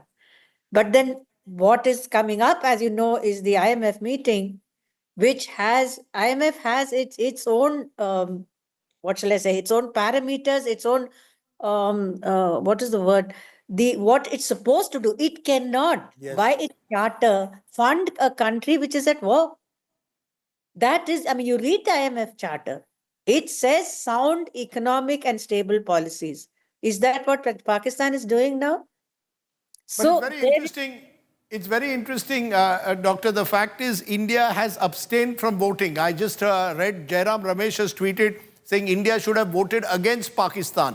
And he's tweeted strongly saying this was an opportunity to say no to a loan to Pakistan. Now, we don't know whether they'll get the loan or not, but are you linking that to what we are seeing over the last couple of days? I mean, you seem to be suggesting that Pakistan is in for the long haul. Now, that's worrying at one level. Are you saying every day they're going to try and do these drone attacks? There surely must come a time when they realize that it's not getting them anywhere, or is the attempt to provoke India into a wider conflict? See, that's what I've been saying on your channel, that they have been trying, the whole pattern of events has been trying to push you into a conflict. And we've been very, very careful. We are going step by careful step, and they're trying to goad you. But as of the last, maybe, I mean, since this is a 24-hour developing thing, I'm wondering if I get the sense they're holding back their fire. They're not using their top drones. You see, so if they are not using it, either they feel it's not yet time, or they're not willing to escalate. But till date, from the date of the Pakistan Army's chief, the ridiculous speech, to the Pahalgam attack, to the events as of now, I don't so far see a single step back. So the only assumption... That's an important point, that they're not taking a step back. Sandeep, how are you seeing this? Are you seeing this as a gradual escalation day by Pakistan to goad India into a wider conflict, India showing restraint? Absolutely, Rajdeep. And I completely agree with Dr. Tara Karta's assessment of the situation. Pakistan seems to be holding its high-end drones, as any military would do. They would not expend it for the real Future conflict, if it should break out. So what they're sending out on these probing missions are really the low-end stuff, the cheap Chinese drones that, a few $1,000s, the kind that are used by professionals. DJI Mavic kind of drones, the same kind of drones that they use to transport drugs and ammunition into India, in Punjab and in Jammu and Kashmir. That is the kind of probing missions that they're sending out these drones for, to test our defenses. And of course, they don't want to use any of their top-level, high-level, the cutting-edge Turkish drones, the military-grade drones, that they want to keep aside for a contingency which could unfold in the next couple of days. But, like I said earlier, Rajdeep, this is what they're building up, a predictable pattern of activity, drone activity, possibly to lull us into some kind of complacency and create some kind of a smoke screen through which they could then punch in fighter aircraft or cruise missiles or what have you. But it clearly demonstrates one thing, Rajdeep, that, if you've seen the statements that have been coming out of India's side over the three big statements that Foreign Secretary Vikram Misri made over 3 days, every one of those statements has an element of de-escalation built into them. But despite every such statement, the Pakistanis have chosen only to escalate, to continue with these kind of attacks, these kind of probing missions, sending drones into Indian airspace. And they're very clearly demonstrating their intent to play this in the long, play this game over the next couple of days, Rajdeep. But, if I may, Rajdeep, Dr. Tara Karta, Pakistan does not have the kind of funds that are required to be in a sustained conflict. Or is Pakistan being bankrolled, the way Ukraine was being bankrolled to fight Russia with weapons being given by NATO? Are weapons being given to Pakistan, as we very clearly see, from their air defense system to their fighter jets, to their long-range missiles, to their drones, either by China or by Turkey? And India made it very clear today that India knows they're getting their drones from Turkey. So Turkey is playing a very dirty game here as far as India is concerned, and China has been playing a game which is subpar for a very long time. So are we then actually in a way fighting China through Pakistan? That's a very interesting question. As far as I can only go by evidence. Their weapons have come from Pakistan for years. So has their nuclear capability. So has their missile capability. That's been going on for years. Say in the last 10 days, what have we seen? We've seen statements supportive of Pakistan from China. We've seen some excellent intelligence from Pakistan. I don't know where that's coming from. So I'm just giving you the facts as I see them. They predicted your attacks 2 days ahead of time. And some other aspects as well. Their drones are, the reason that the missiles which were supplied to them, the P-18s, I think. The PL-15, the long-range air-to-air missile. Yeah. I've heard there was a so-called calculated leak, which I saw. I think it's a calculated leak, which said that the missile supplied is not in the full range. So let's see where that goes. I honestly don't think China would want us to go to open war. But this kind of debilitating drone attacks, they'll be okay with. So that much we can go on. But there is also two interesting aspects.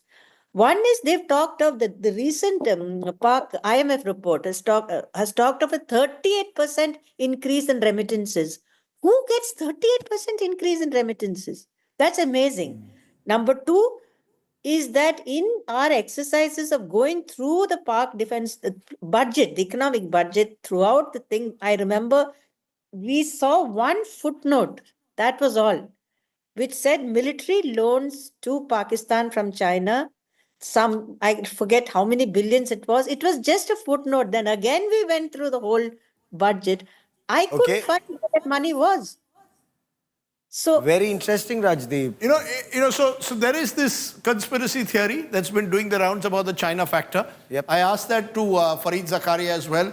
Fareed felt that China has much to lose by getting the two countries also drawn into conflict, even though he also reminded us that India has so much more to gain from peace at the moment than Pakistan does. You've got a virtual basket case on one side in terms of its economy, and you've got another country which is poised to perhaps take full advantage of the turbulence that is taking place in global economies at the moment.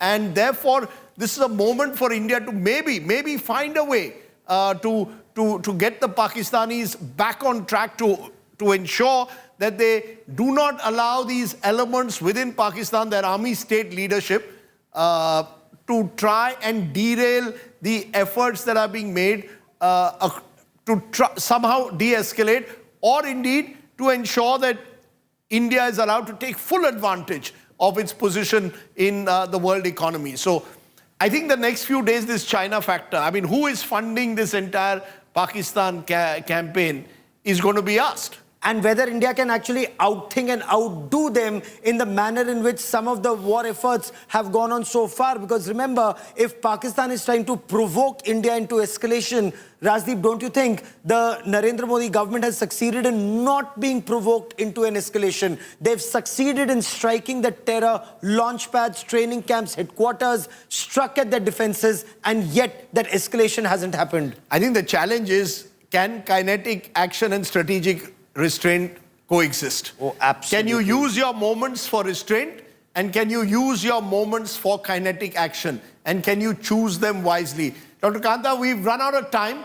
Good to have you on the show and throwing up some interesting observations there. Sandeep, wonderful to get all your insights. Thank you very much. And Gaurav and I have gone through 2 hours without arguing with each other, which is quite an achievement. Well, it's absolutely, but I agree with everything you say anyways. You and I had a dispute, had a debate over whether Kashmir was at the heart of this entire, that the long-term solution was in ensuring peace in Kashmir. And of course, that has been picked up by right-wing Twitter armies to suggest that Gaurav has put me in my place. Maybe he has. But either way, I think it is my belief that eventually the long-term solutions lie in ensuring peace in the valley, and we can discuss those solutions at another day. But at the moment, the focus is on Pakistan's attempt to try and provoke India, and how India has consistently, over the last few days, resisted those pressures to allow this conflict to escalate.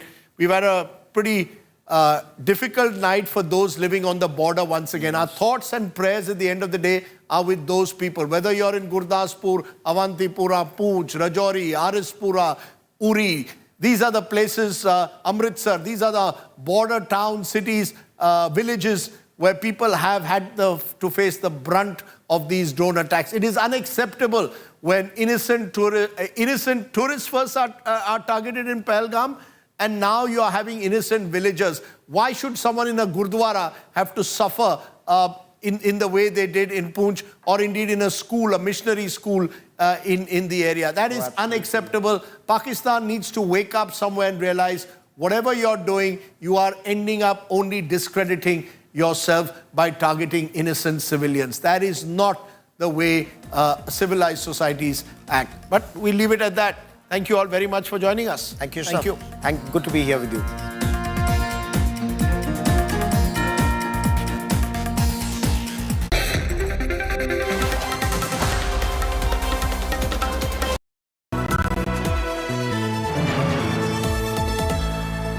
Motorola Edge 60 Pro, the edge of excellence.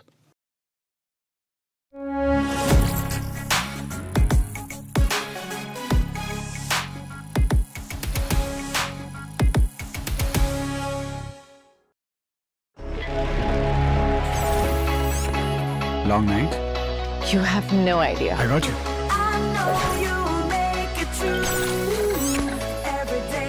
Motorola Edge 60 Pro. Hello, Moto. Motorola Edge 60 Pro, the edge of excellence. Hi, here are the top headlines presented by Motorola. Over 50 Pakistani drones and 8 missiles destroyed. IPL suspended for a week amid tensions. Indigo cancels flights to border areas. An India Today world exclusive. 2010 India Today inside Muridke. A safe haven for terrorists. Pakistan uses terror as part of state policy. 2025 Muridke terror hubs wiped out. Big story coming in. Muridke has been targeted. Oh my God, the terror epicenter has been targeted. Information just coming in. Indian missiles have struck the Lashkar-e-Taiba headquarters. Muridke has been bombed. It's a big, big story. This is India's Operation Sindoor. The line of clarity with Gaurav Sawant. Only on India Today.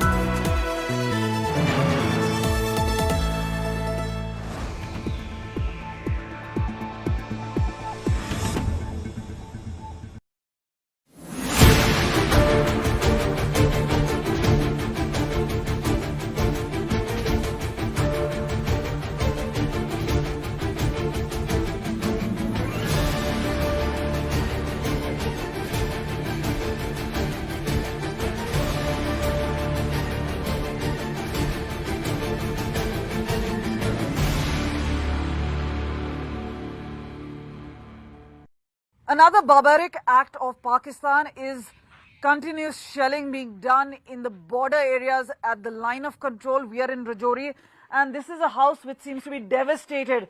A major impact has been taken. It's a newly built house, but here you see the impact of the shell. The shell fell a couple of meters away. There's a crater there now. What you see out here is the ramification, the effect of, look at this. This is all the glass shards. These are broken pieces. We'll just try and get a sense from the owner here. Rishi is with his family. Rishi and Shruti just recently got married.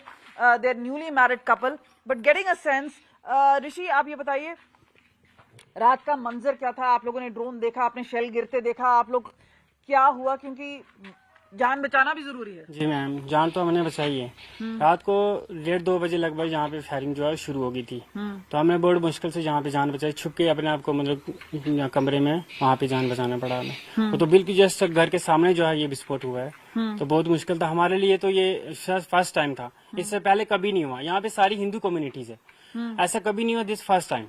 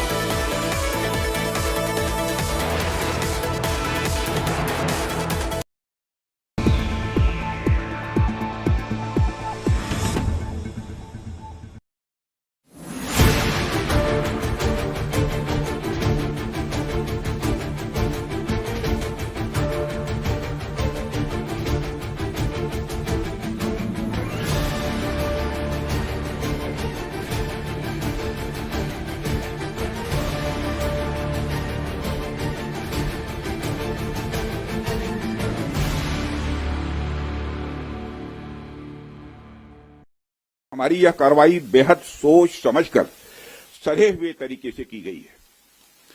आतंकियों के हौसले पस्त करने के उद्देश्य से यह कार्रवाई महज उनके कैंप्स और इंफ्रास्ट्रक्चर तक ही सीमित रखी गई है। मैं पुनः हमारे आर्म्ड फोर्सेस के शौर्य को मैं नमन करता हूं। साथियों, प्रधानमंत्री श्री नरेंद्र मोदी के नेतृत्व में हमारी सेनाओं ने ऑपरेशन सिंदूर लॉन्च करके पहले की तरह ही इस बार भी आतंकियों को ट्रेनिंग देने वाले कैंप्स को तबाह करके करारा जवाब दिया है। भारत ने अपनी सरजमी पर हुए हमले का जवाब देने के लिए अपने राइट टू रेस्पॉन्ड का इस्तेमाल किया है।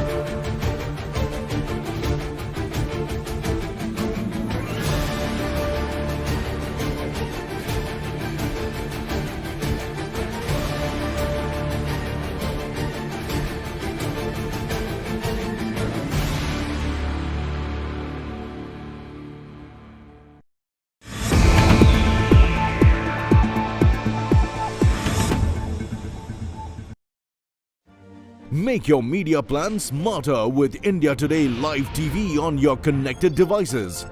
Amplify your brand with 100 million smart internet viewers. To advertise, mail us at sales@aajtak.com.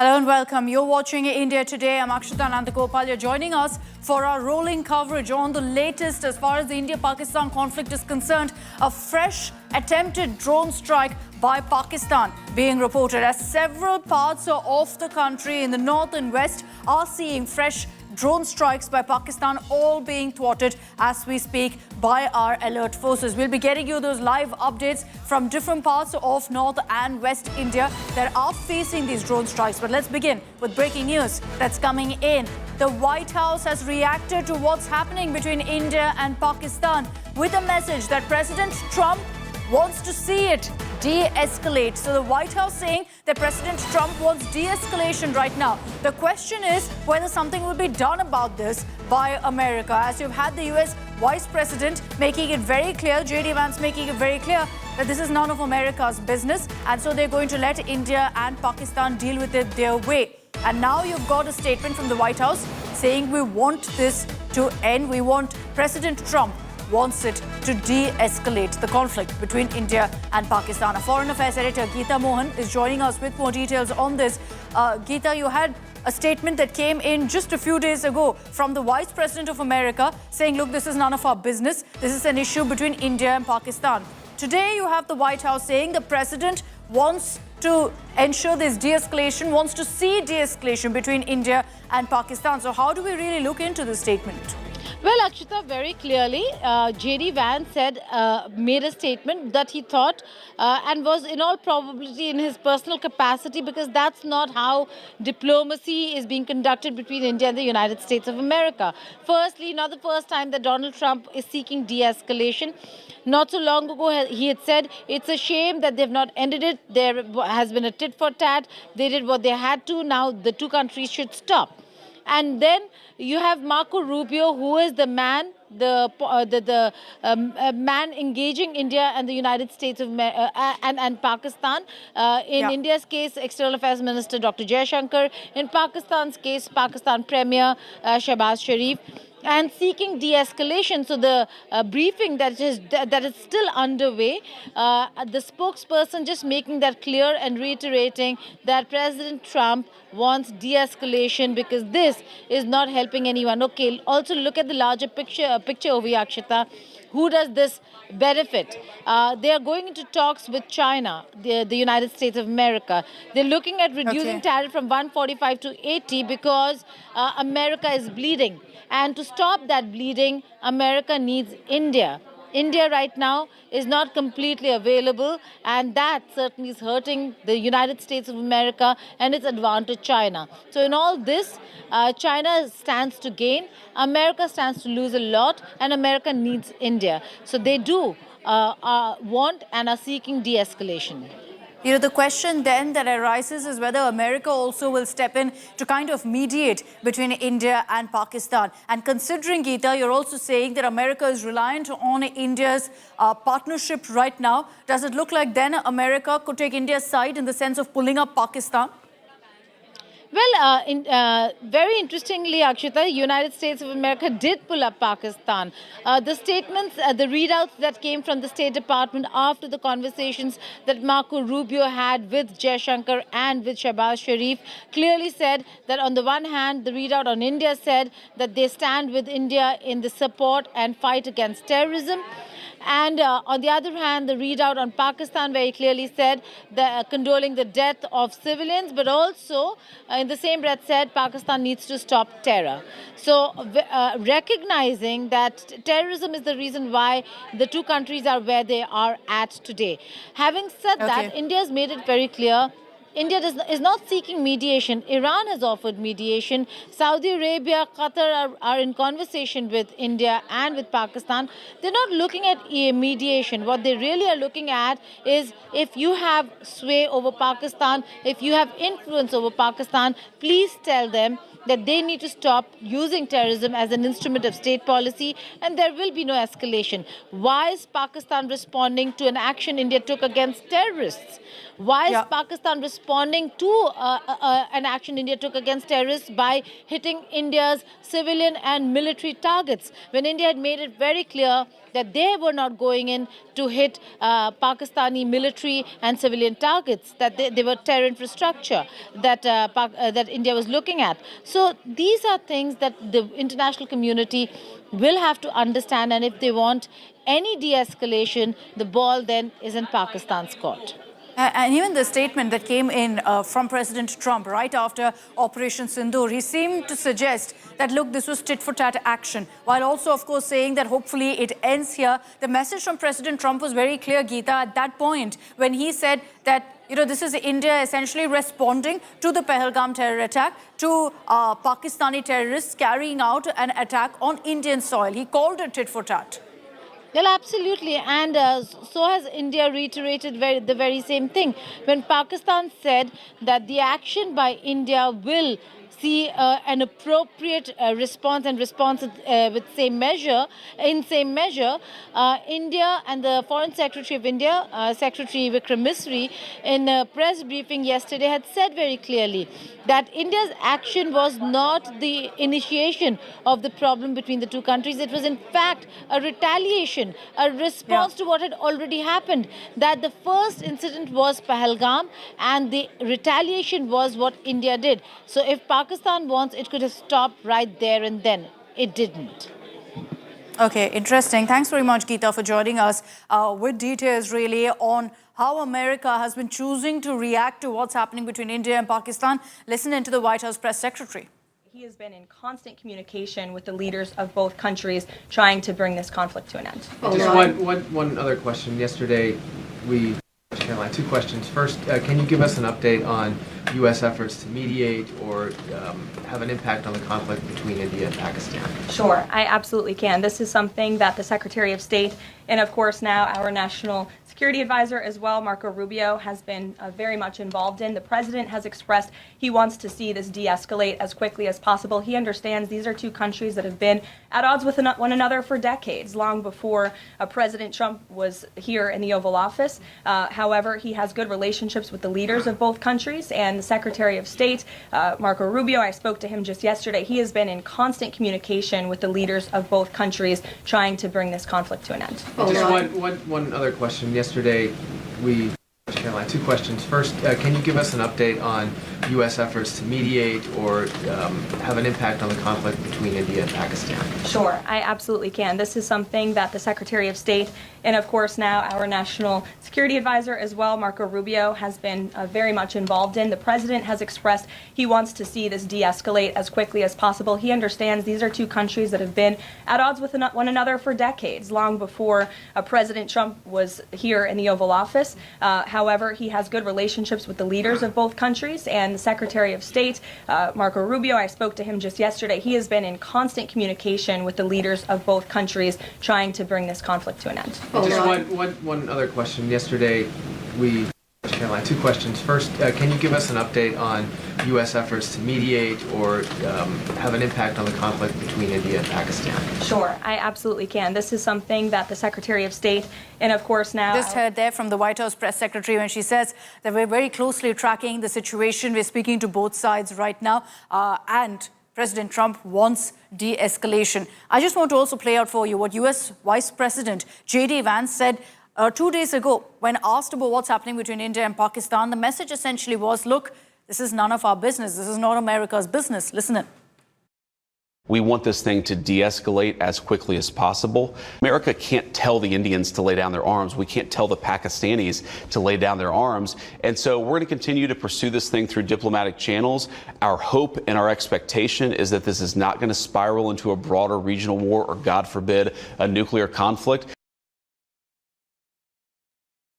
All right, let's now get you the latest updates of what's happening really along the India-Pakistan border, with once again Pakistan resorting to more drone strikes.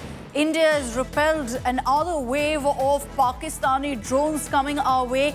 10 drones have been shot down in Gujarat and Rajasthan. So 10 drones in Gujarat, 10 drones in Rajasthan have been brought down. 15 in Amritsar alone. So it looks like 15 drones were directed towards Amritsar, civilian area. So again, Pakistan resorting to that same tactic. Besides that, also military bases being targeted once again by Pakistan, or at least attempting to target them. Drones have been sighted overall at 26 locations, ranging from Baramulla in the north right down to Bhuj in Gujarat, in the south of that entire border between India and Pakistan. So the international border, we've been seeing drone activity along the line of control also. There is drone activity. There is also suspected armed drones that were used by Pakistan this time, posing, of course, huge threats to civilian and military targets. I'll just run you through the locations where these drones were spotted and then shot down.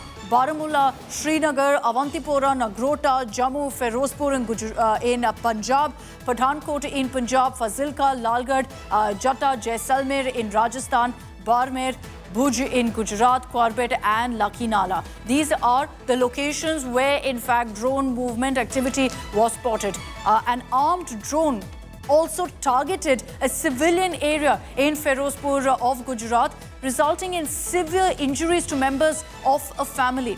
And now the confirmation coming in that all of those who've been injured have been provided medical assistance. The area has been sanitized by our forces. This is a statement that's coming from the army, and the army maintains they are maintaining at this point a high state of alert, and all such aerial threats are being tracked and engaged using counter-drone systems. The situation is under close and constant watch. Prompt action is being taken whenever necessary. The army in that statement has also said citizens, especially in border areas, are advised to remain indoors, limit unnecessary movement and strictly follow safety instructions issued by local authorities. There is no need to panic. I'll highlight that bit of the statement. No need to panic. Heightened vigilance and precaution are essential. So what we understand from the statement that's just come out is that at 26 locations, drones were spotted, Pakistani drones, all of them brought down, but for one incident in Firozpur, where you had a drone targeting a civilian area and unfortunately members of a family